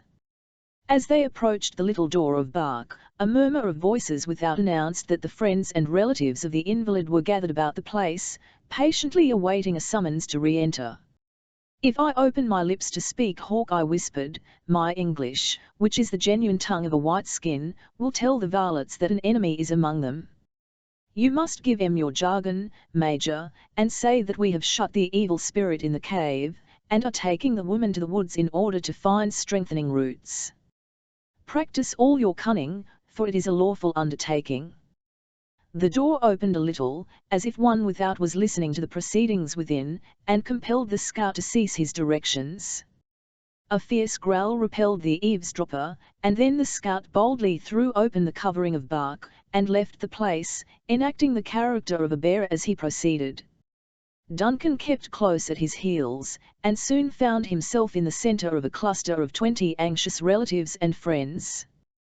The crowd fell back a little, and permitted the father, and one who appeared to be the husband of the woman, to approach. "Has my brother driven away the evil spirit?" demanded the former. "What has he in his arms?" "Thy child," returned Duncan, gravely. "The disease has gone out of her, it is shut up in the rocks. I take the woman to a distance, where I will strengthen her against any further attacks. She will be in the wigwam of the young man when the sun comes again." When the father had translated the meaning of the stranger's words into the Huron language, a suppressed murmur announced the satisfaction with which this intelligence was received. The chief himself waved his hand for Duncan to proceed, saying aloud, in a firm voice, and with a lofty manner, "Go, I am a man, and I will enter the rock and fight the wicked one." Hayward had gladly obeyed, and was already past the little group, when these startling words arrested him. "Is my brother mad?" he exclaimed. "Is he cruel? He will meet the disease, and it will enter him, or he will drive out the disease, and it will chase his daughter into the woods. No, let my children wait without, and if the spirit appears, beat him down with clubs. He is cunning, and will bury himself in the mountain, when he sees how many are ready to fight him." This singular warning had the desired effect. Instead of entering the cavern, the father and husband drew their tomahawks, and posted themselves in readiness to deal their vengeance on the imaginary tormentor of their sick relative, while the women and children broke branches from the bushes, or seized fragments of the rock, with a similar intention. At this favourable moment the counterfeit conjurers disappeared. Hawkeye, at the same time that he had presumed so far on the nature of the Indians' superstitions, was not ignorant that they were rather tolerated than relied on by the wisest of the chiefs.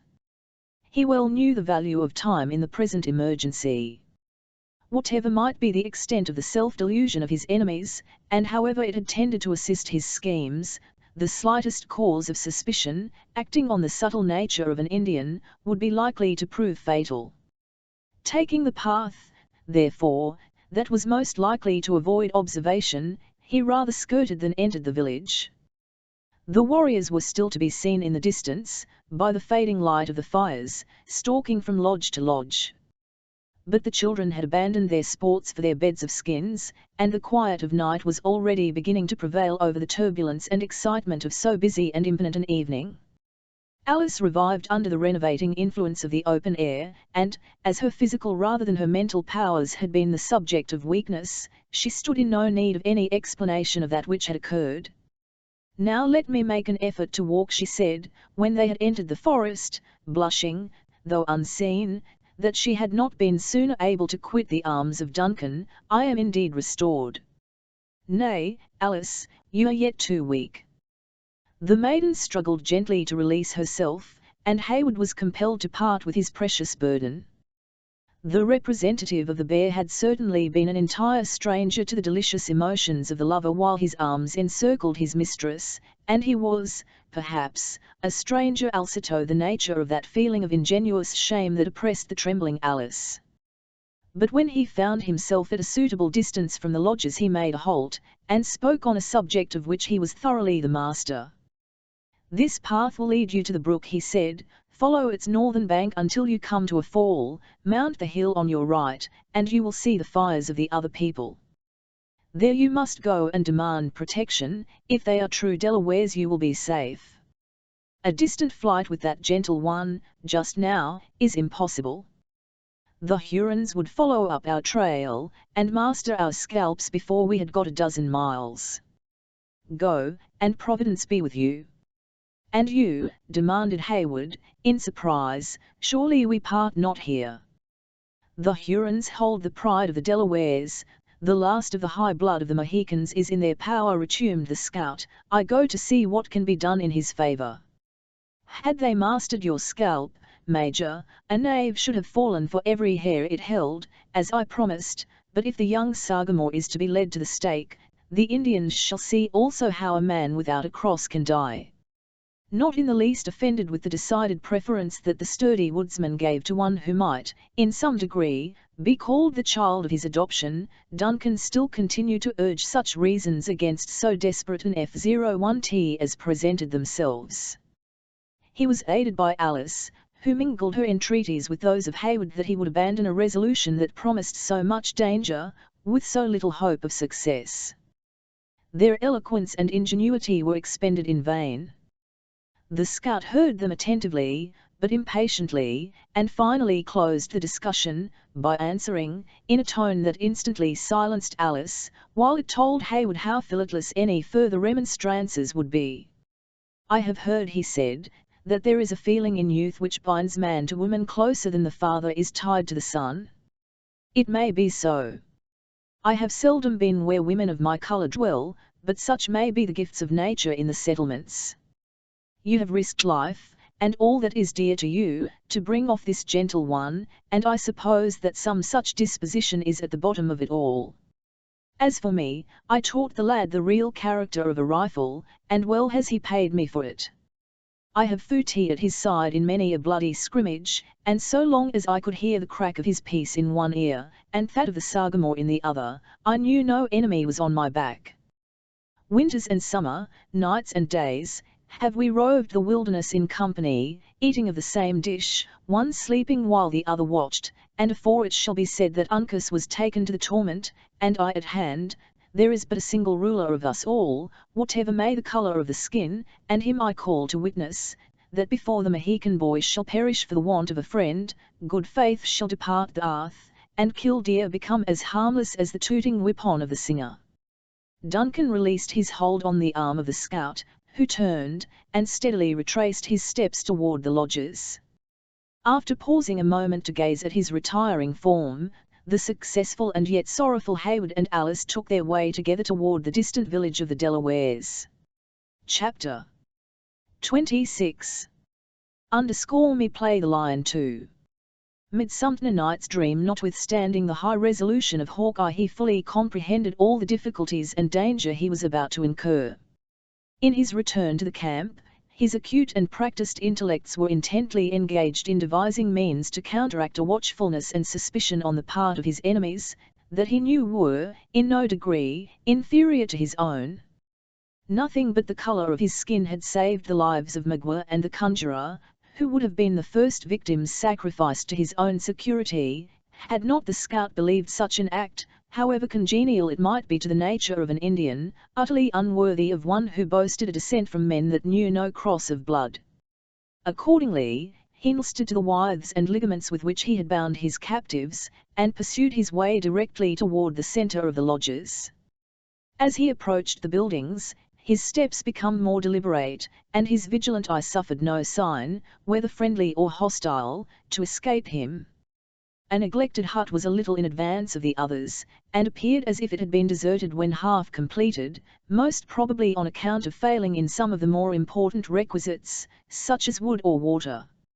A faint light glimmered through its cracks, however, and announced that, notwithstanding its imperfect structure, it was not without a tenant. Thither, then, the scout proceeded, like a prudent general, who was about to feel the advanced positions of his enemy, before he hazarded the main attack. Throwing himself into a suitable posture for the beast he represented, Hawkeye crawled to a little opening, where he might command a view of the interior. It proved to be the abiding place of David Gamut. Hither the faithful singing master had now brought himself, together with all his solitudes, his apprehensions, and his meek dependence on the protection of Providence. At the precise moment when his ungainly person came under observation of the scout, in the manner just mentioned, the woodsman himself, though in his assumed character, was the subject of the solitary being's profound reflections. However implicit the faith of David was in the performance of ancient miracles, he eschewed the belief of any direct supernatural agency in the management of modern morality. In other words, while he had implicit faith in the ability of Balaam's ass to speak, he was somewhat skeptical on the subject of a bear's singing, and yet he had been assured of the latter, on the testimony of his own exquisite organs. There was something in his air and manner that betrayed to the scout the utter confusion of the state of his mind. He was seated on a pile of brush, a few twigs from which occasionally fed his low fire, with his head leaning on his arm, in a posture of melancholy musing. The costume of the votary of music had undergone no other alteration from that so lately described, except that he had covered his bald head with the triangular beaver, which had not proved sufficiently alluring to excite the cupidity of any of his captors. The ingenious Hawkeye, who recalled the hasty manner in which the other had abandoned his post at the bedside of the sick woman, was not without his suspicions concerning the subject of so much solemn deliberation. First making the circuit of the hut, and ascertaining that it stood quite alone, and that the character of its inmate was likely to protect it from visitors, he ventured through its low door, into the very presence of Gamut. The position of the latter brought the fire between them, and when Hawkeye had seated himself on end, near a minute elapsed, during which the two remained regarding each other without speaking. The suddenness and the nature of the surprise had nearly proved too much for, we will not say the philosophy, but for the pitch and resolution of David. He fumbled for his pitch pipe, and arose with a confused intention of attempting a musical exorcism. "Dark and mysterious monster," he exclaimed, while with trembling hands he disposed of his auxiliary eyes, and sought his never-failing resource in trouble, the gifted version of the Psalms, "I know not your nature nor intents, but if aught you meditate against the person and rights of one of the humblest servants of the temple, listen to the inspired language of the youth of Israel, and repent." The bear shook his shaggy sides. And then a well-known voice replied, "Put up the tooting whip on, and teach your throat modesty. 5 words of plain and comprehensible English are worth just now an hour of squalling." "What art thou?" demanded David, utterly disqualified to pursue his original intention, and nearly gasping for breath. "A man like yourself, and one whose blood is as little tainted by the cross of a bear, or an Indian, as your own. Have you so soon forgotten from whom you received the foolish instrument you hold in your hand?" "Can these things be?" returned David, breathing more freely, as the truth began to dawn upon him. "I have found many marvels during my sojourn with the heathen, but surely nothing to excel this." "Come, come," returned Hawkeye, uncasing his honest countenance, the better to assure the wavering confidence of his companion, "you may see a skin, which, if it be not as white as one of the gentle ones, has no tinge of red to it that the winds of the heaven and the sun have not bestowed. Now let us to business.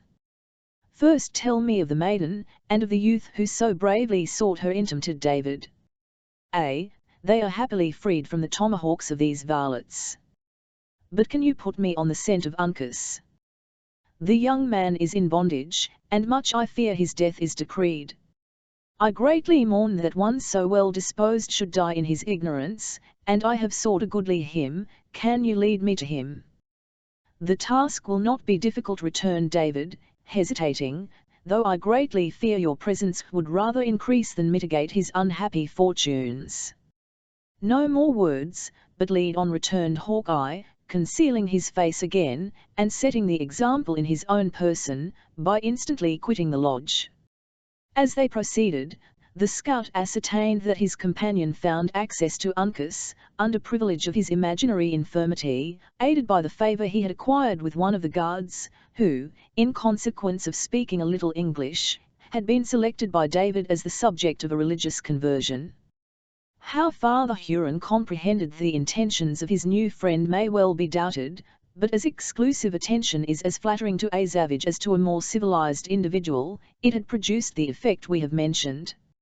It is unnecessary to repeat the shrewd manner with which the scout extracted these particulars from the simple David, neither shall we dwell in this place on the nature of the instruction he delivered, when completely master of all the necessary facts, as the whole will be sufficiently explained to the reader in the course of the narrative.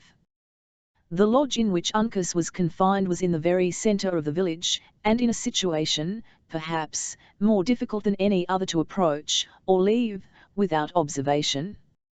But it was not the policy of Hawkeye to affect the least concealment. Presuming on his disguise, and his ability to sustain the character he had assumed, he took the most plain and direct route to the place. The hour, however, afforded him some little of that protection which he appeared so much to despise. The boys were already buried in sleep, and all the women, and most of the warriors, had retired to their lodges for the night.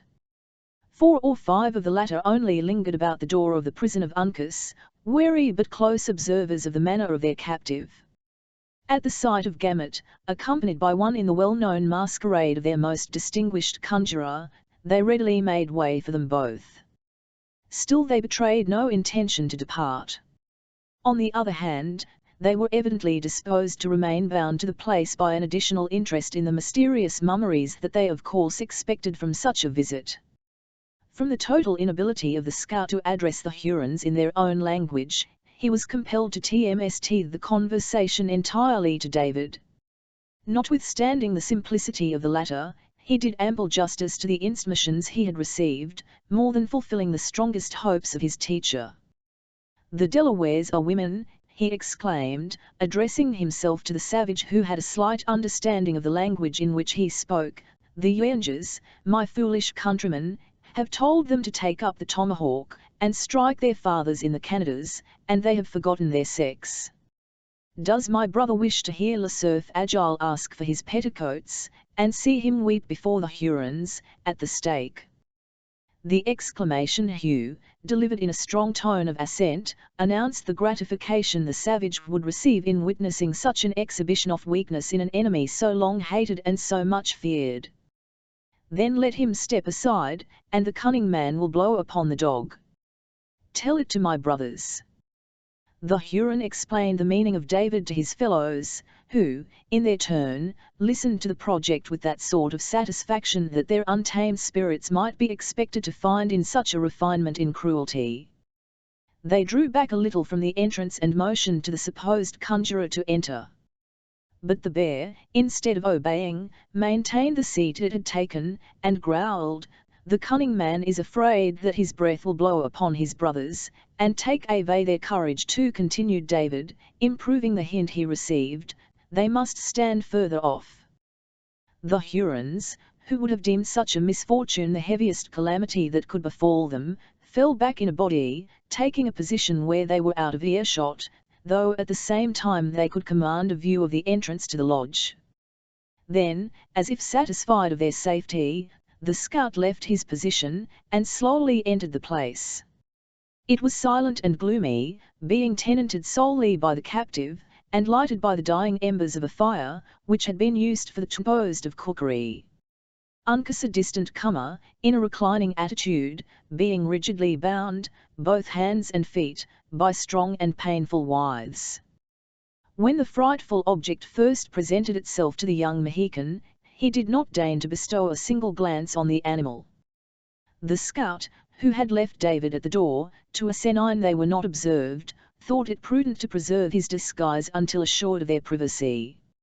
Instead of speaking, therefore, he exerted himself to enact one of the antics of the animal he represented.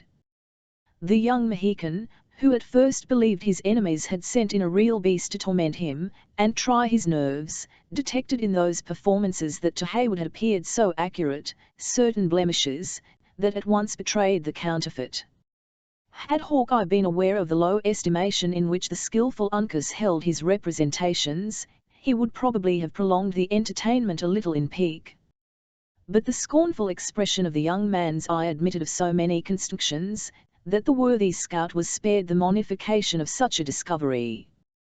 As soon, therefore, as David gave the preconcerted signal, a low hissing sound was heard in the lodge in place of the fierce growlings of the bear. Uncas had cast his body back against the wall of the hut and closed his eyes, as if willing to exclude so contemptible and disagreeable an object from his sight. But the moment the noise of the serpent was heard, he arose, and cast his looks on each side of him, bending his head low, and turning it inquiringly in one wide direction, until his keen eye rested on the shaggy monster, where it remained riveted, as though fixed by the power of a charm. Again the same sounds were repeated, evidently proceeding from the mouth of the beast. Once more the eyes of the youth roamed over the interior of the Leipzig, and returning to the former resting place, he uttered, in a deep, suppressed voice, "Hawkeye!" "Cut his bands," said Hawkeye to David, who just then approached them. The singer did as he was ordered, and Uncas found his limbs released. At the same moment the dried skin of the animal rattled, and presently the scout arose to his feet, in proper person. The Mohican appeared to comprehend the nature of the attempt his friend had made, intuitively, neither tongue nor feature betraying another symptom of surprise. When Hawkeye had cast his shaggy vestment, which was done by simply loosing certain thongs of skin, he drew a long, glittering knife, and put it in the hands of Uncas. "The Red Hurons are without," he said, "let us be ready." At the same time he laid his finger significantly on another similar weapon, both being the flintlets of his prowess among their enemies during the evening. "We will go," said Uncas. "Whither?" "To the tortoises, they are the children of my grandfathers." "Lad," said the scout in English, a language he was apt to use when a little abstracted in mind, "the same blood runs in your veins, I believe, but time and distance has a little changed its colour. What shall we do with the Mingos at the door?" "They count 6, and this singer is as good as nothing."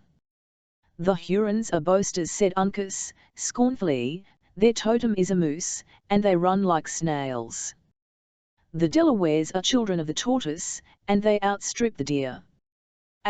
"Lad, there is truth in what you say, and I doubt not, on a rush, you would pass the whole nation, and, in a straight race of 2 miles, would be in, and get your breath again, afore a knave of them all was within hearing of the other village. But the gift of a white man lies more in his arms than in his legs. As for myself, I can brain a Huron as well as a better man, but when it comes to a race the knaves would prove too much for me." Uncas, who had already approached the door, in readiness to lead the way, now recoiled, and placed himself, once more, in the bottom of the lodge. But Hawkeye, who was too much occupied with his own thoughts to note the movement, continued speaking more to himself than to his companion. "After all," he said, "it is unreasonable to keep one man in bondage to the gifts of another. So, Uncas, you had better take the lead, while I will put on the skin again, and oust to cunning for want of speed." The young Mohican made no reply, but quietly folded his arms, and leaned his body against one of the upright posts that supported the wall of the hut. "Well," said the scout looking up at him, "why do you tarry? There will be time enough for me, as the knaves will give chase to you at first." "Uncas will stay," was the calm reply. "For what?" "To fight with his father's brother, and die with the friend of the Delawares." "Lad," returned Hawkeye, squeezing the hand of Uncas between his own iron fingers, "'twould have been more like a Mingo than a Mohican had you left me. But I thought I would make the offer, seeing that youth commonly loves life. Well, what can't be done by main courage, in war, must be done by circumvention. Put on the skin, I doubt not you can play the bear nearly as well as myself." Whatever might have been the private opinion of Uncas of their respective abilities in this particular, his grave countenance manifested no opinion of his superiority. He silently and expeditiously encased himself in the covering of the beast, and then awaited such other movements as his more aged companion saw fit to dictate. "Now, friend," said Hawkeye, addressing David, "an exchange of garments will be a great convenience to you, inasmuch as you are but little accustomed to the makeshifts of the wilderness. Here, take my hunting shirt and cap, and give me your blanket and hat. You must trust me with the book and spectacles, as well as the tutor, too. If we ever meet again, in better times, you shall have all back again, with many thanks into the bargain." David parted with the several articles named with a readiness that would have done great credit to his liberality, had he not certainly profited, in many particulars, by the exchange. Hawkeye was not long in assuming his borrowed garments, and when his restless eyes were hid behind the glasses, and his head was surmounted by the triangular beaver, as their statures were not dissimilar, he might readily have passed for the singer, by starlight. As soon as these dispositions were made, the scout turned to David, and gave him his parting instructions. "Are you much given to cowardice?" he bluntly asked, by way of obtaining a suitable understanding of the whole case before he ventured a prescription. "My pursuits are peaceful, and my temper, I humbly trust, is greatly given to mercy and love," returned David, a little nettled at so direct an attack on his manhood, "but there are none who can say that I have ever forgotten my faith in the Lord, even in the greatest straits. Your chiefest danger will be at the moment when the savages find out that they have been deceived. If you are not then knocked on the head, your being a non-composer will protect you, and you'll then have a good reason to expect to die in your bed. If you stay, it must be to sit down here in the shadow, and take the part of Uncas, until such times as the cunning of the Indians discover the cheat, when, as I have already said, your times of trial will come. So choose for yourself, to make a rush or tarry here." "Even so," said David, firmly, "El will abide in the place of the Delaware. Bravely and generously has he battled in my behalf, and this, and more, will I dare in his service. You have spoken as a man, and like one who, under wiser schooling, would have been brought to better things.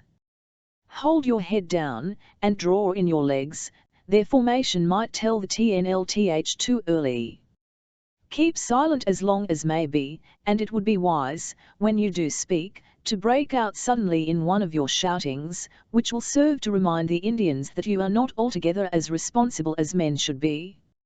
If, however, they take your scalp, as I trust and believe they will not, depend on it, Uncas and I will not forget the deed, but revenge it as becomes TNLE warriors and trusty friends."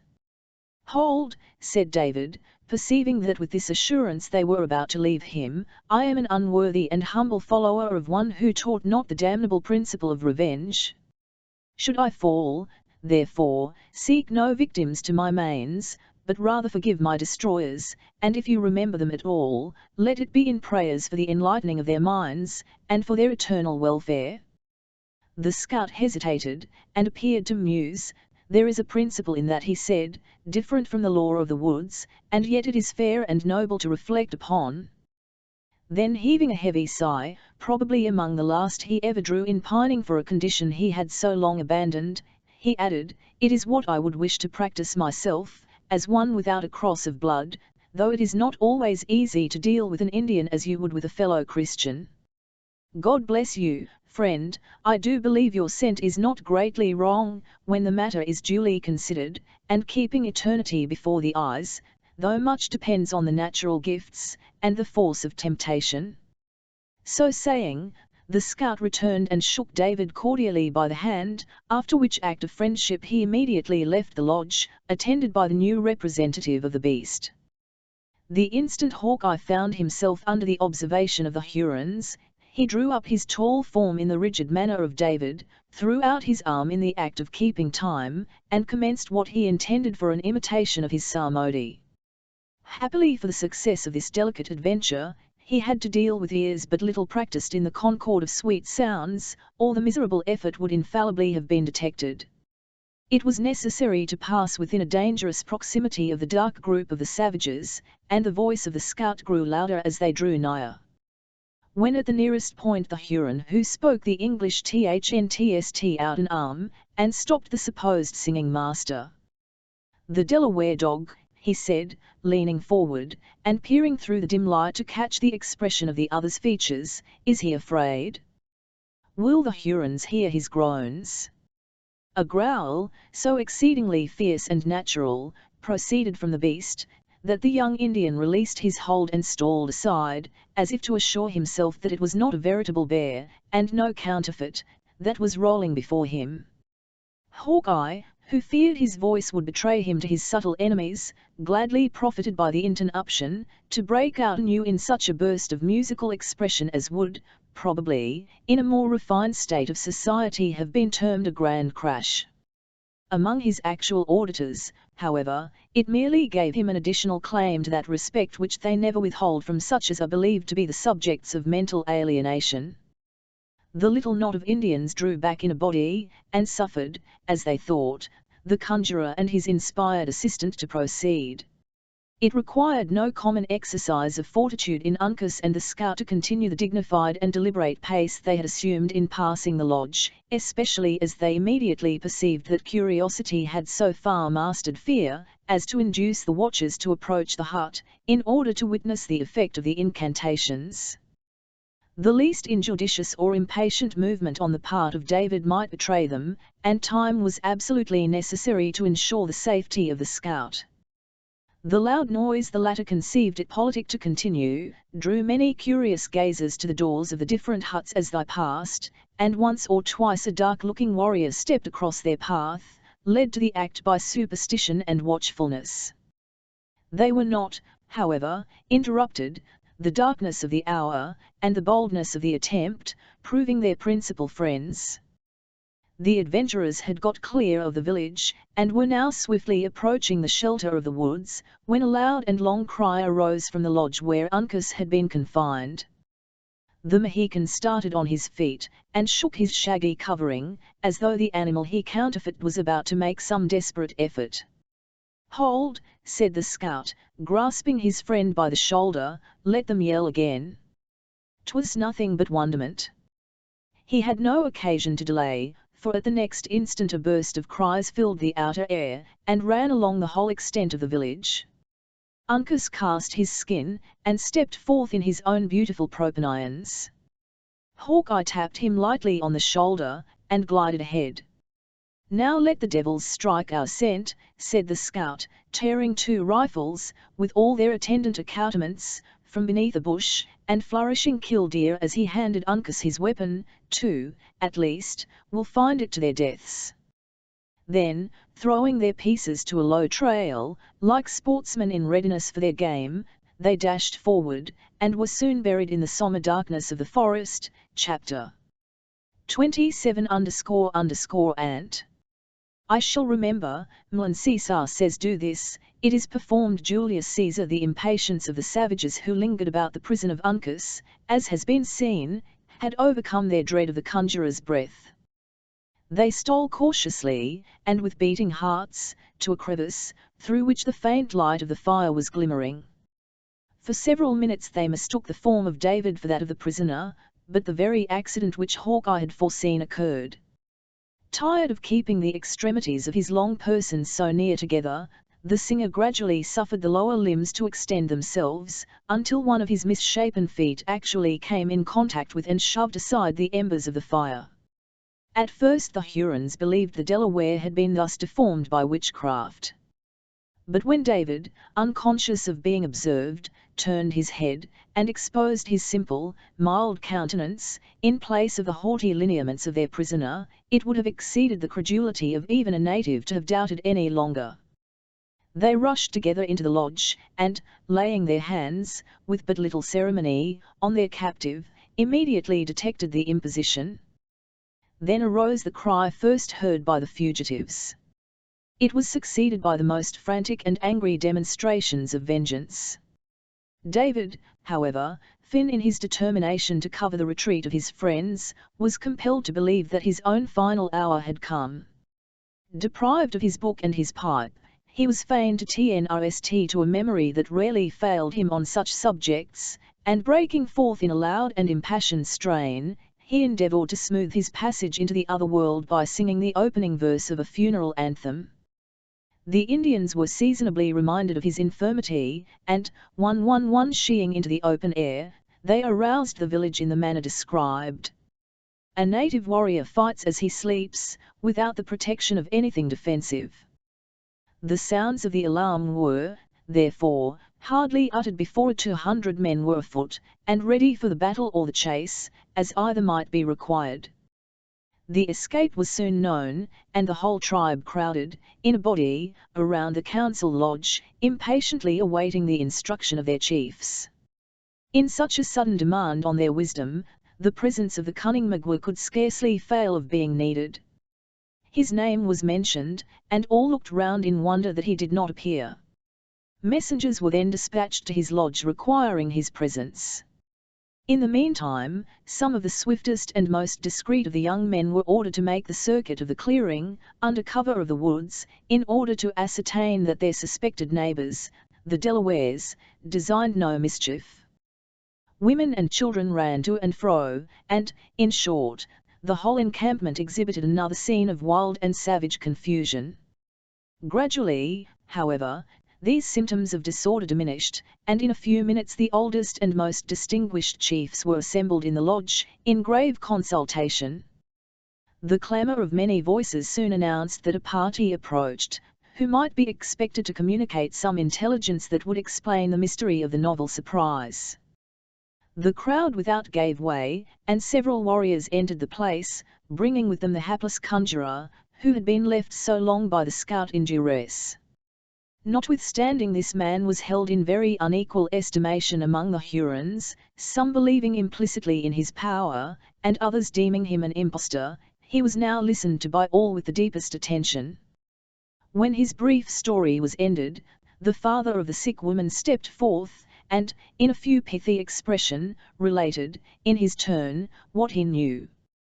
These two narratives gave a proper direction to the subsequent inquiries, which were now made with the characteristic cunning of savages. Instead of rushing in a confused and disorderly throng to the cavern, 10 of the wisest and firmest among the chiefs were selected to prosecute the investigation. As no time was to be lost, the instant the choice was made the individuals appointed rose in a body and left the place without speaking.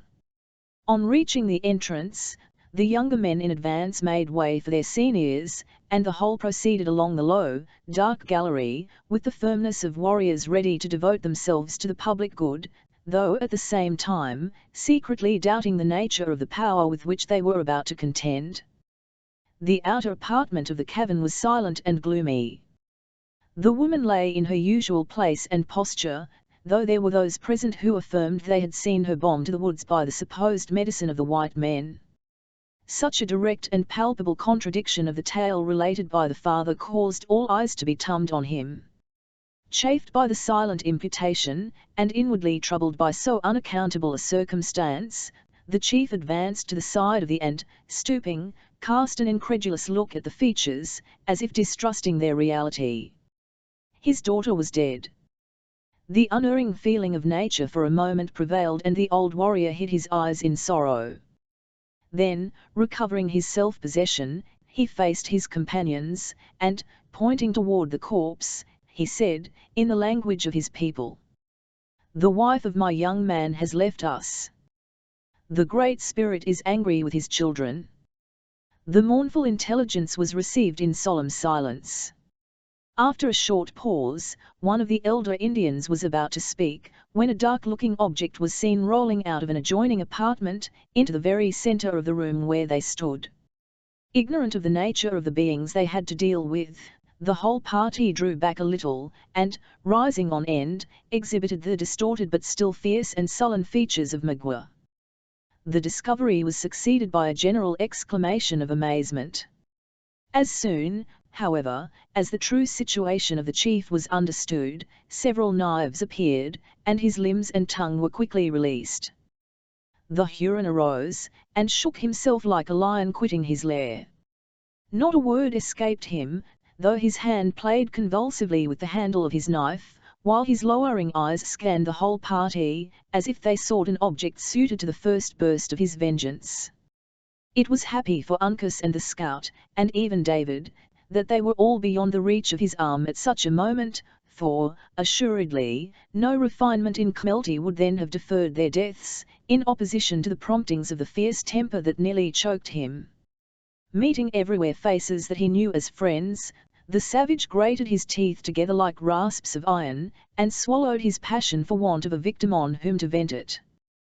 This exhibition of anger was noted by all present, and from an apprehension of exasperating a temper that was already chafed nearly to madness, several minutes were suffered to pass before another word was uttered. When, however, suitable time had elapsed, the oldest of the party spoke. "My friend has found an enemy," he said. "Is he nigh that the Hurons might take revenge?" "Let the Delaware die," exclaimed Magua, in a voice of thunder. Another longer and expressive silence was observed, and was broken, as before, with due precaution, by the same individual. "The Mohican is swift of foot, and leaps far," he said, "but my young men are on his trail." "Is he gone?" demanded Magua, in tones so deep and guttural, that they seemed to proceed from his inmost chest. "An evil spirit has been among us, and the Delaware has blinded our eyes." "An evil spirit," repeated the other, mockingly, "'tis the spirit that has taken the lives of so many Hurons, the spirit that slew my young men at the tumbling river, that took their scalps at the healing spring, and who has, now, bound the arms of Larinad Subtil." "Of whom does my friend speak?" "Of the dog who carries the heart and cunning of a Huron under a pale skin, La Longue Carabine." The pronunciation of so terrible a name produced the usual effect among his auditors. But when time was given for reflection, and the warriors remembered that their formidable and daring enemy had even been in the bosom of their encampment, working injury, fearful rage took the place of wonder, and all those fierce passions with which the bosom of Magua had just been struggling were suddenly transferred to his companions. Some among them gnashed their teeth in anger, others vented their feelings in yells, and some, again, beat the air as frantically as if the object of their resentment were suffering under their blows. But this sudden outbreaking of temper as quickly subsided in the still and sullen restraint they most affected in their moments of inaction. Magua, who had in his turn found leisure for reflection, now changed his manner, and assumed the air of one who knew how to think and act with a dignity worthy of so grave a subject. "Let us go to my people," he said, "they wait for us." His companions consented in silence, and the whole of the savage party left the cavern and returned to the council lodge. When they were all eyes turned on Magua, who understood, from such an indication, that, by common consent, they had devolved the duty of relating what had passed on him, he arose, and told his tale without duplicity or reservation. The whole deception practiced by both Duncan and Hawkeye was, of course, laid naked, and no room was found, even for the most superstitious of the tribe, any longer to affix a doubt on the character of the occurrences. It was but too apparent that they had been insultingly, shamefully, disgracefully deceived. When he had ended, and resumed his seat, the collected tribe, for his auditors, in substance, included all the fighting men of the party, sat regarding each other like men astonished equally at the audacity and the success of their enemies. The next consideration, however, was the means and opportunities for revenge. Additional pursuers were sent on the trail of the fugitives, and then the chiefs applied themselves, in earnest, to the business of consultation. Many different expedients were proposed by the elder warriors, in succession, to all of which Magua was a silent and respectful listener. That subtle savage had recovered his artifice and self-command, and now proceeded toward his object with his customary caution and skill. It was only when each one disposed to speak had uttered his sentiments, that he prepared to advance his own opinions. They were given with additional weight from the circumstance that some of the runners had already returned, and reported that their enemies had been traced so far as to leave no doubt of their having sought safety in the neighboring camp of their suspected allies, the Delawares. With the advantage of possessing this imminent intelligence, the chief warily laid his plans before his fellows, and, as might have been anticipated from his eloquence and cunning, they were adopted without a dissenting voice. They were, briefly, as follows, both in opinions and in motives. It has been already stated that, in obedience to a policy rarely departed from, the sisters were separated so soon as they reached the Huron village. Magua had early discovered that in retaining the person of Alice, he possessed the most effectual check on Cora. When they parted, therefore, he kept the former within reach of his hand, consigning the one he most valued to the keeping of their allies. The arrangement was understood to be merely temporary, and was made as much with a view to flatter his neighbours as in obedience to the invariable rule of Indian policy. While goaded incessantly by these revengeful impulses that in a savage seldom slumber, the chief was still attentive to his more permanent personal interests. The follies and disloyalty committed in his youth were to be expiated by a long and painful penance, ere he could be restored to the full enjoyment of the confidence of his ancient people, and without confidence there could be no authority in an Indian tribe. In this delicate and arduous situation, the crafty native had neglected no means of increasing his influence, and one of the happiest of his expedients had been the success with which he had cultivated the favour of their powerful and dangerous neighbours. The result of his experiment had answered all the expectations of his policy, for the Hurons were in no degree exempt from that governing principle of nature, which induces man to value his gifts precisely in the degree that they are appreciated by others. But, while he was making this ostensible sacrifice to general considerations, Magua never lost sight of his individual motives. The latter had been frustrated by the unlooked-for events which had placed all his prisoners beyond his control, and he now found himself reduced to the necessity of suing for favours to those whom it had so lately been his policy to oblige. Several of the chiefs had proposed deep and treacherous schemes to surprise the Delawares and, by gaining possession of their camp, to recover their prisoners by the same blow, for all agreed that their honour, their interests, and the peace and happiness of their dead countrymen, imperiously required them speedily to immolate some victims to their revenge. But plans so dangerous to attempt, and of such doubtful issue, Magua found little difficulty in defeating. He exposed their risk and fallacy with his usual skill, and it was only after he had removed every impediment, in the shape of opposing advice, that he ventured to propose his own projects. He commenced by flattering the self-love of his auditors, a never-failing method of commanding attention. When he had enumerated the many different occasions on which the Hurons had exhibited their courage and prowess, in the punishment of insults, he digressed in a high encomium on the virtue of wisdom.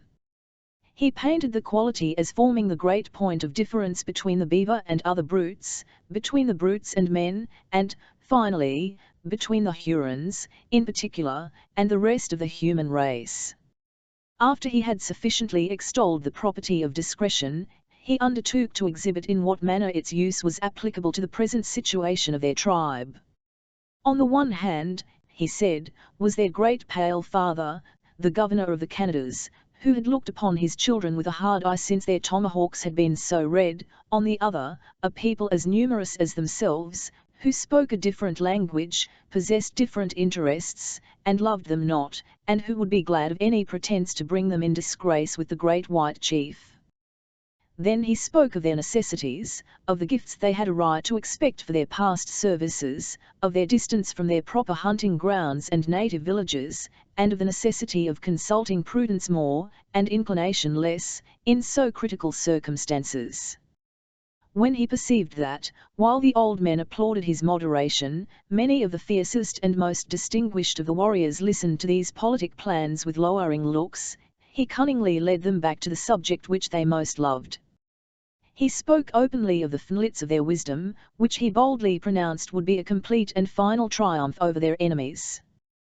He even darkly hinted that their success might be extended, with proper caution, in such a manner as to include the destruction of all whom they had reason to hate. In short, he so blended the warlike with the artful, the obvious with the obscure, as to flatter the propensities of both parties, and to leave to each subject of hope, while neither could say it clearly comprehended his intentions. The orator, or the politician, who can produce such a state of things, is commonly popular with his contemporaries, however he may be treated by posterity. All perceived that more was meant than was uttered, and each one believed that the hidden meaning was precisely such as his own faculties enabled him to understand, or his own wishes led him to anticipate. In this happy state of things, it is not surprising that the management of Magua prevailed. The tribe consented to act with deliberation, and with one voice they committed the direction of the whole affair to the government of the chief who had suggested such wise and intelligible expedients. Magua had now attained one great object of all his cunning and enterprise. The ground he had lost in the favour of his people was completely regained, and he found himself even placed at the head of affairs. He was, in TNLTH, their mullah, and, so long as he could maintain his popularity, no monarch could be more despotic, especially while the tribe continued in a hostile country. Throwing off, therefore, the appearance of consultation, he assumed the grave air of authority necessary to support the dignity of his office. Runners were dispatched for intelligence in different directions, spies were ordered to approach and feel the encampment of the Delawares, the warriors were dismissed to their lodges, with an intimation that their services would soon be needed, and the women and children were ordered to retire, with a warning that it was their province to be silent. When these several arrangements were made, Magua passed through the village, stopping here and there to pay a visit where he thought his presence might be flattering to the individual. He confined his friends in their confidence, fixed the wavering, and gratified all. Then he sought his own lodge. The wife the Huron chief had abandoned, when he was chased from among his people, was dead. Children he had none, and he now occupied a hut, without companion of any sort. It was, in fact, the dilapidated and solitary structure in which David had been discovered, and whom he had tolerated in his presence, on those few occasions when they met, with the contemptuous indifference of a haughty superiority. Hither, then, Magua retired, when his labours of policy were ended. While others slept, however, he neither knew or sought repose. Had there been one sufficiently curious to have watched the movements of the newly elected chief, he would have seen him seated in a corner of his lodge, musing on the subject of his future plans, from the hour of his retirement to the time he had appointed for the Wanayas to assemble again. Occasionally the air breathed through the crevices of the hut, and the low flame that fluttered about the embers of the fire threw their wavering light on the person of the sullen recluse. At such moments it would not have been difficult to have fancied the dusky savage the prince of darkness brooding on his own fancied wrongs, and plotting evil. Long before the day dawned, however, warrior after warrior entered the solitary hut of Magua, until they had collected to the number of 20. Each bore his rifle, and all the other accoutrements of war, though the paint was uniformly peaceful. The entrance of these fierce-looking beings was unnoticed, some seating themselves in the shadows of the place, and others standing like motionless statues, until the whole of the designated band was collected. Then Magua arose and gave the signal to proceed, marching himself in advance. They followed their leader singly, and in that well-known order which has obtained the distinguishing appellation of Indian file. Unlike other men engaged in the spirit-stirring business of war, they stole from their camp unostentatiously and unobserved, resembling a band of gliding spectres, more than warriors seeking the bubble reputation by deeds of desperate daring. Instead of taking the path which led directly toward the camp of the Delawares, Magua led his party for some distance down the windings of the stream, and along the little unofficial lake of the Beavers. The day began to dawn as they entered the clearing which had been formed by those sagacious and industrious animals. Though Magua, who had resumed his ancient garb, bore the outline of a fox on the dressed skin which formed his robe, there was one chief of his party who carried the beaver as his peculiar symbol, or totem. There would have been a species of profanity in the omission, had this man passed so powerful a community of his fancied kindred, without bestowing some evidence of his regard. Accordingly, he paused, and spoke in words as kind and friendly as if he were addressing more intelligent beings. He called the animals his cousins, and reminded them that his protecting influence was the reason they remained unharmed, while many avaricious traders were prompting the Indians to take their lives. He promised a continuance of his favors, and admonished them to be grateful. After which, He spoke of the expedition in which he was himself engaged, and intimated, though with sufficient delicacy and circumlocution, the expediency of bestowing on their relative a portion of that wisdom for which they were so renowned. These harangues of the beasts were among the Indians. They often address their victims in this way, reproaching them for cowardice or commending their resolution, as they may happen to exhibit fortitude or the se in suffering. During the utterance of this extraordinary address, the companions of the speaker were as grave and as attentive to his language as though they were all equally impressed with its propriety. Once or twice black objects were seen rising to the surface of the water, and the Huron expressed pleasure, conceiving that his words were not bestowed in vain. Just as he ended his address, the head of a large beaver was thrust from the door of a lodge, whose earthen walls had been much injured, and which the party had believed, from its situation, to be uninhabited. Such an extraordinary sign of confidence was received by the orator as a highly favourable omen, and though the animal retreated a little precipitately, he was lavish of his thanks and commendations. When Magua thought sufficient time had been lost in gratifying the family affection of the warrior, he again made the signal to proceed. As the Indians moved away in a body, and with a step that would have been inaudible to the ears of any common man, the same venerable-looking beaver once more ventured his head from its cover. Had any of the Hurons turned to look behind them, they would have seen the animal watching their movements with an interest and sagacity that might easily have been mistaken for reason.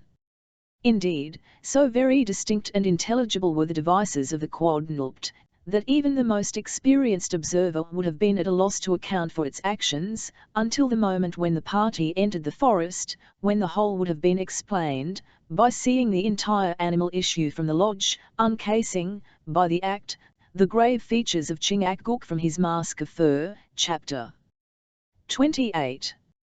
Brief, I pray for you set's a busy time with me, much ado about nothing. The tribe, or rather half-tribe, of Delawares, which has been so often mentioned, and whose present place of encampment was so nigh the temporary village of the Hurons, could assemble about an equal number of warriors with the latter people. Like their neighbours, they had followed Montcalm into the territories of the English crown, and were making heavy and serious inroads on the hunting grounds of the Mohawks, though they had seen fit, with the mysterious reserve so common among the natives, to withhold their assistance at the moment when it was most required. The French had accounted for this unexpected defection on the part of their ally in various ways. It was the prevalent opinion, however, that they had been influenced by veneration for the ancient treaty, that had once made them dependent on the Six Nations for military protection, and now rendered them reluctant to encounter their former masters. As for the tribe itself, it had been content to announce to Montcalm, through his emissaries, with Indian brevity, that their hatchets were dull, and time was necessary to sharpen them. The politic captain of the Canadas had deemed it wiser to submit to entertain a passive friend, than by any acts of ill-judged severity to convert him into an open enemy. On that morning when Magua led his silent party from the settlement of the Beavers into the forests, in the manner described, the sun rose upon the Delaware encampment as if it had suddenly burst upon a busy people, actively employed in all the customary avocations of high noon. The women ran from lodge to lodge, some engaged in preparing their morning's meal, a few earnestly bent on seeking the comfort necessary to their habits, but more pausing to exchange hasty and whispered sentences with their friends. The warriors were lounging in groups, musing more than they conversed, and when a few words were uttered, speaking like men who deeply weighed their opinions. The instruments of the chase were to be seen in abundance among the lodges, but none departed. Here and there a warrior was examining his ands, with an attention that is rarely bestowed on the implements, when no other enemy than the beasts of the forest is expected to be encountered. And occasionally, the eyes of a whole group were turned simultaneously toward a large and silent lodge in the center of the village, as if it contained the subject of their common thoughts. During the existence of this scene, a man suddenly appeared at the furthest extremity of a platform of rock which formed the level of the village. He was without arms, and his pain tended rather to soften than increase the natural sternness of his austere countenance. When in full view of the Delawares he stopped, and made a gesture of amity, by throwing his arm upward toward heaven, and then letting it fall impressively on his breast. The inhabitants of the village answered his salute by a low murmur of welcome, and encouraged him to advance by similar indications of friendship.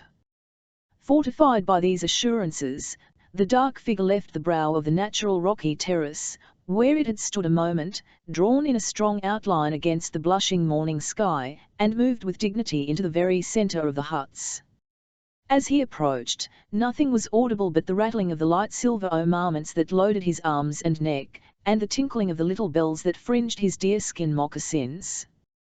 He made, as he advanced, many courteous signs of greeting to the men he passed, neglecting to notice the women, however, like one who deemed their favour, in the present enterprise, of no importance. When he had reached the group in which it was evident, by the haughtiness of their common mien, that the principal chiefs were collected, the stranger paused, and then the Delawares saw that the active and erect form that stood before them was that of the well-known Huron chief, Larenad Subtil. His reception was grave, silent, and wary. The warriors in front stepped aside, opening the way to their most approved orator by the action, one who spoke all those languages that were cultivated among the northern aborigines.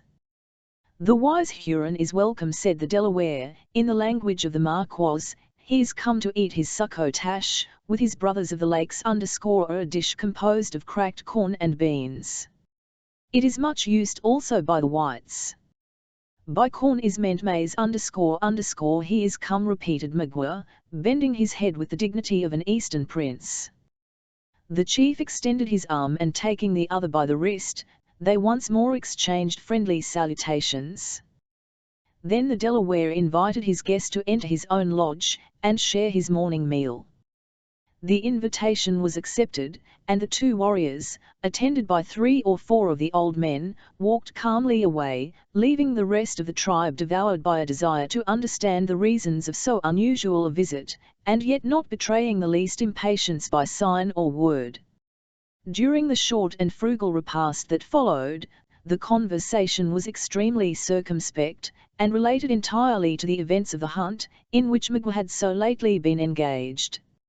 It would have been impossible for the most finished breeding to wear more of the appearance of considering the visit as a thing of course, than did his hosts, notwithstanding every individual present was perfectly aware that it must be connected with some secret object, and that probably of importance to themselves. When the appetites of the whole were appeased, the squaws removed the trenchers and gourds, and the two parties began to prepare themselves for a subtle trial of their wits. "Is the face of my great Canada father turned again toward his Huron children?" demanded the orator of the Delawares. "When was it ever otherwise?" returned Magua. "He calls my people most beloved." The Delaware gravely bowed his acquiescence to what he knew to be false, and continued, "The tomahawks of your young men have been very red." "It is so, but they are now bright and dull, for the Yuengers are dead, and the Delawares are our neighbours." The other acknowledged the pacific compliment by a gesture offhand, and remained silent. Then Magua, as if recalled to such a recollection, by the allusion to the massacre, demanded, "Does my prisoner give trouble to my brothers?" "She is welcome. The path between the Hurons and the Delawares is short and it is open. Let her be sent to my squaws, if she gives trouble to my brother." "She is welcome," returned the chief of the latter nation, still more emphatically.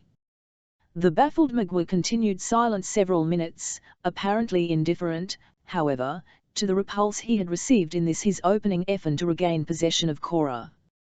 "Do my young men leave the Delawares' room on the mountains for their hunts?" he at length continued. "The Lenape are rulers of their own hills," returned the other a little haughtily.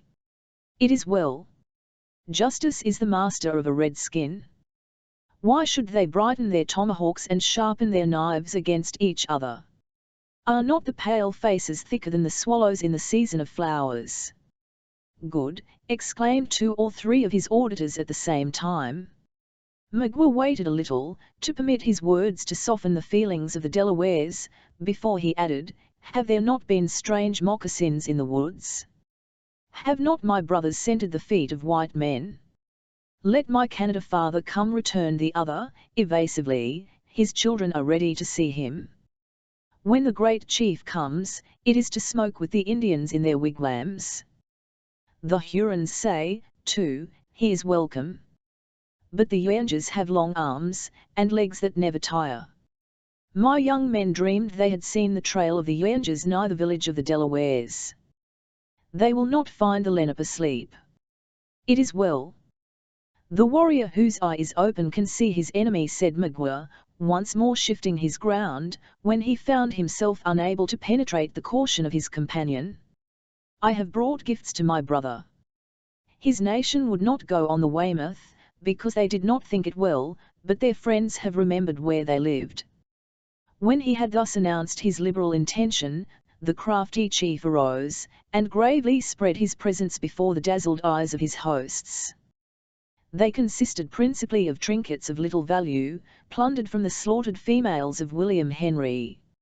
In the division of the baubles the cunning Huron discovered no less art than in their selection.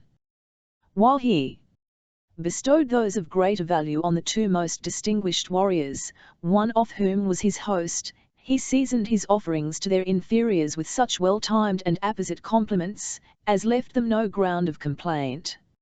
In short, the whole ceremony contained such a happy blending of the profitable with the flattering, that it was not difficult for the donor immediately to read the effect of a generosity so aptly mingled with praise, in the eyes of those he addressed. This well-judged and politic stroke on the part of Magua was not without instantaneous results. The Delawares lost their gravity in a much more cordial expression, and the host, in particular, after contemplating his own liberal share of the spoil for some moments with peculiar gratification, repeated with strong emphasis, the words, "My brother is a wise chief. He is welcome." "The Hurons love their friends the Delawares," returned Magua. "Why should they not?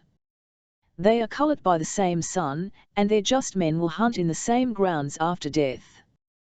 The redskins should be friends, and look with open eyes on the white men. Has not my brother scented spies in the woods?" The Delaware, whose name in English signified hard heart, an appellation that the French had translated into Locoyergia, forgot that obduracy of purpose, which had probably obtained him so significant a title. His countenance grew very sensibly less stern, and he now deigned to answer more directly. "There have been strange moccasins about my camp. They have been tracked into my lodges." "Did my brother beat out the dogs?" asked Magua, without adverting in any manner to the former equivocation of the chief. "It would not do. The stranger is always welcome to the children of the Lenape." "The stranger, but not the spy.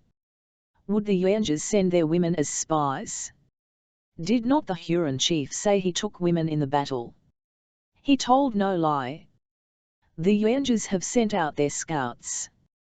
They have been in my wigwams, but they found there no one to say welcome. Then they fled to the Delawares, for, say they, the Delawares are our friends, their minds are turned from their Canada father." This insinuation was a home thrust, and one that in a more advanced state of society would have entitled Magua to the reputation of a skillful diplomatist.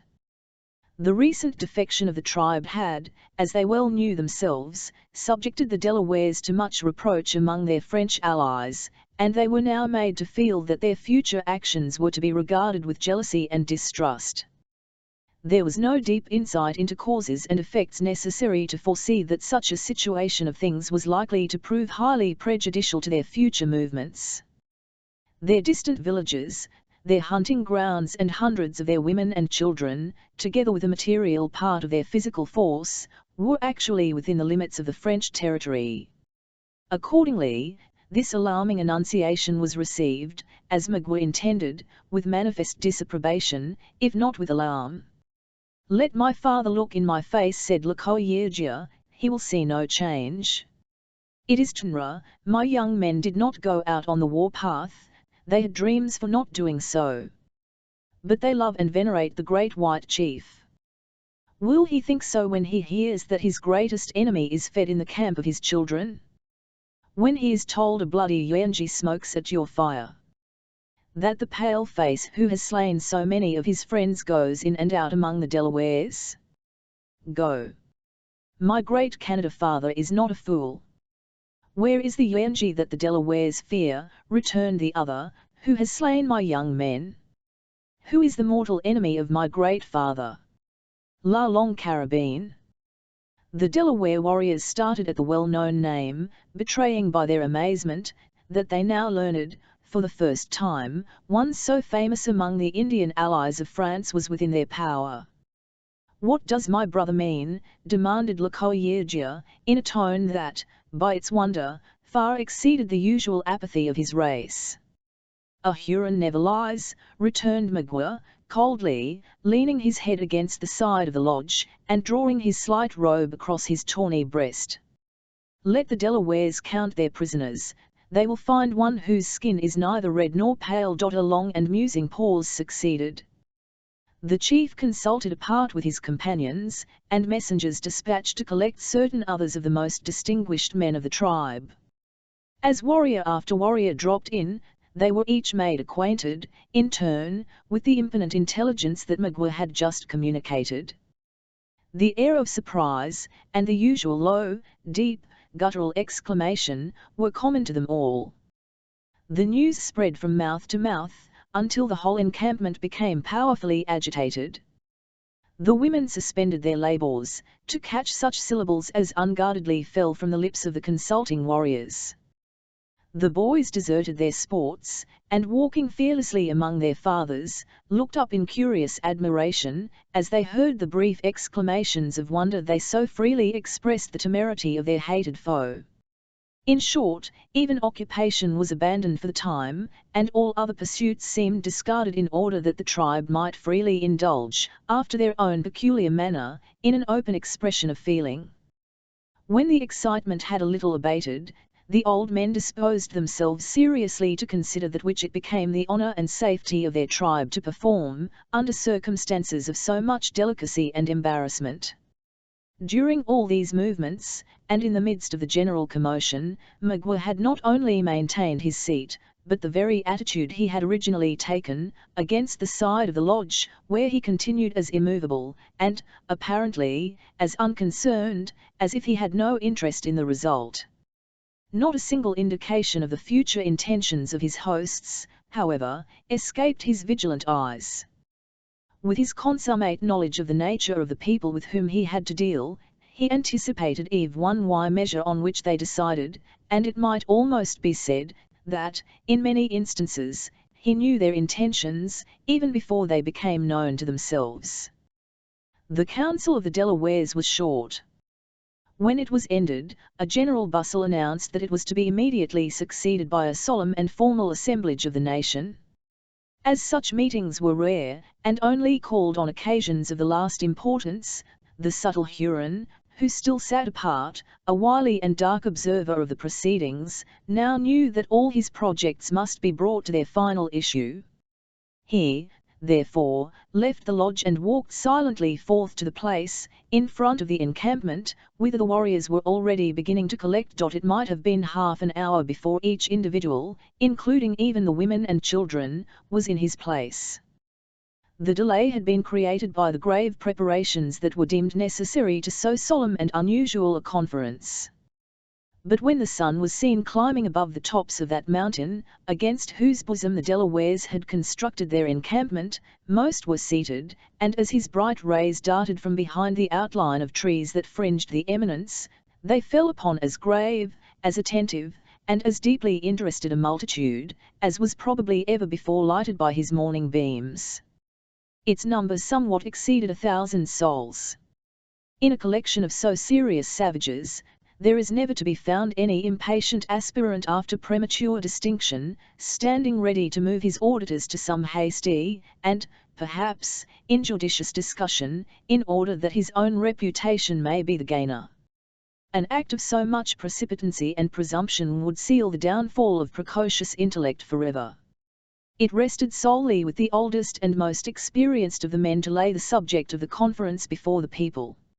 Until such a one chose to make some movement, no deeds in arms, no natural gifts, nor any renown as an orator, would have justified the slightest internal option. On the present occasion, the aged warrior whose privilege it was to speak, was silent, seemingly oppressed with the magnitude of his subject. The delay had already continued long beyond the usual deliberative pause that always preceded a conference, but no sign of impatience or surprise escaped even the youngest boy. Occasionally an eye was raised from the earth, where the looks of most were riveted, and strayed toward a particular lodge, that was, however, in no manner distinguished from those around it, except in the peculiar care that had been taken to protect it against the assaults of the weather. At length one of those low murmurs, that are so apt to disturb a multitude, was heard, and the whole nation arose to their feet by a common impulse. At that instant the door of the lodge in question opened, and 3 men, issuing from it, slowly approached the place of consultation. They were all aged, even beyond that period to which the oldest present had reached, but one in the centre, who leaned on his companions for support, had numbered an amount of years to which the human race is seldom permitted to attain. His frame, which had once been tall and erect, like the cedar, was now bending under the pressure of more than a century. The elastic, light step of an Indian was gone, and in its place he was compelled to toil his tardy way over the ground, inch by inch. His dark, wrinkled countenance was in singular and wild contrast with the long white locks which floated on his shoulders, in such thickness, as to announce that generations had probably passed away since they had last been shorn. The dress of this patriarch, for such, considering his vast age, in conjunction with his affinity and influence with his people, he might very properly be termed, was rich and imposing, though strictly after the simple fashions of the tribe. His robe was of the finest skins, which had been deprived of their fur, in order to admit of a hieroglyphical representation of various deeds in arms, done in former ages. His bosom was loaded with medals, some in massive silver, and 1 or 2 even in gold, the gifts of various Christian potentates during the long period of his life. He also wore armlets, and cinctures above the ankles, of the latter precious metal. His head, on the whole of which the hair had been permitted to grow, the pursuits of war having so long been abandoned, was encircled by a sort of plated diadem, which, in its turn, bore lesser and more glittering ornaments, that sparkled amid the glossy hues of 3 drooping ostrich feathers, dyed a deep black, in touching contrast to the colour of his snow-white locks. His tomahawk was nearly hid in silver, and the handle of his knife shone like a horn of solid gold. So soon as the first hum of emotion and pleasure, which the sudden appearance of this venerated individual created, had a little subsided, the name of Tamenund was whispered from mouth to mouth. Magua had often heard the fame of this wise and just Delaware, a reputation that even proceeded so far as to bestow on him the rare gift of holding secret communion with the Great Spirit, and which has since transmitted his name, with some slight alteration, to the white usurpers of his ancient territory, as the imaginary tutelar saint of a vast empire. The Huron chief, therefore, stepped eagerly out a little from the throng, to a spot whence he might catch a nearer glimpse of the features of the man, whose decision was likely to produce so deep an influence on his own fortunes. The Americans sometimes called their tutelar Saint Tamene, a corruption of the name of the renowned chief here introduced. There are many traditions which speak of the character and power of Tamenund and The eyes of the old man were closed, as though the organs were wearied with having so long witnessed the selfish workings of the human passions. The colour of his skin differed from that of most around him, being richer and darker, the latter having been produced by certain delicate and mazy lines of complicated and yet beautiful figures, which had been traced over most of his person by the operation of tattooing. Notwithstanding the position of the Huron, he passed the observant and silent Magua without notice, and leaning on his 2 venerable supporters proceeded to the high place of the multitude, where he seated himself in the centre of his nation, with the dignity of a monarch and the air of a father. Nothing could surpass the reverence and affection with which this unexpected visit from one who belongs rather to another world than to this, was received by his people. After a suitable and decent pause, the principal chiefs arose, and, approaching the patriarch, they placed his hands reverently on their heads, seeming to entreat a blessing. The younger men were content with touching his robe, or even drawing nigh his person, in order to breathe in the atmosphere of one so aged, so just, and so valiant. None but the most distinguished among the youthful warriors even presumed so far as to perform the latter ceremony, the great mass of the multitude deeming it a sufficient happiness to look upon a form so deeply venerated, and so well beloved. When these acts of affection and respect were performed, the chiefs drew back again to their several places, and silence reigned in the whole encampment. After a short delay, a few of the young men, to whom instructions had been whispered by one of the aged attendants of Tamenund, arose, left the crowd, and entered the lodge which has already been noted as the object of so much attention throughout that morning. In a few minutes they reappeared, escorting the individuals who had caused all these solemn preparations toward the seat of judgment. The crowd opened in a lane, and when the party had re-entered, it closed in again, forming a large and dense belt of human bodies, arranged in an open circle. Chapter 29 The assembly seat, rising o'er the rest, Achilles thus the king of men addressed Pope's Iliad Chorus stood foremost among the prisoners, entwining her arms in those of Alice, in the tenderness of sisterly love. Notwithstanding the fearful and menacing array of savages on every side of her, no apprehension on her own account could prevent the nobler-minded maiden from keeping her eyes fastened on the pale and anxious features of the trembling Alice. Close at their sides stood Hayward, with an interest in both, that, at such a moment of intense uncertainty, scarcely knew a preponderance in favour of her whom he most loved.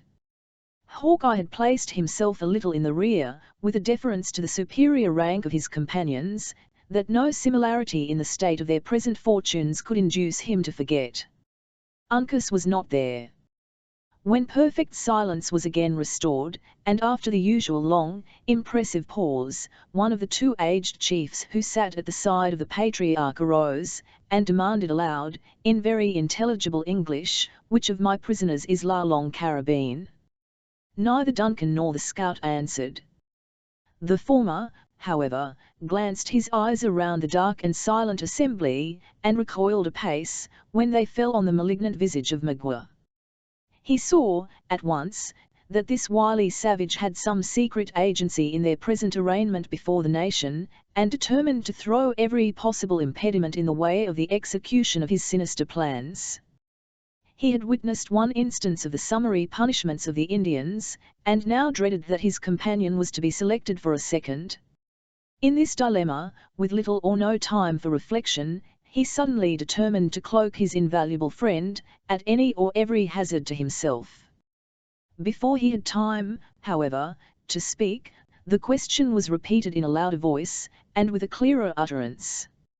"Give us arms," the young man haughtily replied, "and place us in yonder woods. Our deeds shall speak for us." "This is the warrior whose name has filled our ears," returned the chief, regarding Hayward with that sort of curious interest which seems inseparable from man, when first beholding one of his fellows to whom merit or accident, virtue or crime, has given notoriety. "What has brought the white man into the camp of the Delawares?" "My necessities. I come for food, shelter, and friends." "It cannot be. They are full of game." "The head of a warrior needs no other shelter than a sky without clouds, and the Delawares are the enemies, and not the friends of the Yangers. Go, the mouth has spoken, while the heart said nothing." Duncan, a little at a loss in what manner to proceed, remained silent, but the scout, who had listened attentively to all that passed, now advanced steadily to the front. "That I did not answer to the call for La Longue Carabine, was not owing either to shame or fear," he said, "for neither one nor the other is the gift of an honest man. But I do not admit the right of the Mingos to bestow a name on one whose friends have been mindful of his gifts, in this particular, especially as their title is a lie, killdeer being a grooved barrel and no carabine."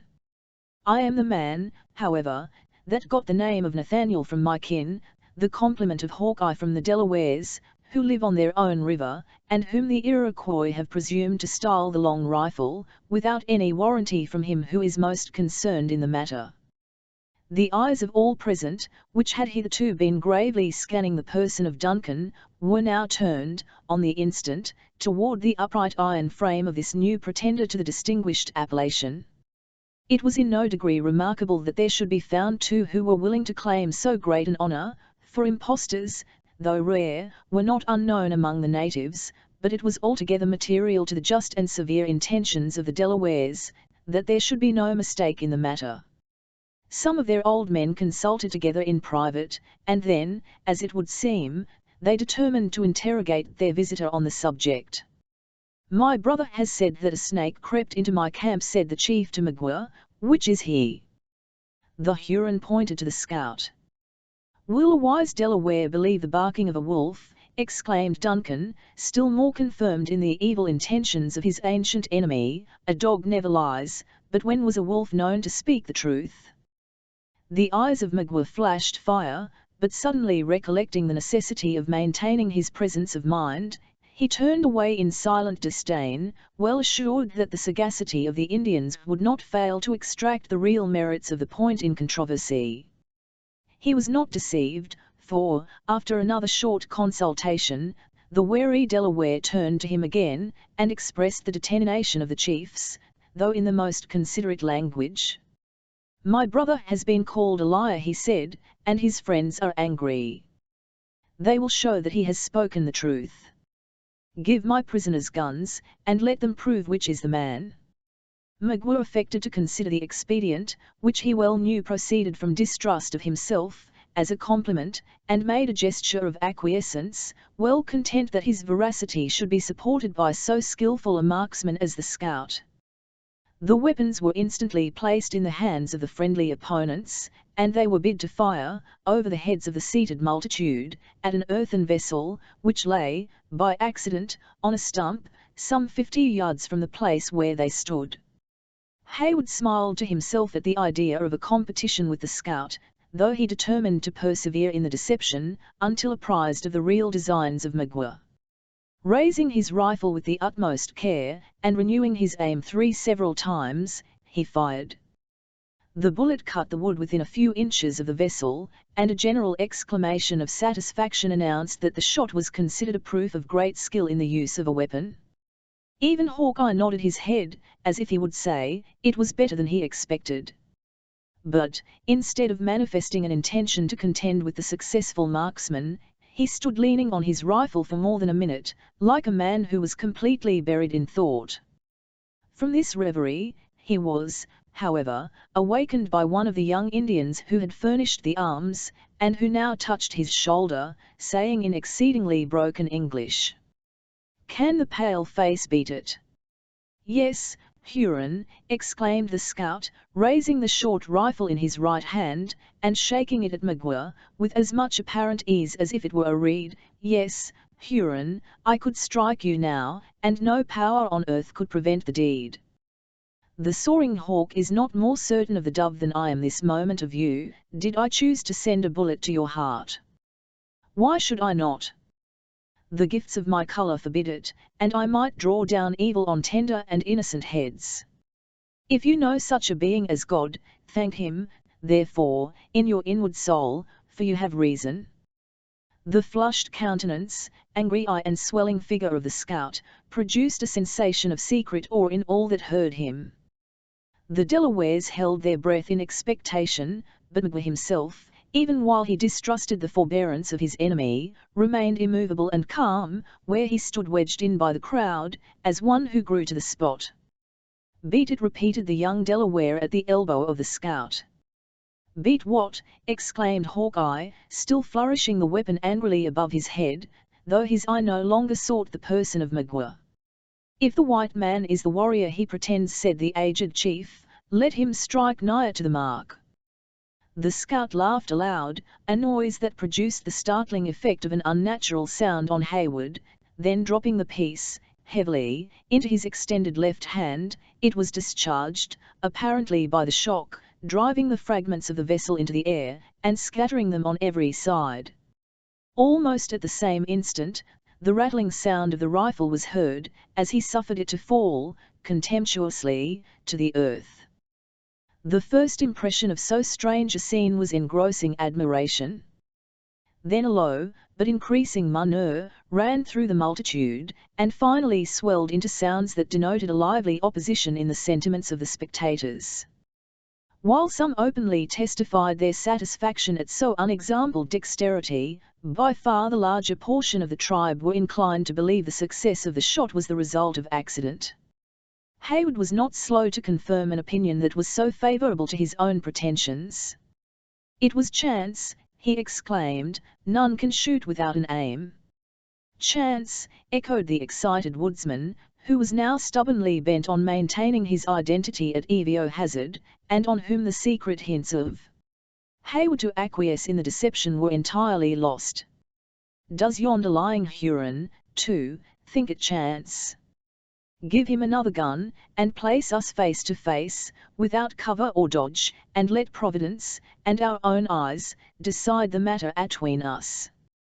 I do not make the offer, to you, Major, for our blood is of a colour, and we serve the same master." "That the Huron is a liar, is very evident," returned Hayward, coolly. "You have yourself heard him assert you to be La Longue Carabine." It were impossible to say what violent assertion the stubborn Hawkeye would have next made, in his headlong wish to vindicate his identity, had not the aged Delaware once more interposed. "The hawk which comes from the clouds can return when he will," he said. "Give them the guns." This time the scout seized the rifle with avidity, nor had Magua, though he watched the movements of the marksman with jealous eyes, any further cause for apprehension. "Now let it be proved, in the face of this tribe of Delawares, which is the better man," cried the scout, tapping the butt of his piece with that finger which had pulled so many fatal triggers. "You see that gourd hanging against yonder tree, Major. If you are a marksman fit for the borders, let me see you break its shell." Duncan noted the object, and prepared himself to renew the trial. The gourd was one of the usual little vessels used by the Indians, and it was suspended from a dead branch of a small pine, by a thong of deerskin, at the full distance of 100 yards.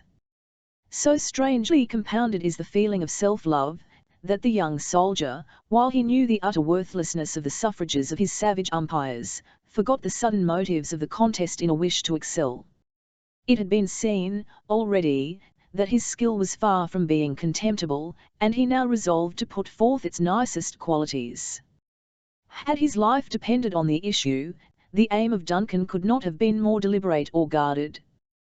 He fired, and 3 or 4 young Indians, who sprang forward at the report, announced with a shout, that the ball was in the tree, a very little on one side of the proper object. The warriors uttered a common ejaculation of pleasure, and then turned their eyes, inquilingly, on the movements of his rival. "It may do for the Royal Americans," said Hawkeye, laughing once more in his own silent, heartfelt manner, "but had my gun often turned so much from the TME line, many a marten, whose skin is now in a lady's muff, would still be in the woods, and many a bloody Mingo, who has departed to his final account, would be acting his deviltries at this very day, atween the provinces. I hope the squaw who owns the gourd has more of them in her wigwam, for this will never hold water again." The scout had shook his priming, and cocked his piece, while speaking, and, as he ended, he threw back a foot, and slowly raised the muzzle from the earth. The motion was steady, uniform, and in one direction. When on a perfect level, it remained for a single moment, without tremor or variation, as though both man and rifle were carved in stone. During that stationary instant, it poured F01th its contents, in a bright, glancing sheet of flame. Again the young Indians bounded forward, but their hurried search and disappointed looks announced that no traces of bullet were to be seen. "Go," said the old chief to the scout, in a tone of strong disgust, "thou art a wolf in the skin of a dog. I will talk to the long rifle of the Yangers." All Had I that piece which furnished the name you use, I would obligate myself to cut the thong, and drop the gourd without breaking it, resumed Hawkeye, perfectly undisturbed by the other's manner. Fools, if you would find the bullet of a sharpshooter in these woods, you must look in the object, and not around it. The Indian youths instantly comprehended his meaning, for this time he spoke in the Delaware tongue, and tearing the gourd from the tree, they held it on high with an exulting shout, displaying a hole in its bottom, which had been cut by the bullet, after passing through the usual orifice in the centre of its upper side. At this unexpected exhibition, a loud and vehement expression of pleasure burst from the mouth of every warrior present. It decided the question, and effectually established Hawkeye in the possession of his dangerous reputation. Those curious and admiring eyes which had been turned again on Hayward, were finally directed to the weather-beaten form of the scout, who immediately became the principal object of attention to the simple and unsophisticated beings by whom he was surrounded. When the sudden and noisy commotion had a little subsided, the aged chief resumed his examination. "Why did you wish to stop my ears?" he said, addressing Duncan. "Are the Delawares fools that they could not know the young panther from the cat?" "They will yet find the Huron a singing bird," said Duncan, endeavouring to adopt the figurative language of the natives. "It is good. We will know who can shut the ears of men." "Brother," added the chief, turning his eyes on Magua, "the Delawares listen." Thus singled, and directly called on to declare his object, the Huron arose, and advancing with great deliberation and dignity into the very centre of the circle, where he stood confronted by the prisoners, he placed himself in an attitude to speak. Before opening his mouth, however, he bent his eyes slowly along the whole living boundary of earnest faces, as if to temper his expressions to the capacities of his audience. On Hawkeye he cast a glance of respectful enmity, on Duncan, a look of inextinguishable hatred. The shrinking figure of Alice he scarcely deigned to notice, but when his glance met the firm, commanding, and yet lovely form of Cora, his eye lingered a moment, with an expression that it might have been difficult to define. Then, filled with his own dark intentions, he spoke in the language of the Canadas, a tongue that he well knew was comprehended by most of his auditors. "The spirit that made men cullet them differently," commenced the subtle Huron. "Some are blacker than the sluggish bear. These he said should be slaves, and he ordered them to work forever, like the beaver. You may hear them groan, when the south wind blows, louder than the lowing buffaloes, along the shores of the Great Salt Lake, where the big canoes come and go with them in droves. Some he made with faces paler than the ermine of the forests, and these he ordered to be traders, dogs to their women, and wolves to their slaves. He gave this people the nature of the pigeon, wings that never tire, young, more plentiful than the leaves on the trees, and appetites to devour the earth.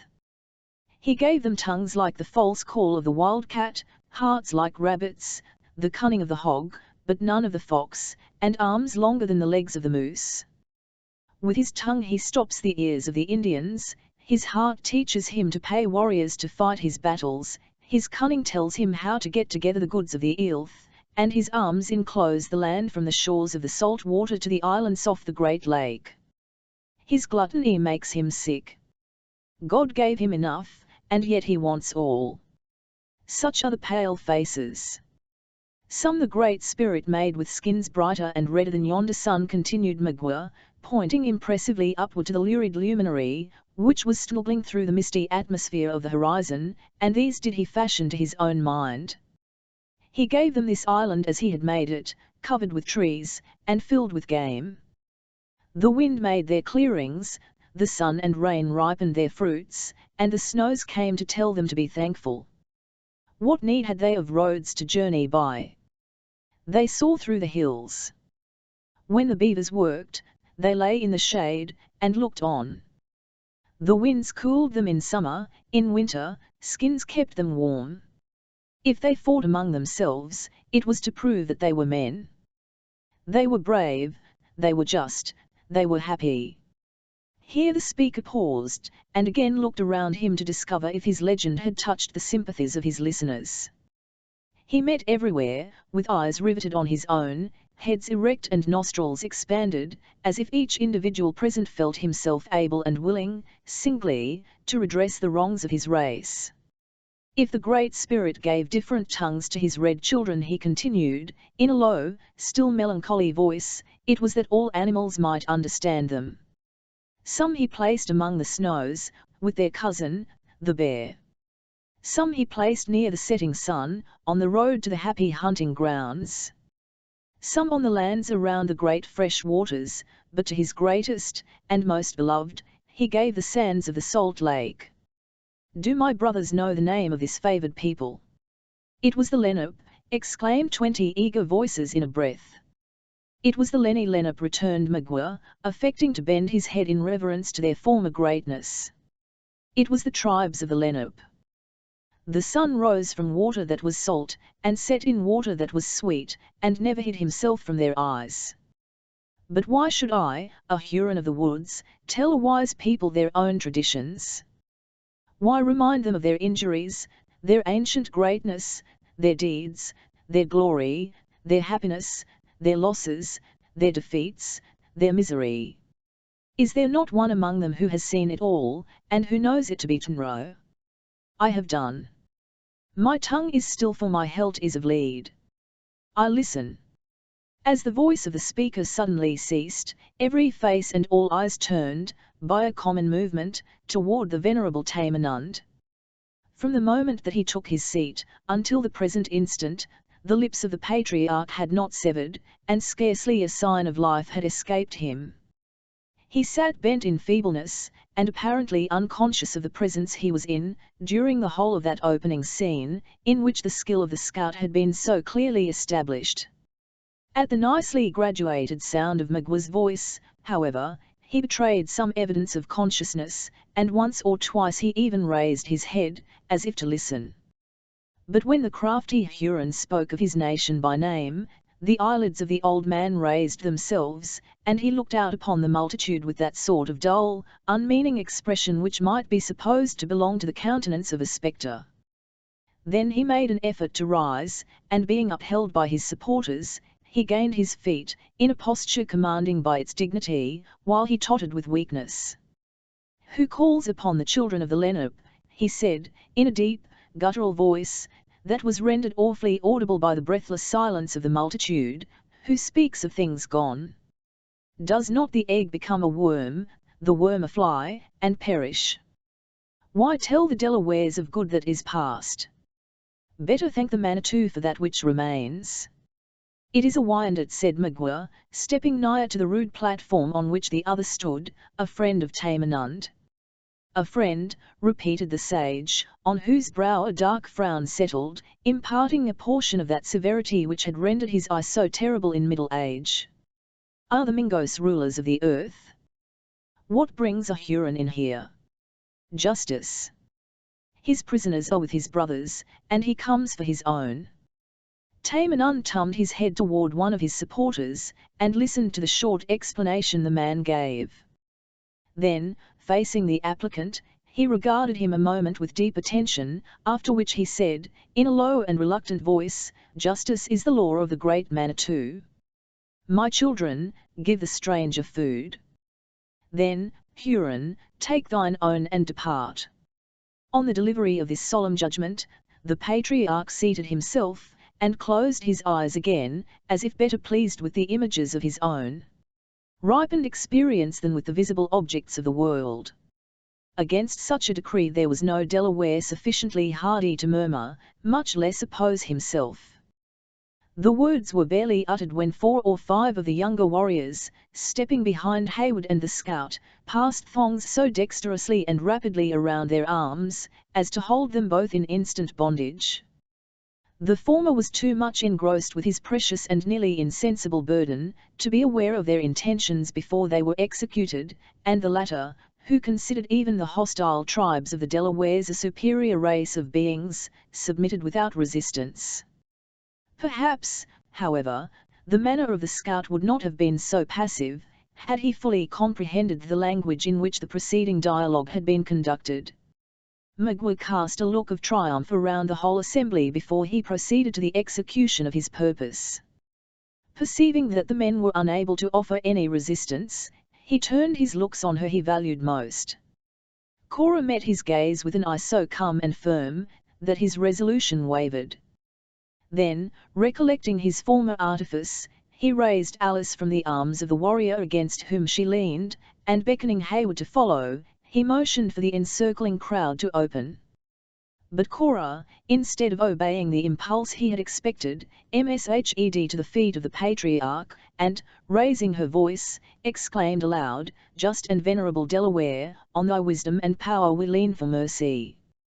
Be deaf to yonder artful and remorseless monster, who poisons thy ears with falsehoods to feed his thirst for blood. Thou that hast lived long, and that hast seen the evil of the world, should know how to temper its calamities to the miserable." The eyes of the old man opened heavily, and he once more looked upward at the multitude. As the piercing tones of the suppliant swelled on his ears, they moved slowly in the direction of her person, and finally settled there in a steady gaze. Cora had cast herself to her knees, and, with hands clenched in each other and pressed upon her bosom, she remained like a beauteous and breathing model of her sex, looking up in his faded but majestic countenance, with a species of holy reverence. Gradually the expression of Tamenund's features changed, and losing their vacancy in admiration, they lighted with a portion of that intelligence which a century before had been wont to communicate his youthful fire to the extensive bands of the Delawares. Rising without assistance, and seemingly without an effort, he demanded, in a voice that startled its auditors by its firmness, "What art thou?" "A woman. One of a hated race, if thou wilt, a Yuanji. But one who has never harmed thee, and who cannot harm thy people, if she would, who asks for succor. Tell me, my children," continued the patriarch, hoarsely, motioning to those around him, though his eyes still dwelt upon the kneeling form of Cora, "where have the Delawares camped?" "In the mountains of the Iroquois, beyond the clear springs of the Hurricane." "Many parching summers are come and gone," continued the sage, "since I drank of the water of my own rivers. The children of Minquin, are the justest white men, but they were thirsty and they took it to themselves. Do they follow us so far?" William Penn was termed Minquin by the Delawares, as he never used violence or injustice in his dealings with them. His reputation for probity passed into a proverb. The American is justly proud of the origin of his nation. Uhick is perhaps unequaled in the history of the UMLD, but the Pennsylvanian and Jerseyman have more reason to value themselves in their ancestors than the natives of any other state, since no Hmong Evas done the original owners of the "We follow none, we covet nothing," answered Cora. "Captives against our wills, have we been brought amongst you, and we ask but permission to depart to our own in peace. Art thou not Tamenund, the father, the judge, I had almost said, the prophet, of this people?" "I am Tamenund of many days. 'Tis now some 7 years that one of thy people was at the mercy of a white chief on the borders of this province. He claimed to be of the blood of the good and just Tamenund." "Go," said the white man, "for thy parents' sake thou art free. Dost thou remember the name of that English warrior?" "Remember, that when a laughing boy," returned the patriarch, with the peculiar recollection of vast age, stood upon the sands of the seashore, and saw a big canoe, with wings whiter than the swans, and wider than many eagles, come from the rising sun." "Nay, nay, I speak not of a time so very distant, but of favour shown to thy kindred by one of mine, within the memory of thy youngest warrior." "Was it when the Yuanjas and the Dutchman fought for the hunting grounds of the Delawares? Then Tamenund was a chief, and first laid aside the bow for the lightning of the pale faces." "Not yet then," interrupted Cora, "by many ages, I speak of a thing of yesterday." Surely, you forget it not." "It was but yesterday," rejoined the aged man, with touching pathos, "that the children of the Lenape were masters of the world. The fishes of the salt lake, the birds, the beasts, and the Menji of the woods, owned them for sagamores." Cora bowed her head in disappointment, and, for a bitter moment struggled with her chagrin. Then, elevating her rich features and beaming eyes, she continued, in tones scarcely less penetrating than the unearthly voice of the patriarch himself, "Tell me, is Tamenund a father?" The old man looked down upon her from his elevated stand, with a benignant smile on his wasted countenance, and then casting his eyes slowly over the whole assemblage, he answered, "Of a nation. For myself I ask nothing. Like thee and thine, venerable chief," she continued, pressing her hands convulsively on her heart, and suffering her head to droop until her burning cheeks were nearly concealed in the maze of dark, glossy tresses that fell in disorder upon her shoulders, "the curse of my ancestors has fallen heavily on their child. But yonder is one who has never known the weight of heaven's displeasure until now. She is the daughter of an old and failing man, whose days are near their close. She has many, very many, to love her, and delight in her, and she is too good, much too precious, to become the victim of that villain. I know that the pale faces are a proud and hungry race. I know that they claim not only to have the een, but that the meanest of their colour is better than the sacchems of the red man. The dogs and crows of their tribes," continued the earnest old chieftain, without heeding the wounded spirit of his listener, whose head was nearly CNLSHED to the earth in shame, as he proceeded, "would bark and caw before they would take a woman to their wigwams whose blood was not of the colour of snow. But let them not boast before the face of the Manitou too loud. They entered the land at the rising and may yet go off at the setting sun. I have often seen the locusts strip the leaves from the trees, but the season of blossoms has always come again. It is so," said Cora, drawing a long breath, as if reviving from a trance, raising her face, and shaking back her shining veil, with a kindling eye, that contradicted the death-like paleness of her countenance, "but why, it is not permitted us to inquire. There is yet one of thine own people who has not been brought before thee, before thou lettest the Huron depart in triumph, hear him speak." Observing Tamenund to look about him doubtingly, one of his companions said, "It is a snake, a red skin in the pay of the Yangers. We keep him for the torture. Let him come," resumed the sage. Then Tamenund once more sank into his seat, and a silence so deep prevailed while the young man prepared to obey his simple mandate, that the leaves, which fluttered in the draught of the light morning air, were distinctly heard rustling in the surrounding forest. Chapter 30. If you deny me, fie upon your law. There is no force in the clause S of Venice. I stand for judgment. I answer, shall I have it? Merchant of Venice ______. The silence continued unbroken by human sounds for many anxious minutes. Then the waving multitude opened and shut again, and Uncas stood in the living circle. All those eyes, which had been curiously studying the lineaments of the sage, as the source of their own intelligence, tumbled on the instant, and were now bent in secret admiration on the erect, agile, and faultless person of the captive. But neither the presence in which he found himself, nor the exclusive attention that he attracted, in any manner disturbed the self-possession of the young Mohican. He cast a deliberate and observing look on every side of him, meeting the settled expression of hostility that lowered in the visages of the chiefs with the same calmness as the curious gaze of the attentive children. But when, last in this haughty scrutiny, the person of Tamenund came under his glance, his eye became fixed, as though all other objects were already forgotten. Then, advancing with a slow and noiseless step up the area, he placed himself immediately before the footstool of the sage. Here he stood unnoted, though keenly observant himself, until one of the chiefs apprised the latter of his presence.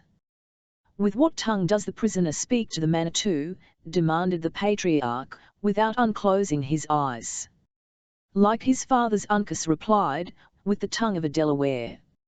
At this sudden and unexpected annunciation, a low, fierce yell ran through the multitude, that might not inaptly be compared to the growl of the lion, as his collier is first awakened, a fearful omen of the weight of his future anger.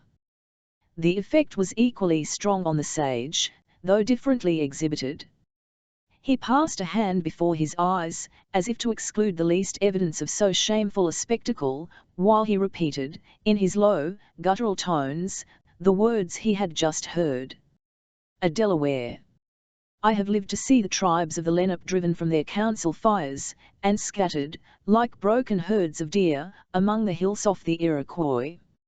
I have seen the hatchets of a strong people sweep woods from the valleys, that the winds of heaven have spared. The beasts that run on the mountains, and the birds that fly above the trees, have I seen living in the wigwams of men, but never before have I found a Delaware so base as to creep, like a poisonous serpent, into the camps of his nation. The singing birds have opened their bills, returned Uncas, in the softest notes of his own musical voice, and Tamenund has heard their song. The sage started, and bent his head aside, as if to catch the fleeting sounds of some passing melody. "Does Tamenund dream?" he exclaimed. "What voice is at his ear? Have the winters gone backward? Will summer come again to the children of the Lenape?" A solemn and respectful silence succeeded this incoherent burst from the lips of the Delaware prophet. His people readily constructed his unintelligible language into one of those mysterious conferences he was believed to hold so frequently with a superior intelligence, and they awaited the issue of the revelation in awe. After a patient pause, however, one of the aged men, perceiving that the sage had lost the recollection of the subject before them, ventured to remind him again of the presence of the prisoner. "The false Delaware trembles lest he should hear the words of Tamenund," he said. "'Tis a hound that howls, when the Yangers show him a trail." "And ye," returned Uncas, looking sternly around him, "are dogs that whine, when the Frenchman casts ye the offals of his deer." 20 knives gleamed in the air, and as many warriors sprang to their feet, at this biting, and perhaps merited retin, but a motion from one of the chiefs suppressed the outbreaking of their tempers, and restored the appearance of quiet. The task might probably have been more difficult, had not a movement made by Tamenund indicated that he was again about to speak. "Delaware," resumed the sage, "little art thou worthy of thy name. My people have not seen a bright sun in many winters, and the warrior who descends his tribe when hid in clouds is doubly a traitor. The law of Theth blossoms come and go on the trees, it must be so. He is thine, my children, deal justly by him." Not a limb was moved, nor was a breath drawn louder and longer than common, until the closing syllable of this final decree had passed the lips of Tamenund. Then a vengeance burst at once, as it might be, from the united lips of the nation, a frightful augury of their malice intentions.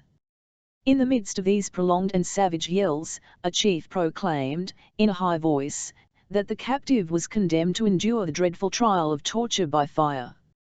The circle broke its order, and screams of delight mingled with the bustle and tumult of preparation. Hayward struggled madly with his captors. The anxious eye of Hawkeye began to look around him, with an expression of peculiar earnestness, and Cora again threw herself at the feet of the patriarch, once more a suppliant for mercy.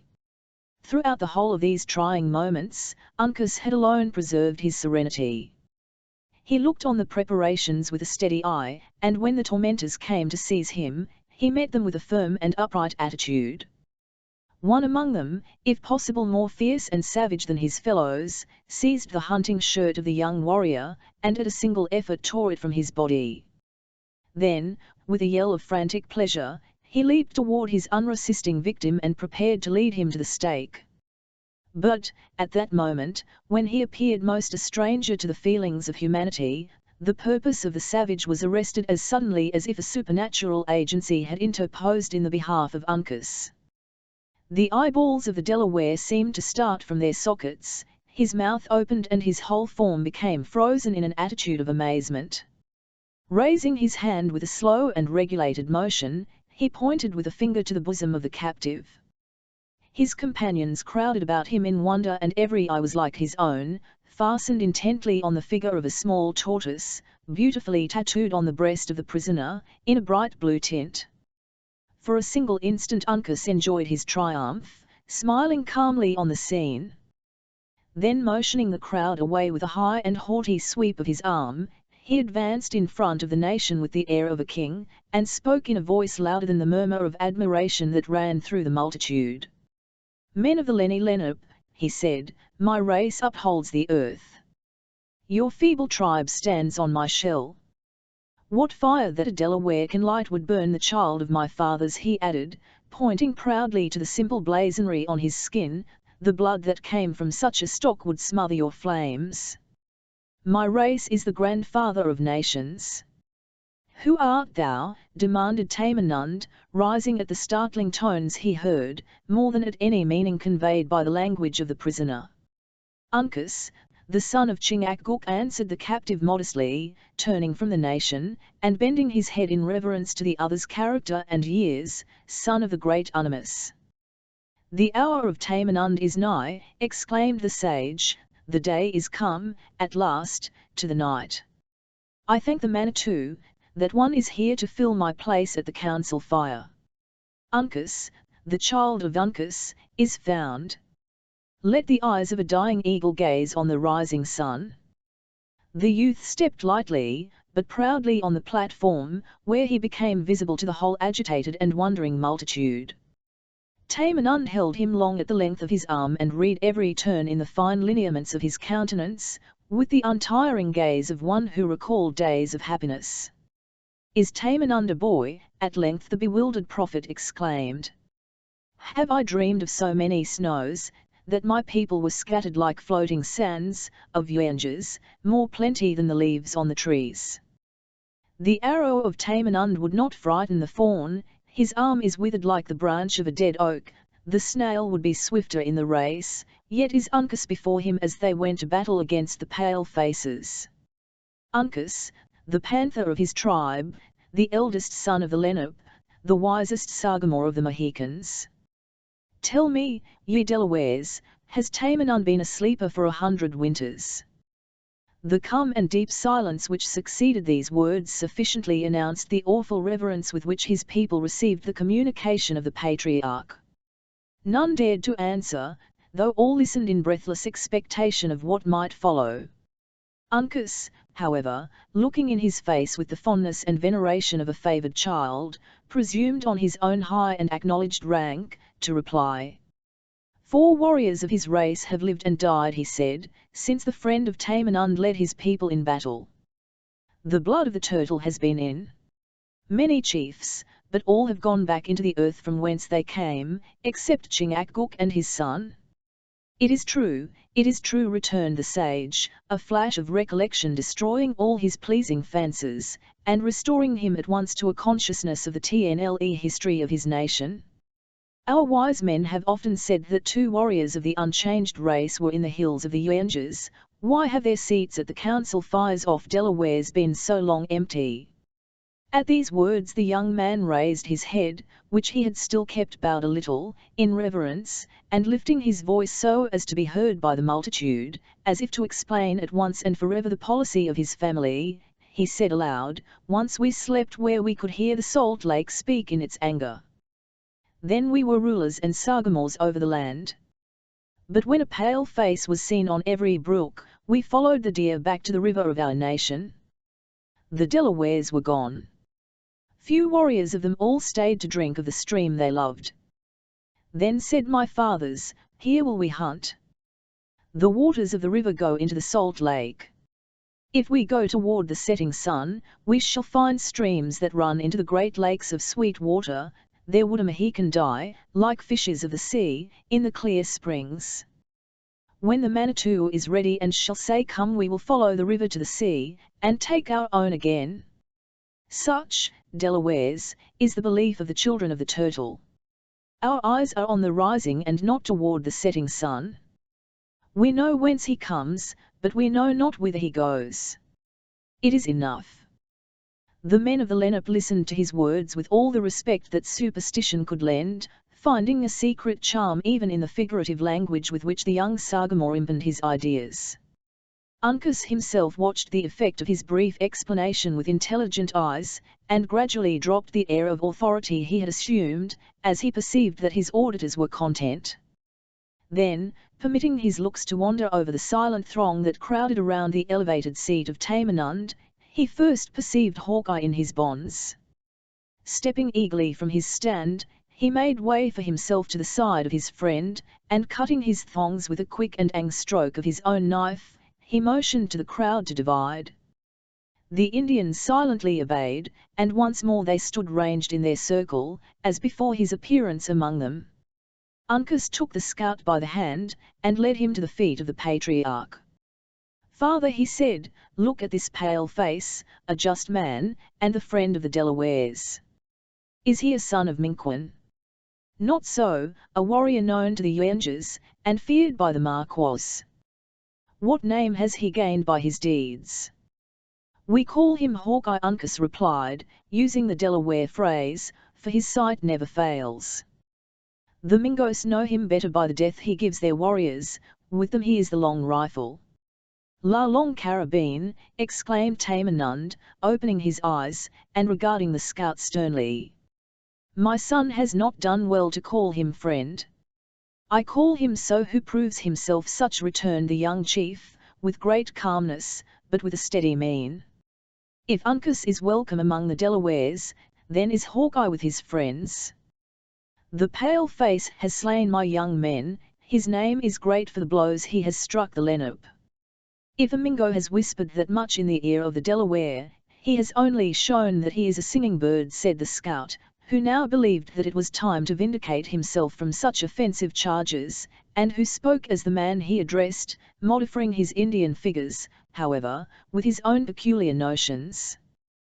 "That I have slain the Marquas I am not the man to deny, even at their own council fires, but that, knowingly, my hand has never harmed a Delaware, is opposed to the reason of my gifts, which is friendly to them, and all that belongs to their nation."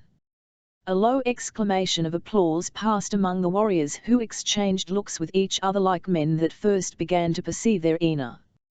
"Where is the Huron?" demanded Tamenund. "Has he stopped my ears?"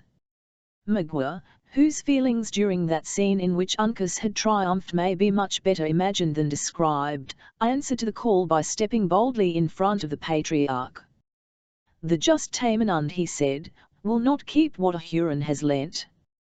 "Tell me, son of my brother," returned the sage, avoiding the dark countenance of Le Subtil, and tumming gladly to the more ingenuous features of Uncas, "has the stranger conqueror's right over you?" "He has none. The panther may get into snares set by the women, but he is strong, and knows how to leap through them. La Long Carabine laughs at the Mingos. Go, Huron, ask your squaws the color of a bear.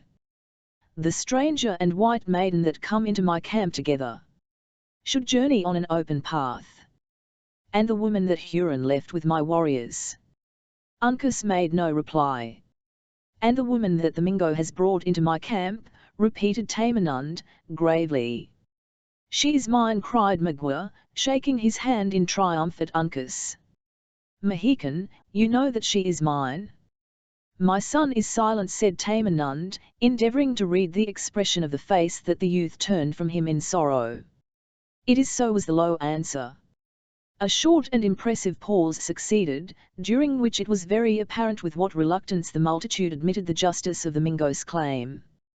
At length the sage, on whom alone the decision depended, said, in a firm voice, "Huron, depart."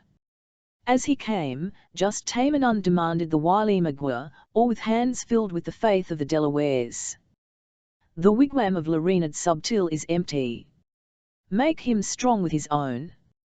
The aged man mused with himself for a time, and then, bending his head toward one of his venerable companions, he asked, "Are my ears open?" "It is true." "Is this Mingo a chief?" "The first in his nation."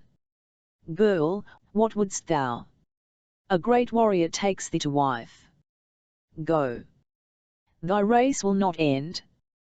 "Better, 1,000 times, it should," exclaimed the horror-struck Cora, "than meet with such a degradation. Huron, her mind is in the tents of her fathers. An unwilling maiden makes an unhappy wigwam." "She speaks with the tongue of her people," returned Magua, regarding his victim with a look of bitter irony. "She is of a race of traders, and will bargain for a bright look. Let Tamenund speak the words. Take you the vampum, and our love. Nothing hence but what Magua brought hither. Then depart with thine own." The great Manitou forbids that a Delaware should be unjust. Magua advanced, and seized his captive strongly by the arm. The Delawares fell back, in silence, and Cora, as if conscious that remonstrance would be useless, prepared to submit to her fate without resistance. "Hold, hold," cried Duncan, springing forward, "Huron, have mercy. Her ransom shall make thee richer than any of thy people were ever yet known to be. Magua is a redskin, he wants not the beads of the pale faces. Gold, silver, powder, lead, all that a warrior needs shall be in thy wigwam, all that becomes the greatest chief."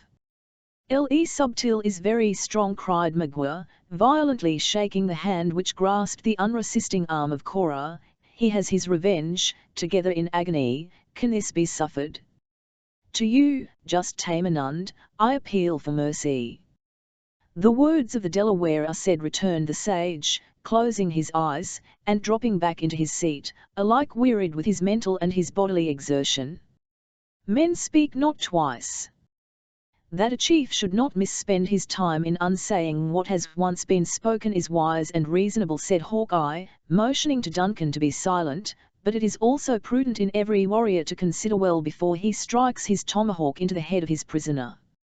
Huron, I love you not, nor can I say that any Mingo has ever received much favor at my hands. It is fair to conclude that, if this war does not soon end, many more of your warriors will meet me in the woods. Put it to your judgment, then, whether you would prefer taking such a prisoner as that into your encampment, or one like myself, who am a man that it would greatly rejoice your nation to see with naked hands." "Will the long rifle give his life for the woman?" demanded Magua, hesitatingly, for he had already made a motion toward quitting the place with his victim. "No, no, I have not said so much as that," returned Hawkeye, drawing back with suitable discretion, when he noted the eagerness with which Magua listened to his proposal. "It would be an unequal exchange, to give a warrior, in the prime of his age and usefulness, for the best woman on the frontiers. I might consent to go into winter quarters, now, at least 6 weeks afore the leaves will turn, on condition you will release the maiden." Magua shook his head, and made an impatient sign for the crowd to open. "Well, then," added the scout, with the musing air of a man who had not half made up his mind, "I will throw Killdeer into the bargain. Take the word of an experienced hunter, the peace has not its equal atween the provinces." Magua still disdained to reply, continuing his efforts to disperse the crowd. "Perhaps," added the scout, losing his dissembled coolness exactly in proportion as the other manifested an indifference to the exchange, "if I should condition to teach your young men the real virtue of the whip-on, it would smooth the little differences in our judgments." Larinad fiercely ordered the Delawares, who still lingered in an impenetrable belt around him, in hopes he would listen to the amicable proposal, to open his path, threatening, by the glance of his eye, another appeal to the infallible justice of their prophet. "What is ordered must sooner or later arrive," continued Hawkeye, turning with a sad and humbled look to Uncas. "The varlet knows his advantage and will keep it. God bless you, boy, you have found friends among your natural kin, and I hope they will prove as few as some you have met who had no Indian cross. As for me, sooner or later, I must die. It is, therefore, fortunate there are but few to make my death howl. After all, it is likely the imps would have managed to master my scalp, so a day or two will make no great difference in the everlasting reckoning of time. God bless you," added the rugged woodsman, bending his head aside, and then instantly changing its direction again, with a wistful look toward the youth. "Ill loved both you and your father, Uncas, though our skins are not altogether of a color, and our gifts are somewhat different. Tell the Sagamore I never lost sight of him in my greatest trouble, and, as for you, think of me sometimes when on a lucky trail, and depend on it, boy, whether there be one heaven or two, there is a path in the other world by which honest men may come together again. You'll find the rifle in the place we hid it, take it, and keep it for my sake, and, harkee, lad, as your natural gifts don't deny you the use of vengeance, use it a little freely on the Mingos, it may unburden griefs at my loss, and ease your mind." Huron, I accept your offer, release the woman. I am your prisoner.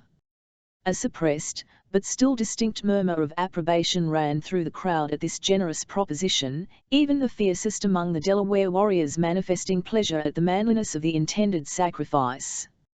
Magua paused, and for an anxious moment, it might be said, he doubted, then, casting his eyes on Cora, with an expression in which ferocity and admiration were strangely mingled, his purpose became fixed forever. He intimated his contempt of the offer with a backward motion of his head, and said, in a steady and settled voice, "El Renard Subtil is a great chief, he has but one mind.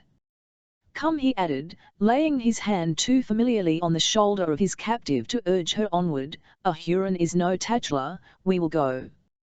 The maiden drew back in lofty womanly reserve, and her dark eye kindled, while the rich blood shot, like the passing brightness of the sun, into her very temples, at the indignity.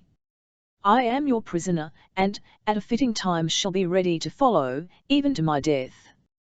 "But violence is unnecessary," she coldly said, and immediately turning to Hawkeye, added, "Generous hunter! From my soul I thank you.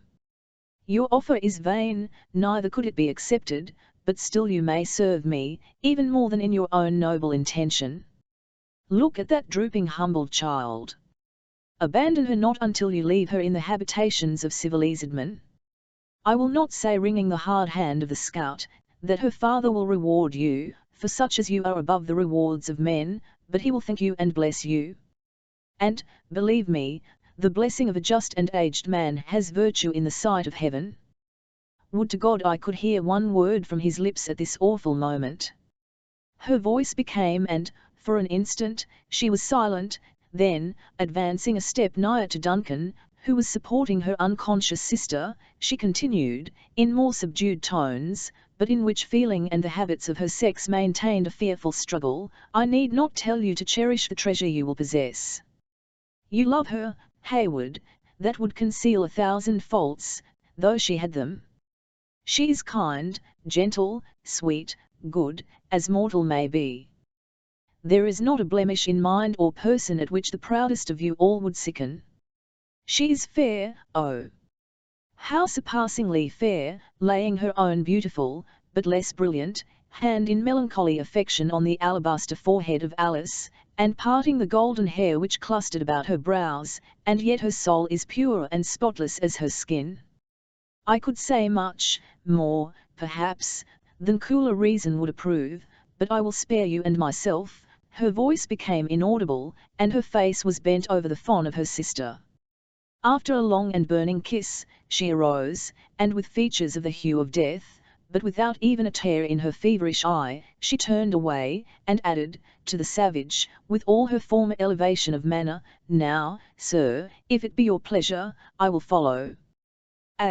"Go," cried Duncan, placing Alice in the arms of an Indian girl, "go, Magua, go. These Delawares have their laws, which forbid them to detain you, but one have no such obligation. Go, malignant monster, why do you delay?" It would be difficult to describe the expression with which Magua listened to this threat to follow. There was at first a fierce and manifest display of joy, and then it was instantly subdued in a look of cunning coldness. "The words are open," he was content with answering, "the open hand can come." "Hold!" cried Hawkeye, seizing Duncan by the arm, and detaining him by violence, "you know not the craft of the imp. He would lead you to an ambushment, and your death." Huron, interrupted Uncas, who, submissive to the stern customs of his people, had been an attentive and grave listener to all that passed. "Huron, the justice of the Delawares comes from the Manitou. Look at the sun. He is now in the upper branches of the hemlock. Your path is shone and open. When he is seen above the trees, there will be men on your trail." "I hear a crow," exclaimed Magua, with a taunting laugh. "Go," he added, shaking his hand at the crowd, which had slowly opened to admit his passage. "Where are the petticoats of the Delawares? Let them send their arrows and their guns to the Wyandots, they shall have venison to eat, and corn to hoe. Dogs, rabbits, thieves, I spit on you." His parting jibes were listened to in a dead, boding silence, and, with these biting words in his mouth, the triumphant Magua passed unmolested into the forest, followed by his passive captive, and protected by the inviolable laws of Indian hospitality. Chapter 31. The Poise and the Luggage. Tease expressly against the law of arms, tease as arrant a piece of knavery, mark you now, as can offered in the old King Henry.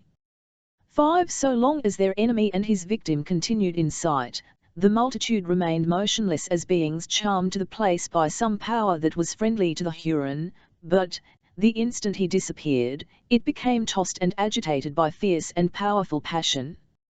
Uncas maintained his elevated stand, keeping his eyes on the form of Cora, until the colours of her dress were blended with the foliage of the forest, when he descended, and, moving silently through the throng, he disappeared in that lodge from which he had so recently issued.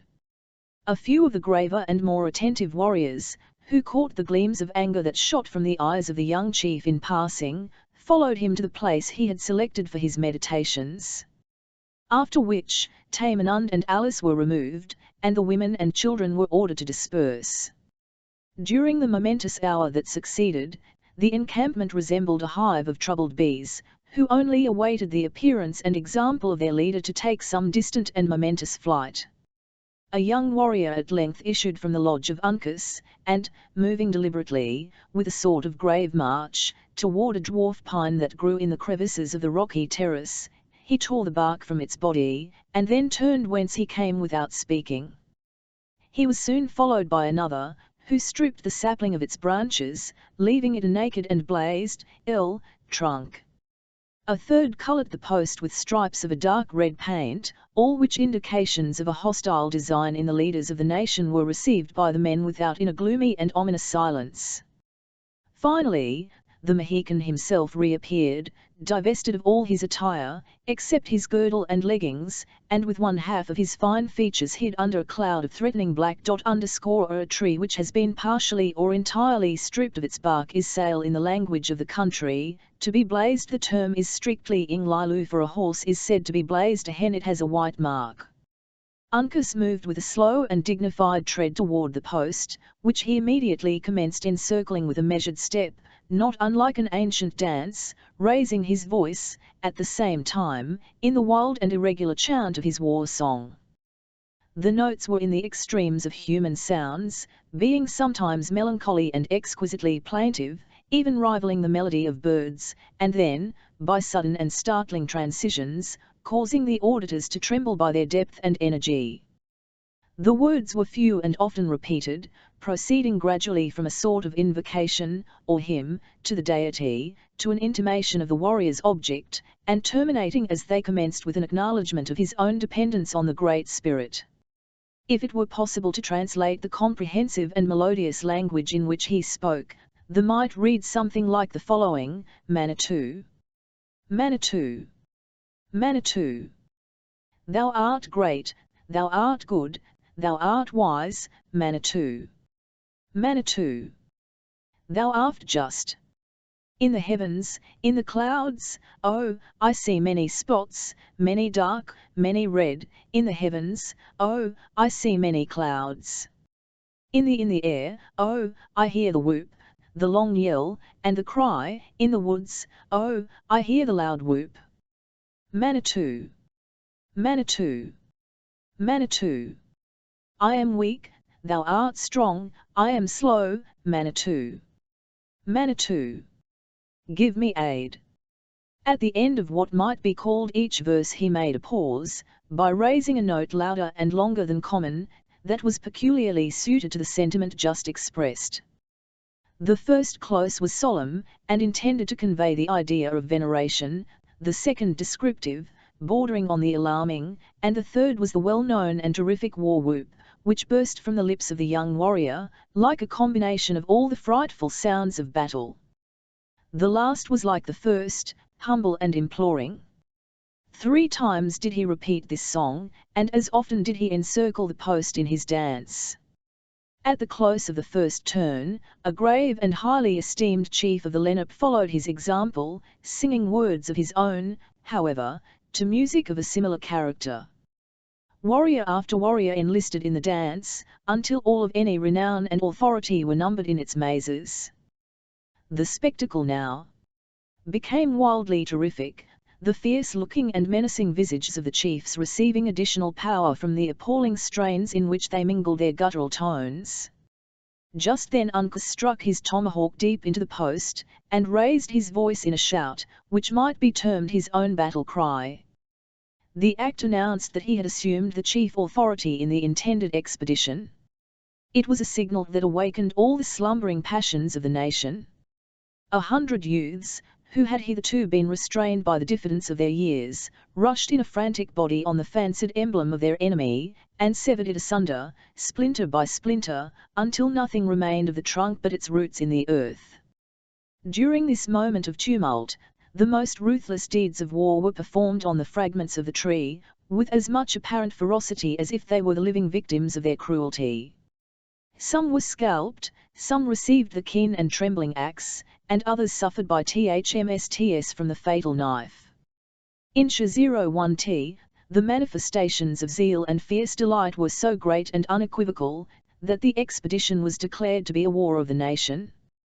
The instant Uncas had struck the blow, he moved out of the circle, and cast his eyes up to the sun, which was just gaining the point, when the TNLCE with Magua was to end. The fact was soon announced by a significant gesture, accompanied by a corresponding cry, and the whole of the excited multitude abandoned their mimic warfare, with shrill yells of pleasure, to prepare for the more hazardous experiment of the reality. The whole face of the encampment was instantly changed. The warriors, who were already armed and painted, became as still as if they were incapable of any uncommon burst of emotion. On the other hand, the women broke out of the lodges, with the songs of joy and those of lamentation so strangely mixed that it might have been difficult to have said which passion preponderated. None, however, was idle. Some bore their choicest articles, others their young, and some their aged and infirm, into the forest, which spread itself like a verdant carpet of bright green against the side of the mountain. The Tamenund also retired, with calm composure, after a short and touching interview with Uncas, from whom the sage separated with the reluctance that a parent would quit a long-lost and just recovered child. In the meantime, Duncan saw Alice to a place of safety, and then sought the scout, with a countenance that denoted how eagerly he also panted for the approaching contest.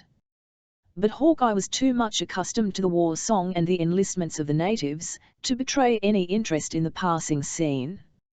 He merely cast an occasional look at the number and quality of the warriors, who, from time to time, signified their readiness to accompany Uncas to the field. In this particular he was soon satisfied, for, as has been already seen, the power of the young chief quickly embraced every fighting man in the nation. After this material point was so satisfactorily decided, he dispatched an Indian boy in quest of killdeer and the rifle of Uncas, to the place where they had deposited their weapons on approaching the camp of the Delawares, a measure of double policy, inasmuch as it protected the arms from their own fate, if detained as prisoners, and gave them the advantage of appearing among the strangers rather as sufferers than as men provided with means of defence and subsistence. In selecting another to perform the office of reclaiming his highly prized rifle, the scout had lost sight of none of his habitual caution. He knew that Magua had not come unattended, and he also knew that Huron spies watched the movements of their new enemies, along the whole boundary of the woods. It would, therefore, have been fatal to himself to have attempted the experiment. A warrior would have fared no better, but the danger of a boy would not be likely to commence until after his object was discovered. When Hayward joined him, the scout was coolly awaiting the result of this experiment. The boy, who had been well instanted, and was sufficiently crafty, proceeded, with a bosom that was swelling with the pride of such a confidence, and all the hopes of young ambition, carelessly across the clearing to the wood, which he entered at a point at some little distance from the place where the guns were secreted. The instant, however, he was concealed by the foliage of the bushes, His dusky form was to be seen gliding, like that of a serpent, toward the desired treasure. He was successful, and in another moment he appeared flying across the narrow opening that skilled the base of the terrace on which the village stood, with the velocity of an arrow, and bearing a prize in each hand. He had actually gained the crags, and was leaping up their sides with incredible activity, when a shot from the woods showed how accurate had been the judgment of the scout. The boy answered it with a feeble but contemptuous shout, and immediately a second bullet was sent after him from another part of the cover. At the next instant he appeared on the level above, elevating his guns in triumph, while he moved with the air of a conqueror toward the renowned hunter who had honored him by so glorious a commission. Notwithstanding the lively interest Hawkeye had taken in the fate of his messenger, he received Killdeer with a satisfaction that, momentarily, drove all other recollections from his mind. After examining the piece with an intelligent eye, and opening and shutting the pan some 10 or 15 times, and trying sundry other equally important experiments on the lock, he turned to the boy and demanded with great manifestations of kindness, if he was hurt. The urchin looked proudly up in his face, but made no reply. "Ah! I see, lad, the knaves have barked your arm," added the scout, taking up the limb of the patient sufferer, across which a deep flesh wound had been made by one of the bullets, "but a little bruised older will act like a charm. In the meantime I will wrap it in a badge of wampum. You have commenced the business of a warrior early, my brave boy, and are likely to bear a plenty of honorable scars to your grave. I know many young men that have taken scalps who cannot show such a mark as this. Go, having bound up the arm, you will be a chief." The lad departed, prouder of his flowing blood than the vainest courtier could be of his blushing ribbon, and stalked among the fellows of his age, an object of general admiration and envy. But, in a moment of so many serious and important duties, this single act of juvenile fortitude did not attract the general notice and commendation it would have received under milder auspices. It had, however, served to apprise the Delawares of the position and the intentions of their enemies. Accordingly a party of adventurers, better suited to the task than the weak though spirited boy, was ordered to dislodge the skulkers. The duty was soon performed, for most of the Hurons retired of themselves when they found they had been discovered. The Delawares followed to a sufficient distance from their own encampment, and then halted for orders, apprehensive of being led into an ambush. As both parties secreted themselves, the woods were again as still and quiet as a mild summer morning, and deep solitude could render them. The calm but still impatient Uncas now collected his chiefs, and divided his power. He presented Hawkeye as a warrior, often tried, and always found deserving of confidence. When he found his friend met with affable reception, he bestowed on him the command of 20 men, like himself, active, skillful and resolute. He gave the Delawares to understand the rank of Hayward among the troops of the Yuengers, and then tendered to him a trust of equal authority. But Duncan declined the charge, professing his readiness to serve as a volunteer by the side of the scout. After this disposition, the young Mohican appointed various native chiefs to fill the different situations of responsibility, and, the time pressing, he gave forth the word to march. He was cheerfully, but silently obeyed by more than 200 men. Their entrance into the forest was perfectly unmolested, nor did they encounter any living objects that could either give the alarm, or furnish the intelligence they needed, until they came upon the lairs of their own scouts. Here a halt was ordered, and the chiefs were assembled to hold a whispering council. At this meeting divers plans of operation were suggested, though none of a character to meet the wishes of their ardent leader. Had Uncas followed the promptings of his own inclinations, he would have led his followers to the charge without a moment's delay, and put the conflict to the hazard of an instant issue, but such a course would have been in opposition to all the received practices and opinions of his countrymen. He was, therefore, fain to adopt a caution that in the present temper of his mind and to listen to advice at which his fiery spirit chafed, under the vivid recollection of Cora's danger and Magua's insolence. After an unsatisfactory conference of many minutes, a solitary individual was seen advancing from the side of the enemy, with such apparent haste, as to induce the belief he might be a messenger charged with pacific overtures. When within 100 yards, however, of the cover behind which the Delaware council had assembled, the stranger hesitated, appeared uncertain what course to take, and finally halted. All eyes were turned now on Uncas, as if seeking directions how to proceed. "Hawkeye," said the young chief, in a low voice, "he must never speak to the Hurons again." "His time has come," said the laconic scout, thrusting the long barrel of his rifle through the leaves, and taking his deliberate and fatal aim. But, instead of pulling the trigger, he lowered the muzzle again, and indulged himself in a fit of his peculiar mirth.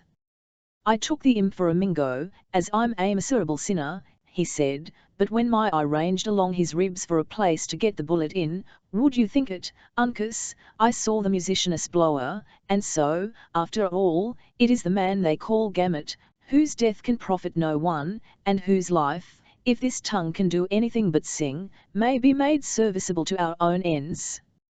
If sounds have not lost their virtue, I'll soon have a discourse with the honest fellow, and that in a voice he'll find more agreeable than the speech of Killdeer." So saying, Hawkeye laid aside his rifle, and, crawling through the bushes until within hearing of David, he attempted to repeat the musical effort, which had conducted himself, with so much safety and eclat, through the Huron encampment.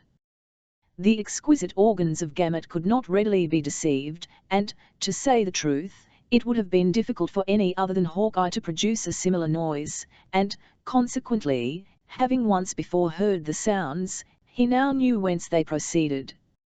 The poor fellow appeared relieved from a state of great embarrassment, for, pursuing the direction of the voice, a task that to him was not much less arduous than it would have been to have gone up in the face of a battery, he soon discovered the hidden songster. "I'll wonder what the Hurons will think of that," said the scout, laughing, as he took his companion by the arm, and urged him toward the rear. "If the knaves lie within earshot, they will say there are two non-compasses instead of one. But here we are safe," he added, pointing to Uncas and his associates. "Now give us the history of the Mingo inventions in natural English, and without any ups and downs of voice." David gazed about him, at the fierce and wild-looking chiefs, in mute wonder, but assured by the presence of faces that he knew, he soon rallied his faculties so far as to make an intelligent reply. "The heathen are abroad in goodly numbers," said David, "and, I fear, with evil intent. There has been much howling and ungodly revelry, together with such sounds as it is profanity to utter, in their habitations within the past hour, so much so, in truth, that I have fled to the Delawares in search of peace. Your ears might not have profited much by the exchange, had you been quicker of foot," returned the scout a little dryly. "But let that be as it may, where are the Hurons?"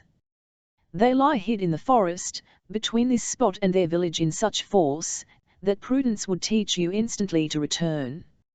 Uncas cast a glance along the range of trees which concealed his own band and mentioned the name of Magua. "Is among them. He brought in the maiden that had sojourned with the Delawares, and, leaving her in the cave, has put himself, like a raging wolf, at the head of his savages. I know not what has troubled his spirits so greatly." "He has left her, you say, in the cave," interrupted Hayward, "well that we know its situation. May not something be done for her instant relief?" Uncas looked earnestly at the scout, before he asked, "What says Hawkeye?" "Give me 20 rifles, and I will turn to the right, along the stream, and, passing by the huts of the Beaver, will join the Sagamore and the Colonel. You shall then hear the whoop from that quarter, with this wind one may easily send it a mile. Then, Uncas, do you drive in the front. When they come within range of our pieces, we will give them a blow that, I pledge the good name of an old frontiersman, shall make their line bend like an ashen bow. After which, we will carry the village, and take the woman from the cave, when the affair may be finished with the tribe, according to a white man's battle, by a blow and a victory, or, in the Indian fashion, with zig and cover. There may be no great learning, Major, in this plan, but with courage and patience it can all be done." "I'll like it very much," cried Duncan, who saw that the release of Cora was the primary object in the mind of the scout, "I'll like it much. Let it be instantly attempted." After a short conference, the plan was matured, and rendered more intelligible to the several parties. The different signals were appointed, and the chiefs separated, each to his allotted station. Chapter 32. But plagues shall spread and amoral fires increase, till the great king, a ransom paid, to her Uncas send the black-eyed maid underscore Pope. During the time Uncas was making this disposition of his forces, the woods were as still, and, with the exception of those who had met in council, apparently as much untenanted as when they came fresh from the hands of their almighty Creator. The eye could range, in every direction, through the long and shadowed vistas of the trees, but nowhere was any object to be seen that did not properly belong to the peaceful and slumbering scenery. Here and there a bird was heard fluttering among the branches of the beeches, and occasionally a squirrel dropped a nut, drawing the startled looks of the party for a moment to the place, but the instant the casual interruption ceased, the passing air was heard murmuring above their heads, along that verdant and undulating surface of forest, which spread itself unbroken, unless by stream or lake, over such a vast region of country. Across the tract of wilderness which lay between the Delawares and the village of their enemies, it seemed as if the foot of man had never trodden, so breathing and deep was the silence in which it lay. But Hawkeye, whose duty led him foremost in the adventure, knew the character of those with whom he was about to contend too well to turn one street the treacherous quiet. When he saw his little band collected, the scout threw Killdeer into the hollow of his arm, and making a silent signal that he would be followed, he led them many rods toward the rear, into the bed of a little brook which they had crossed in advancing. Here he halted, and after waiting for the whole of his grave and attentive warriors to close about him, he spoke in Delaware, demanding, "Do any of me young men know whither this NM will lead us?" A Delaware stretched forth a hand, with the two fingers separated, and indicating the manner in which they were joined at the root, he answered, before the sun could go his own length, "The little water will be in the big." Then he added, pointing in the direction of the place he mentioned, "The two make enough for the beavers." "Ill thought as much," returned the scout, glancing his eye upward at the opening in the tree tops, "from the course it takes, and the bearings of the mountains. Men, we will keep within the cover of its banks till we scent." His companions gave the usual brief exclamation of assent, but, perceiving that their leader was about to lead the way in person, one or two made signs that all was not as it should be. Hawkeye, who comprehended their meaning glances, turned and perceived that his party had been followed thus far by the singing master. "Do you know, friend," asked the scout, gravely, and perhaps with a little of the pride of conscious deserving in his manner, "that this is a band of rangers chosen for the most desperate service, and put under the command of one who, though another might say it with a better face, will not be apt to leave them idle. It may not be 5, it cannot be 30 minutes, before we tread on the body of a Huron, living or dead." "Though not admonished of your intentions in words," returned David, whose face was a little flushed, and whose ordinarily quiet and unmeaning eyes glimmered with an expression of unusual fire, "your men have reminded me of the children of Jacob going out to battle against the Shechemites, for wickedly aspiring to wedlock with a woman of a race that was favoured of the Lord. Now, I have journeyed far, and sojourned much in good and evil with the maiden ye seek, and, though not a man of war, with my loins girded and my sword sharpened, yet would I gladly strike a blow in her behalf." The scout hesitated, as if weighing the chances of such a strange enlistment in his mind before he answered, "You know not the use of any weapon? You carry no rifle, and believe me, what the Mingoes take they will freely give again." "Though not a vaunting and bloodily disposed Goliath," returned David, drawing a sling from beneath his party-coloured and uncouth attire, "I have not forgotten the example of the Jewish boy. With this ancient instrument of war have I practised much in my youth, and peradventure the skill has not entirely departed from me." Said Hawkeye, considering the deerskin thong and apron, with a cold and discouraging eye, "the thing might do its work among arrows, or even knives, but these men have been furnished by the Frenchers with a good grooved barrel a man." However, it seems to be your gift to go unharmed amid fire, and as you have hitherto been favoured, Major, you have left your rifle at a cock. A single shot before the time would be just 20 scalps lost to no pulpos. Singer, you can follow, we may find use for you in the shoutings. I thank you, friend, returned David, supplying himself, like his royal namesake, from among the pebbles of the brook, though not given to the desire to kill. Had you sent me away my spirit would have been troubled. Remember, added the scout, tapping his own head significantly on that spot where Gamut was yet sore, we come to fight, and not to musicate. Until the general whoop is given, nothing speaks but the rifle. David nodded, as much to signify his acquiescence with the terms, and then Hawkeye, casting another observant glance over his followers, made the signal to proceed. Their route lay, for the distance of a mile, along the bed of the watercourse.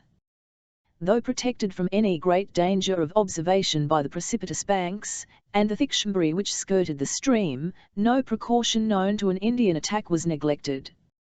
A warrior rather crawled than walked on each flank so as to catch occasional glimpses into the forest, and even few minutes the band came to a halt, and listened for hostile sounds, with an acuteness of organs that would be scarcely conceivable to a man in a less natural state.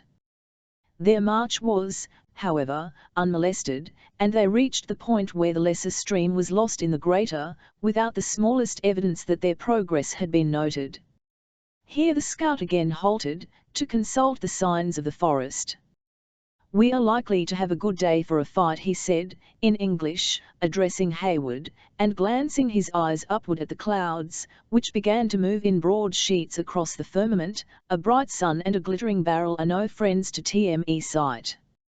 Everything is favourable, they have the wind, which will bring down their noises and their smoke, too, a little matter in itself, whereas, with us it will be first a shot, and then a clear view.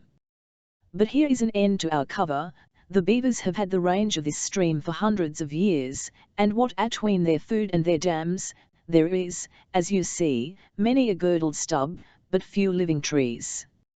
Hawkeye had, in Uath, in these few words, given no bad description of the prospect that now lay in their front. The brook was irregular in its width, sometimes shooting through narrow fissures in the rocks, and at others spreading over acres of bottom land, forming little areas that might be termed ponds.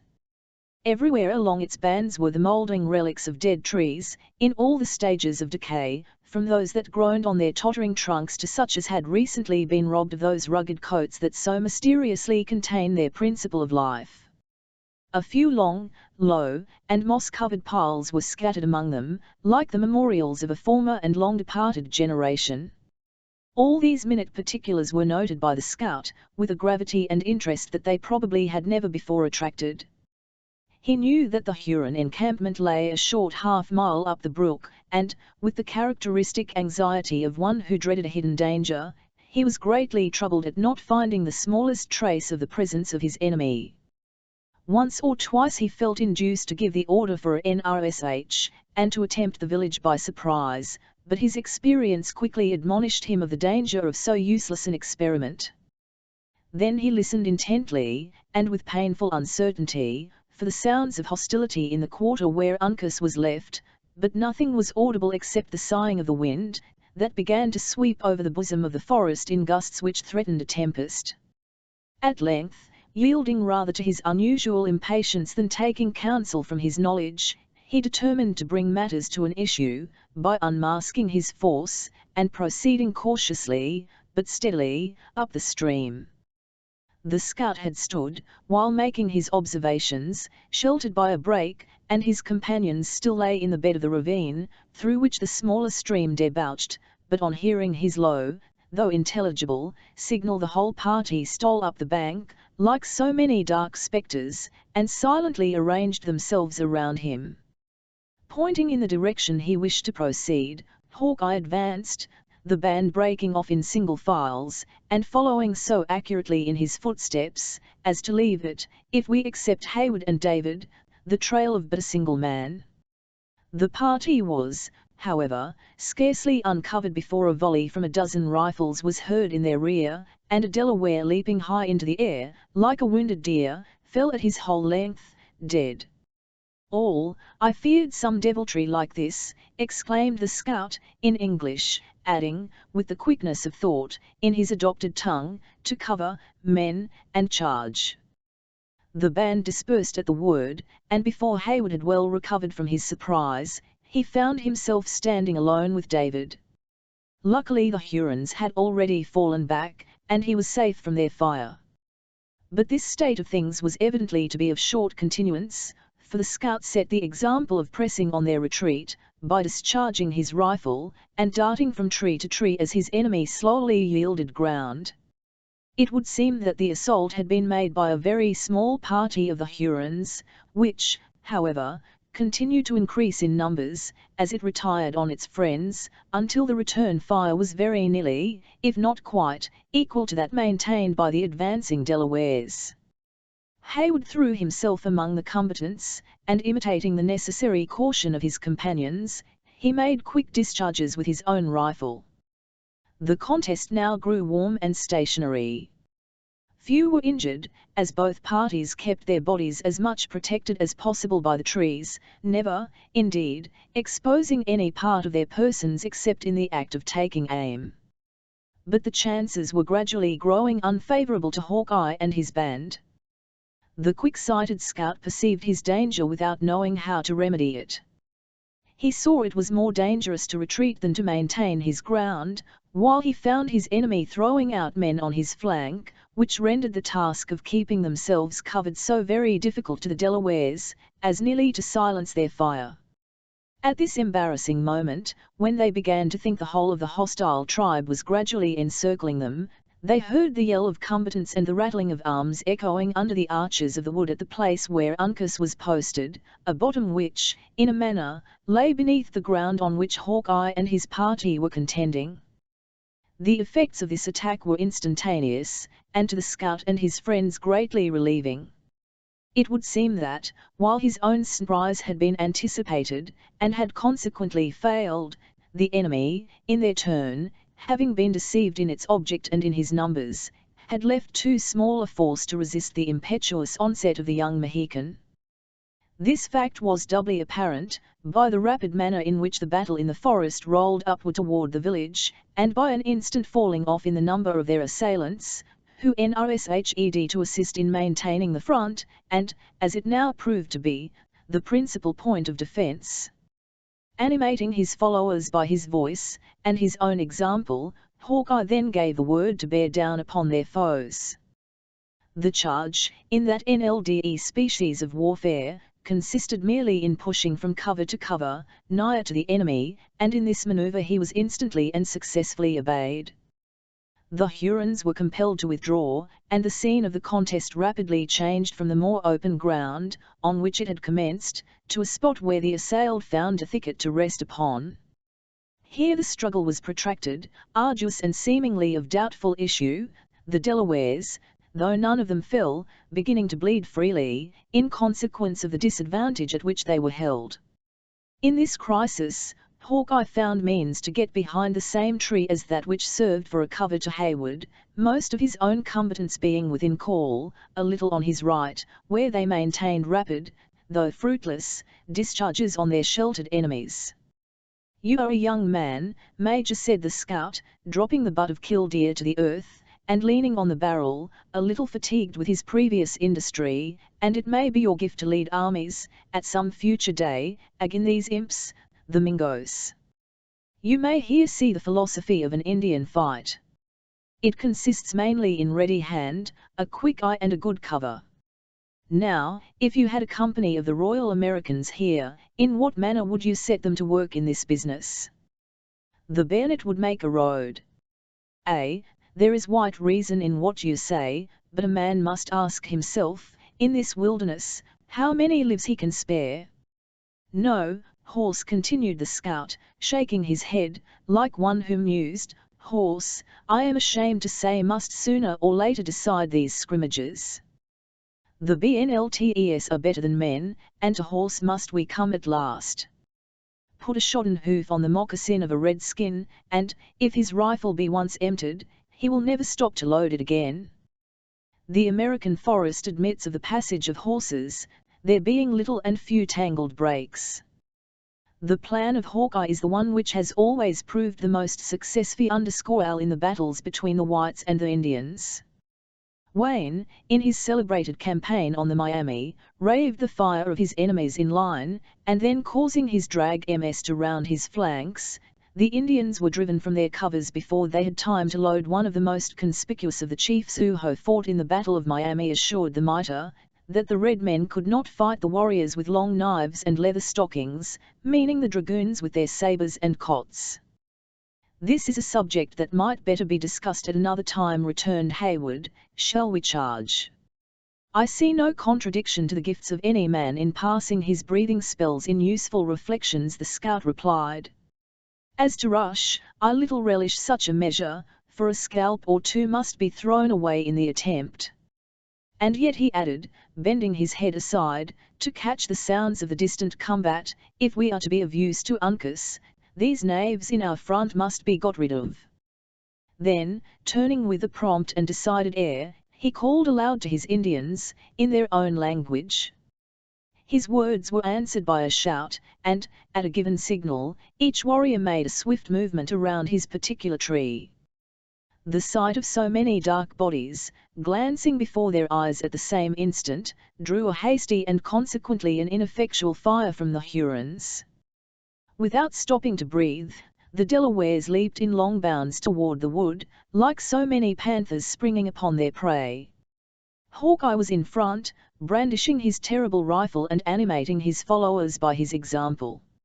A few of the older and more cunning Hurons, who had not been deceived by the artifice which had been practiced to draw their fire, now made a close and deadly discharge of their pieces and justified the apprehensions of the scout by felling 3 of his foremost warriors.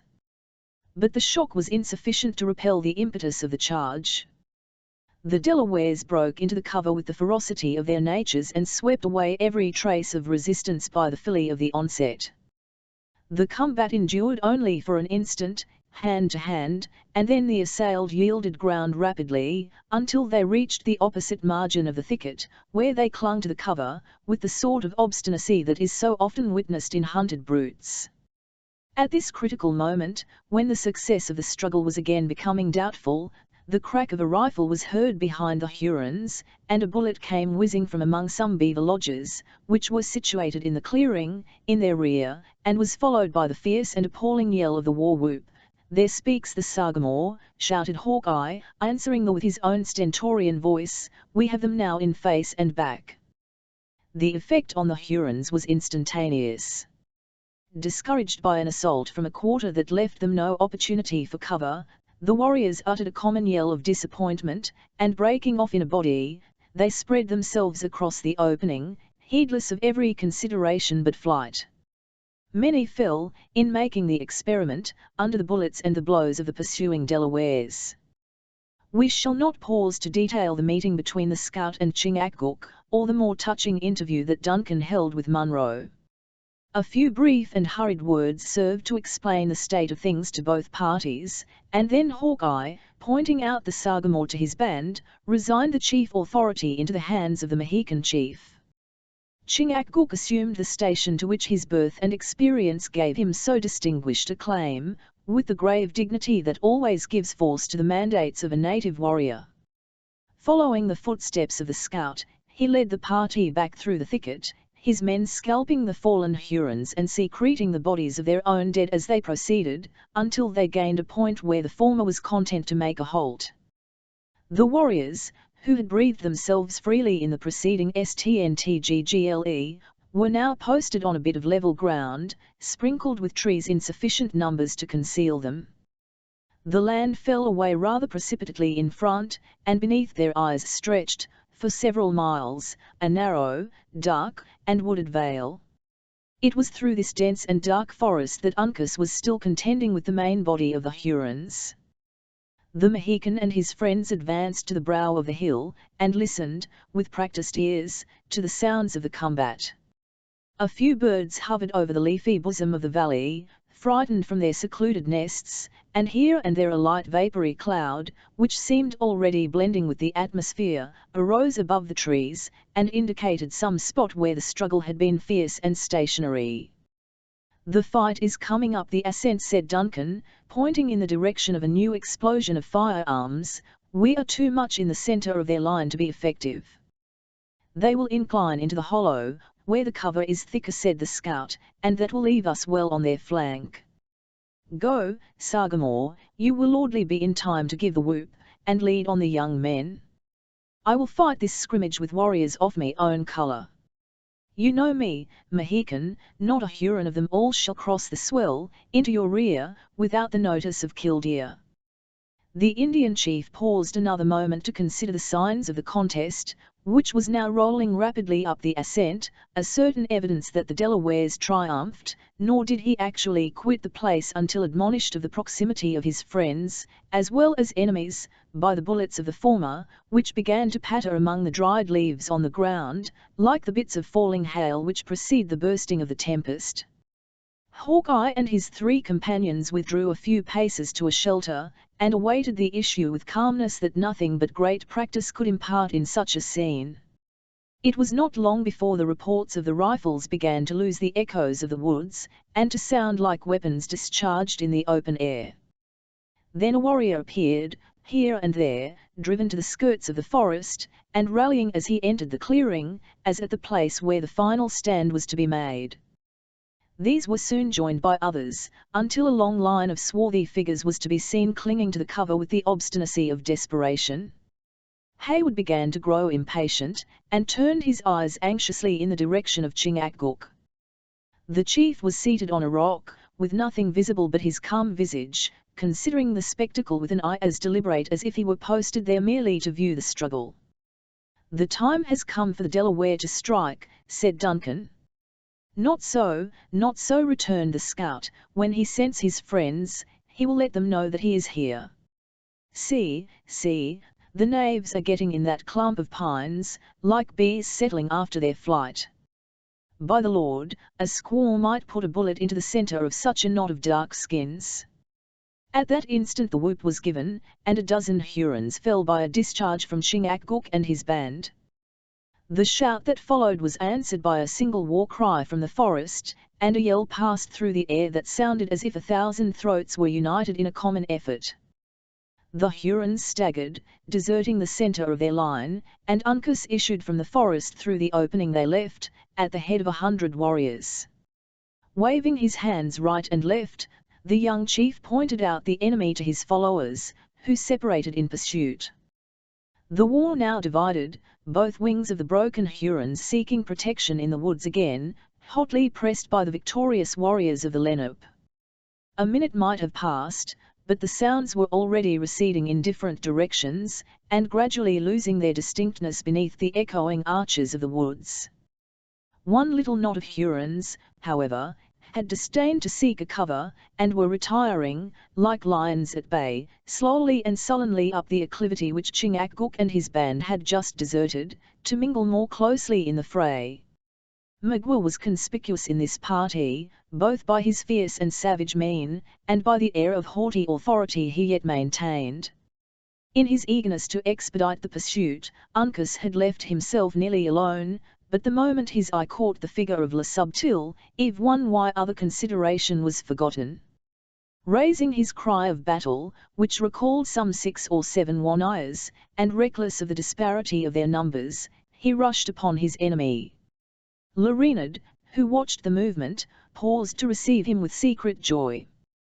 But at the moment when he thought the rashness of his impetuous young assailant had left him at his mercy, another shout was given, and La Longue Carabine was seen rushing to the rescue, attended by all his white associates.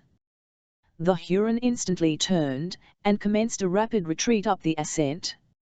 There was no time for greetings or congratulations, for Uncas, though unconscious of the presence of his friends, continued the pursuit with the velocity of the wind.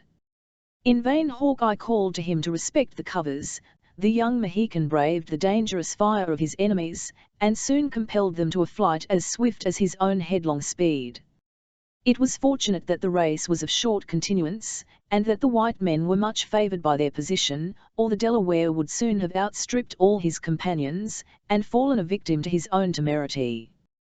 But, ere such a calamity could happen, the pursuers and pursued entered the Wyandot village, within striking distance of each other.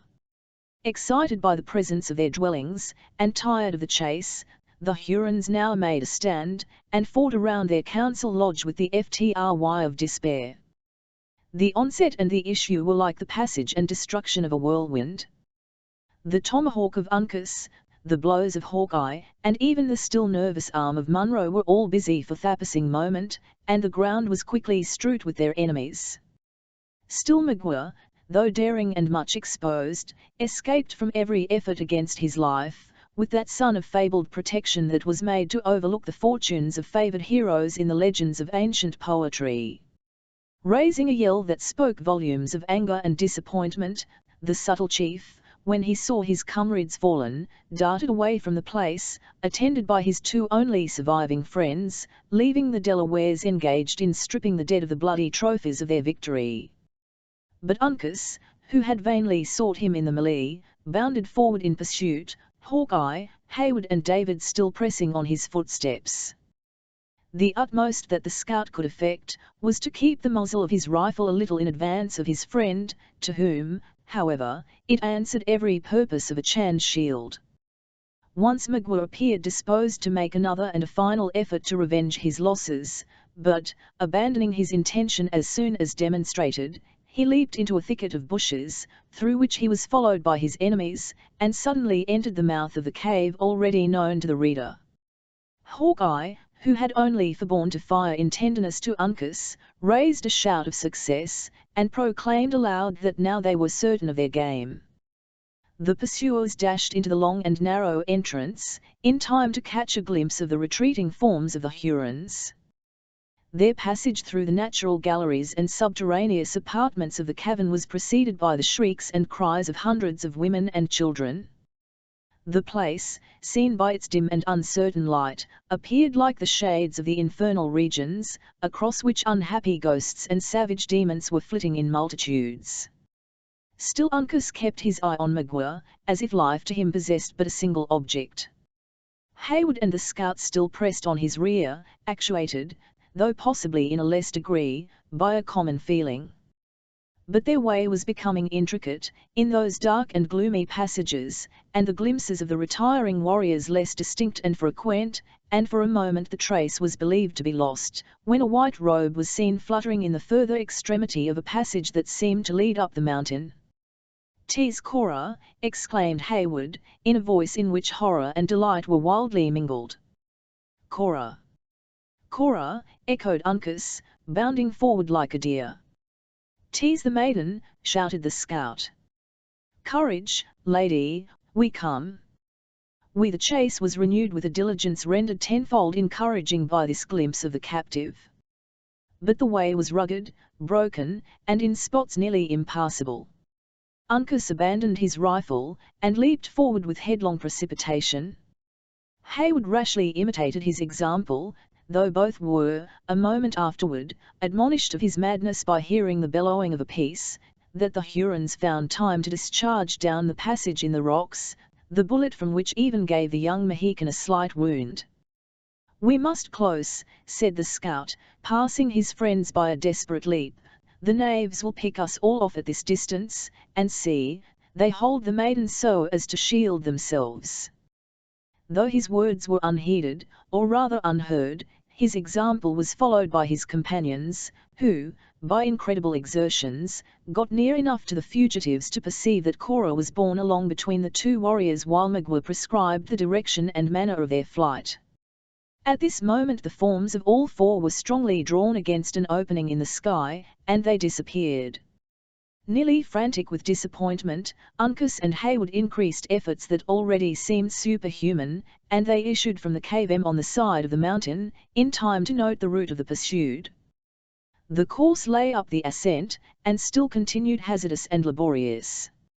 Encumbered by his rifle, and, perhaps, not sustained by so deep an interest in the captive as his companions, The scout suffered the latter to precede him a little, Uncas, in his turn, taking the lead of Hayward. In this manner, rocks, precipices and difficulties were surmounted in an incredibly short space, that at another time, and under other circumstances, would have been deemed almost insuperable. But the impetuous young men were rewarded by finding that, encumbered with Cora, the Hurons were losing ground in the race.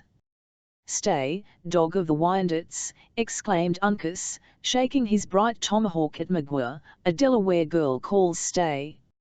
"I will go no further," cried Cora, stopping unexpectedly on a ledge of rock, that overhung a deep precipice, at no great distance from the summit half the mountain. "Kill me if thou wilt, detestable Huron, I will go no further." The supporters of the maiden raised their ready tomahawks with the impious joy that fiends are thought to take in mischief, but Magua stayed the uplifted arms. The Huron chief, after casting the weapons he had wrested from his companions over the rock, drew his knife, and turned to his captive, with a look in which conflicting passions fiercely contended. "Woman," he said, "chose the wigwam or the knife of Le Subtil." Cora regarded him not, but dropping on her knees, she raised her eyes and stretched her arms toward heaven, saying in a meek and yet confiding voice, "I am thine, do with me as thou seest best." "Woman," repeated Magua, hoarsely, and endeavoring in vain to catch a glance from her serene and beaming eye, "choose." But Cora neither heard nor heeded his demand. The form of the Huron trembled in every fibre, and he raised his arm on high, but dropped it again with a bewildered air, like one who doubted. Once more he struggled with himself and lifted the keen weapon again, but just then a piercing cry was heard above them, and Uncas appeared, leaping frantically, from a fearful height, upon the ledge. Magua recoiled a step, and one of his assistants, profiting by the chance, sheathed his own knife in the bosom of Cora. The Huron sprang like a tiger on his offending and already retreating countryman, but the falling form of Uncas separated the unnatural combatants. Diverted from his object by this interruption, and maddened by the murder he had just witnessed, Magua buried his weapon in the back of the prostrate Delaware, uttering an unearthly shout as he committed the dastardly deed. But Uncas arose from the blow, as the wounded panther turns upon his foe, and snlck the murderer of Cora to his feet, by an effort in which the last of his failing strength was expended. Then, with a stern and steady look, he turned to Le Subtil, and indicated by the expression of his eye all that he would do had not the power deserted him. The latter seized the nerveless arm of the unresisting Delaware, and passed his knife into his bosom several times, before his victim, still keeping his gaze riveted on his enemy, with a look of inextinguishable scorn, fell dead at his feet. "Mercy! Mercy!" Huron, cried Hayward, from above, in tones nearly choked by horror, "give mercy, and thou shalt receive from it." Whirling the bloody knife up at the imploring youth, the victorious Magua uttered a so fierce, so wild, and yet so joyous, that it conveyed the sounds of savage triumph to the ears of those who fought in the valley, 1,000 feet below. He was answered by a burst from the lips of the scout, whose tall person was just then seen moving swiftly toward him, along those dangerous crags, with steps as bold and reckless as if he possessed the power to move in air. But when the hunter reached the scene of the ruthless massacre, the ledge was tenanted only by the dead. His keen eye took a single look at the victims, and then shot its glances over the difficulties of the ascent in his front. A form stood at the brow of the mountain, on the very edge of the giddy height, with uplifted arms, in an awful attitude of menace. Without stopping to consider his person, the rifle of Hawkeye was raised, but a rock, which fell on the head of one of the fugitives below, exposed the indignant and glowing countenance of the honest Gamut. Then Magua issued from a crevice, and, stepping with calm indifference over the body of the last of his associates, he leaped a wide fissure, and ascended the rocks at a point where the arm of David could not reach him. A single bound would carry him to the brow of the precipice, and assure his safety. Before taking the leap, however, the Huron paused, and shaking his hand at the scout, he shouted, "The pale faces are dogs! The Delawares women!" Magua leaves them on the rocks, for the crows. Laughing hoarsely, he made a desperate leap, and fell short of his mark, though his hands grasped a slum on the verge of the height. The form of Hawkeye had crouched like a beast about to take its spring, and his frame trembled so violently with eagerness that the muzzle of the half-raised rifle played like a leaf fluttering in the wind. Without exhausting himself with fruitless efforts, the cunning Magua suffered his body to drop to the length of his arms, and found a fragment for his feet to rest on. Then, summoning all his powers, he renewed the attempt, and so far succeeded as to draw his knees on the edge of the mountain. It was now, when the body of his enemy was most collected together, that the agitated weapon of the scout was drawn to his shoulder. The surrounding rocks themselves were not steadier than the piece became, for the single instant that it poured out its contents. The arms of the Huron relaxed, and his body fell back a little, while his knees still kept their position.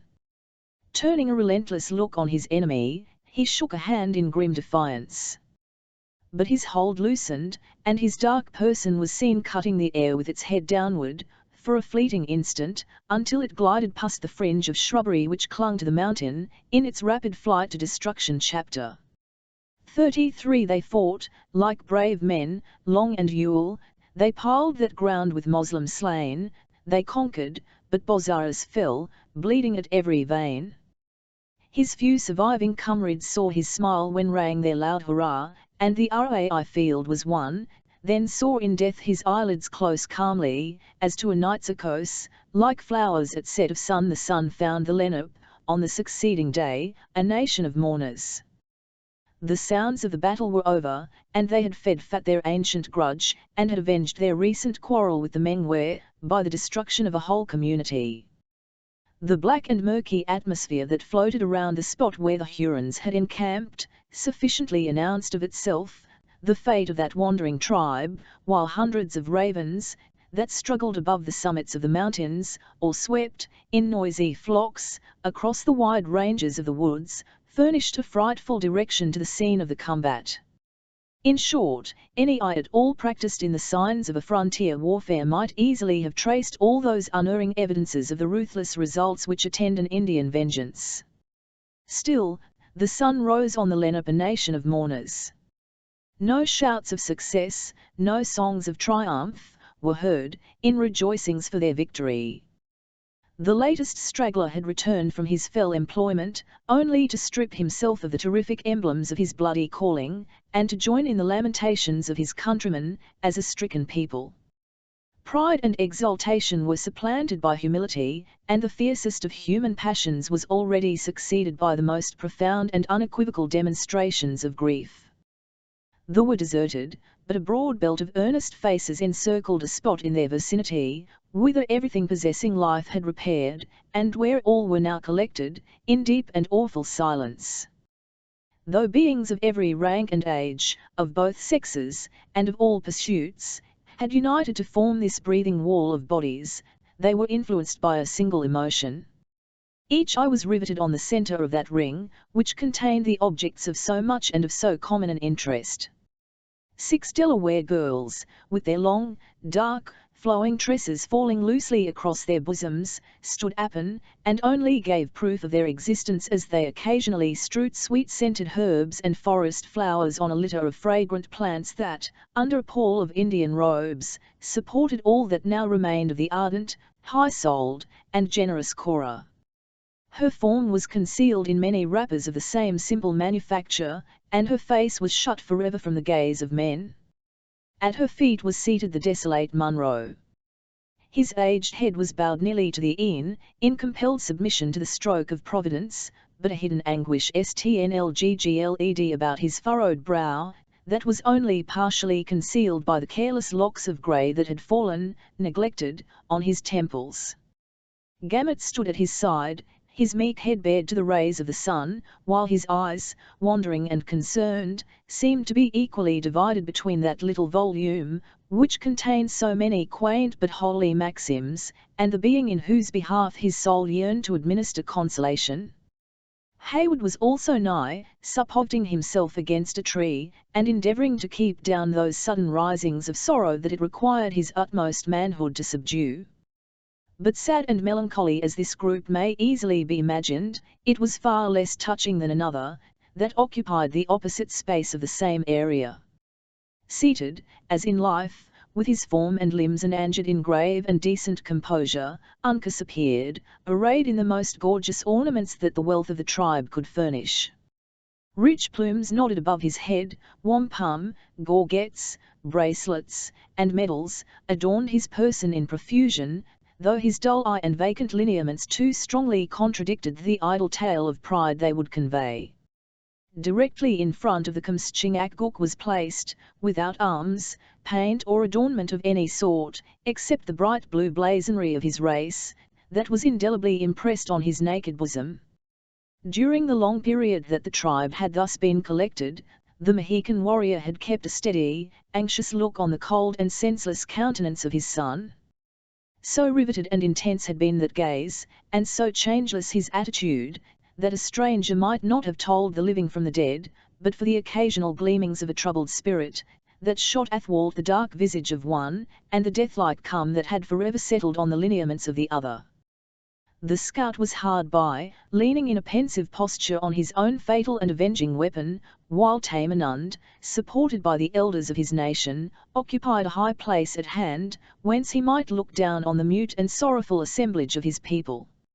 Just within the inner edge of the circle stood a soldier, in the military attire of a strange nation, and without it was his war horse, in the centre of a collection of mounted domestics, seemingly in readiness to undertake some distant journey.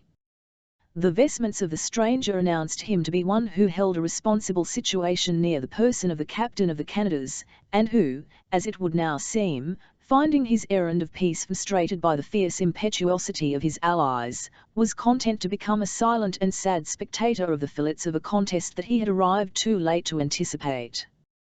The day was drawing to the close of its first quarter, and yet had the multitude maintained its breathing stillness since its dawn?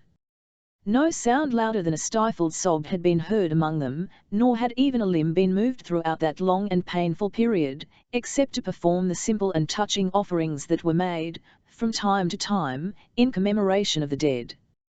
The patience and forbearance of Indian fortitude could alone support such an appearance of abstraction, as seemed now to have turned each dark and motionless figure into stone.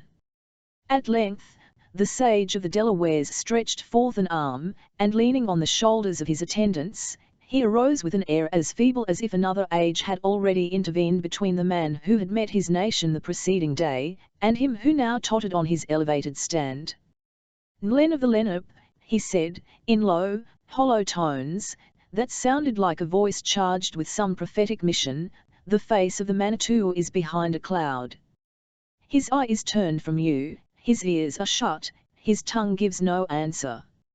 You see him not, yet his judgments are before you. Let your hearts be open and your spirits tell no lie.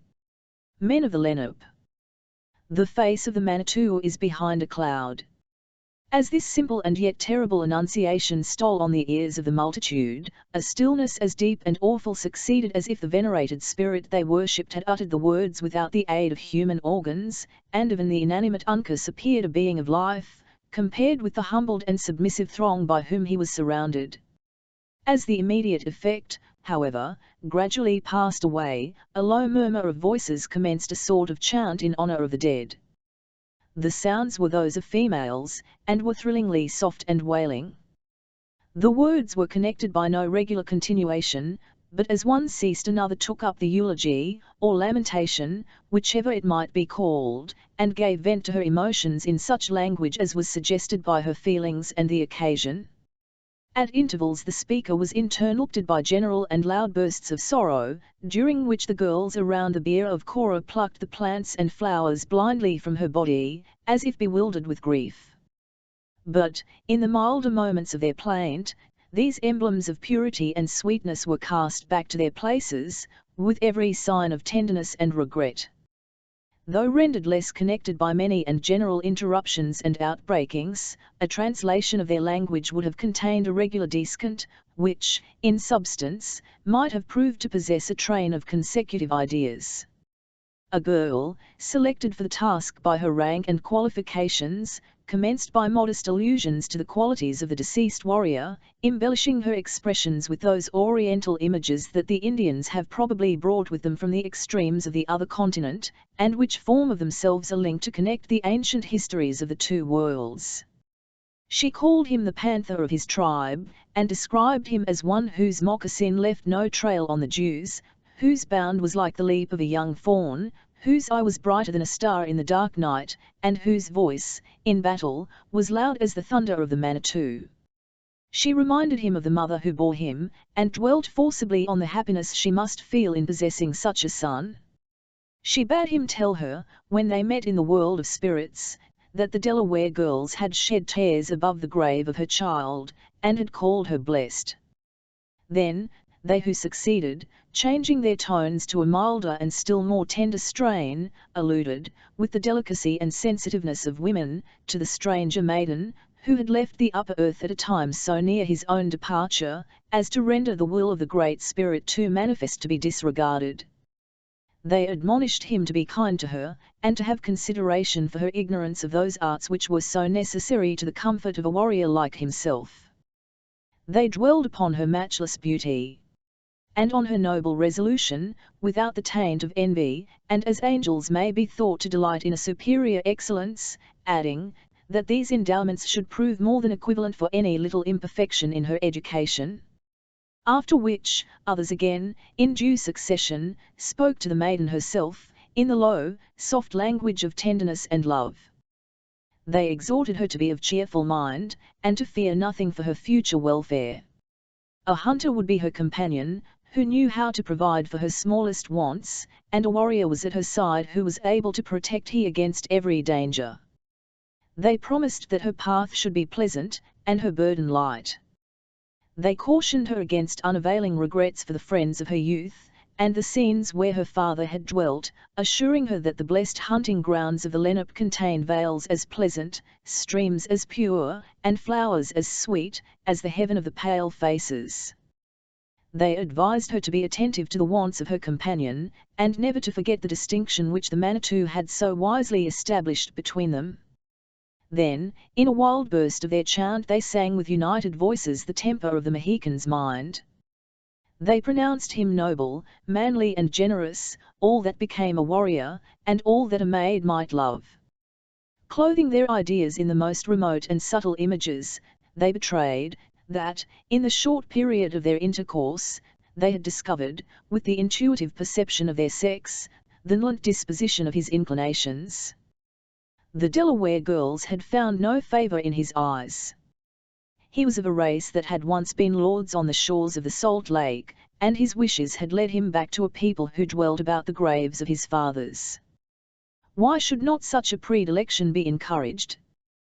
That she was of a blood purer and richer than the rest of her nation, any eye might have seen; that she was to the dangers and daring of a life in the woods, her conduct had proved, and now, they added, the wise one of the earth had transplanted her to a place where she would find congenial spirits, and might be forever happy.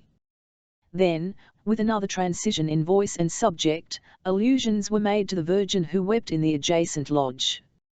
They compared her to flakes of snow, as pure, as white, as brilliant, and as liable to melt in the fierce heats of summer, or congeal in the frosts of winter.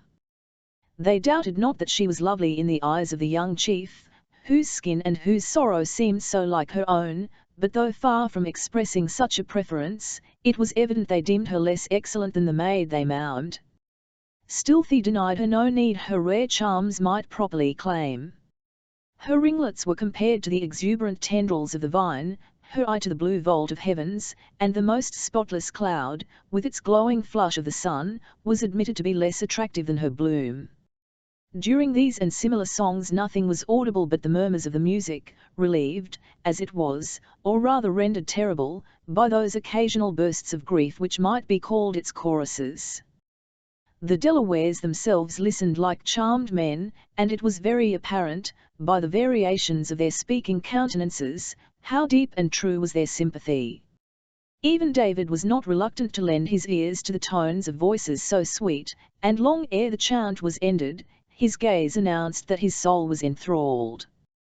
The scout, to whom alone, of all the white men, the words were intelligible, suffered himself to be a little aroused from his meditative posture, and bent his face aside, to catch their meaning, as the girls proceeded. But when they spoke of the future prospects of Cora and Uncas, he shook his head, like one who knew the error of their simple creed, and resuming his reclining attitude, he maintained it until the ceremony, if that might be called a ceremony, in which feeling was so deeply imbued, was finished. Happily for the self-command of both Hayward and Munro, they knew not the meaning of the wild sounds they heard. Chingachgook was a solitary exception to the interest manifested by the native part of the audience. His look never changed throughout the whole of the scene, nor did a muscle move in his rigid countenance, even at the wildest or the most pathetic parts of the lamentation. The cold and senseless remains of his son was all to him, and every other sense but that of sight seemed frozen, in order that his eyes might take their final gaze at those lineaments he had so long loved, and which were now about to be closed forever from his view. In this stage of the obsequies, a warrior much renowned for deed in arms, and more especially for services in the recent combat, a man of stern and grave demeanour, advanced slowly from the crowd, and placed himself nigh the person of the dead. "Why hast thou left us, pride of the Wapanaki?" he said, addressing himself to the dull ears of Uncas, as if the empty clay retained the faculties of the animated man. "Thy time has been like that of the sun when in the trees, thy glory brighter than his light at noonday. Thou art gone, youthful warrior, but 100 Wyandits are clearing the briars from thy path to the world of the spirits.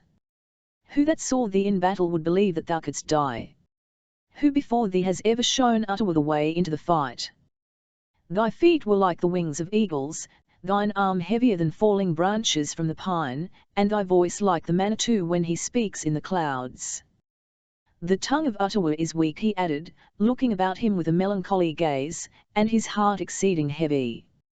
"Pride of the Wapanaki, why hast thou left us?" He was succeeded by others, in due order, until most of the high and gifted men of the nation had sung or spoken their tribute of praise over the manes of the deceased chief. When each had ended, another deep and breathing silence reigned in all the place. Then a low, deep sound was heard, like the suppressed accompaniment of distant music, rising just high enough on the air to be audible, and yet so indistinctly, as to leave its character, and the place whence it proceeded, alike matters of conjecture. It was, however, succeeded by another and another strain, each in a higher key, until they grew on the ear, first in long-drawn and often repeated interjections, and finally in words. The lips of Chingachgook had so far pained, as to announce that it was the monody of the father.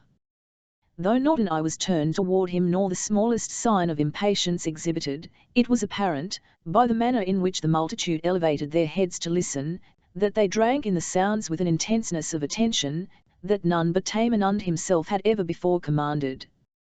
But they listened in vain.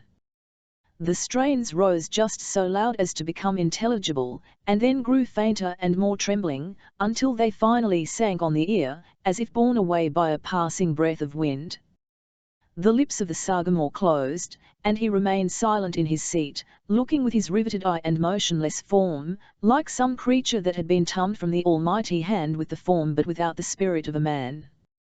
The Delawares, who knew by these symptoms that the mind of their friend was not prepared for so mighty an effort of fortitude, relaxed in their attention, and, with an innate delicacy, seemed to bestow all their thoughts on the obsequies of the stranger maiden. A signal was given, by one of the elder chiefs, to the women who crowded that part of the circle near which the body of Cora lay.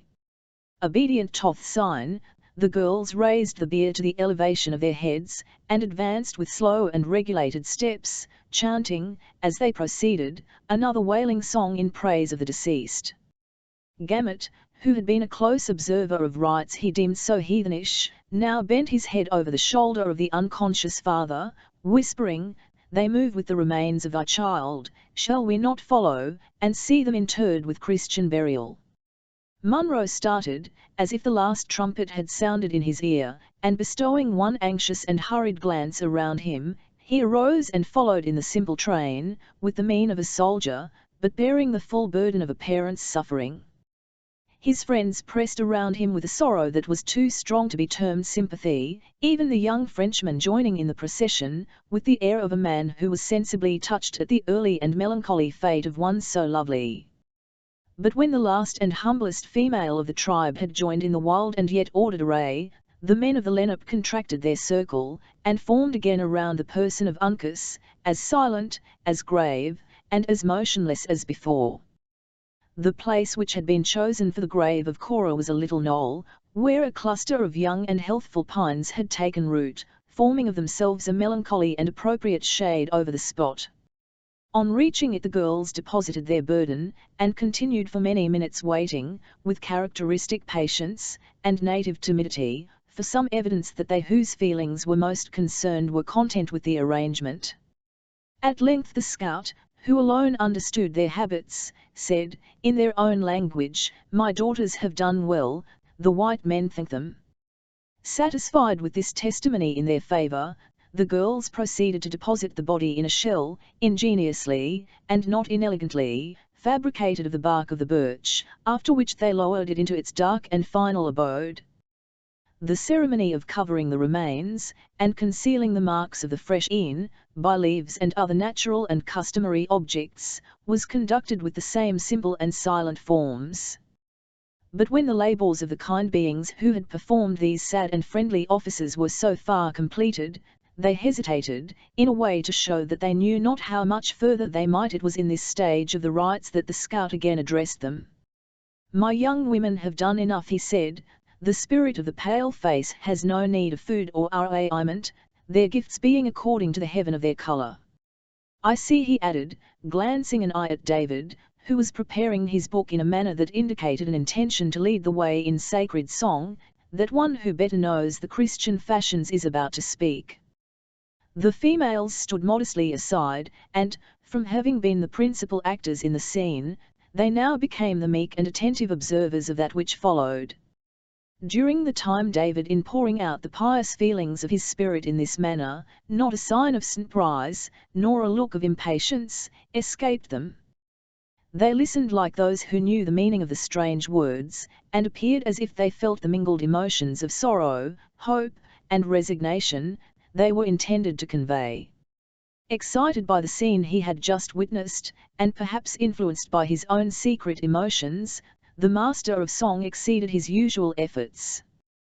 His full rich voice was not found to suffer by a comparison with the soft tones of the girls, and his more modulated strains possessed, at least for the ears of those to whom they were peculiarly addressed, the additional power of intelligence. He ended the anthem, as he had commenced it, in the midst of a grave and solemn stillness.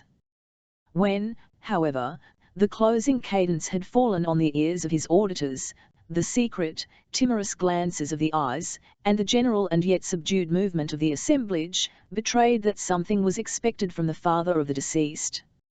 Munro seemed sensible that the time was come for him to exert what is, perhaps, the greatest effort of which human nature is capable. He bared his grey locks, and looked around the timid and quiet throng by which he was encircled, with a firm and collected countenance. Then, motioning with his hand for the scout to listen, he said, "Say to these kind and gentle females, that a heart-broken and failing man returns them his thanks. Tell them, that the being we all worship, under different names, will be mindful of their charity, and that the time shall not be distant when we may assemble around his throne without distinction of sex, or rank, or colour." The scout listened to the tremulous voice in which the veteran delivered these words, and shook his head slowly when they were ended, as one who doubted their efficacy. "To tell them this," he said, "would be to tell them that the snows come not in the winter, or that the sun shines fiercest when the trees are stripped of their leaves." Then turning to the women, he made such a communication of the others' gratitude as he deemed most suited to the capacities of his listeners. The head of Munro had already sunk upon his chest, and he was again fast relapsing into melancholy, when the young Frenchman before named ventured to touch him lightly on the elbow. As soon as he had gained the attention of the mourning old man, he pointed toward a group of young Indians, who approached with a light but closely covered litter, and then pointed upward toward the sun. "I understand you, sir," resumed Munro, with a voice of forced firmness, "I understand you. It is the will of heaven, and I submit. Cora, my child, if the prayers of a heart-broken father could avail thee now, how blessed shouldst thou be! Come, gentlemen," he added, looking about him with an air of lofty composure, though the anguish that quivered in his faded countenance was far too powerful to be concealed, "our duty here is ended, let us depart." Hayward gladly obeyed a summons that took them from a spot where, each instant, he felt his self-control was about to desert him. While his companions were mounting, however, he found time to press the hand of the scout, and to repeat the terms of an engagement they had made to meet again within the posts of the British Army. Then, gladly throwing himself into the saddle, he spurred his charger to the side of the litter, whence low and stifled sobs alone announced the presence of Alice. In this manner, the head of Munro again drooping on his bosom, with Hayward and David following in sorrowing silence, and attended by the aid of Montcalm with his guard, all the white men, with the exception of Hawkeye, passed from before the eyes of the Delawares, and were buried in the vast forests of that region. But the tie which, through their common calamity, had united the feelings of these simple dwellers in the woods with the strangers who had thus transiently visited them, was not so easily broken. Years passed away before the traditionary tale of the White Maiden, and of the young warrior of the Mohicans ceased to beguile the long nights and tedious marches, or to animate their youthful and brave with a desire for vengeance. Neither were the secondary actors in these momentous incidents forgotten. Through the medium of the scout, who served for years afterward as a link between them and civilized life, they learned, in answer to their inquiries, that the grey head was speedily gathered to his fathers, bombed down, as was erroneously believed, by his military misfortunes, and that the open hand had conveyed his surviving daughter far into the settlements of the Pale Faces, where her tears had at last ceased to flow, and had been succeeded by the bright smiles which were better suited to her joyous nature. But these were events of a time later than that which concerns our tale.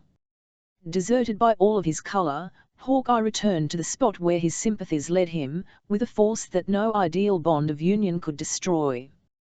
He was just in time to catch a parting look of the features of Uncas, whom the Delawares were already enclosing in his last vestment of skins.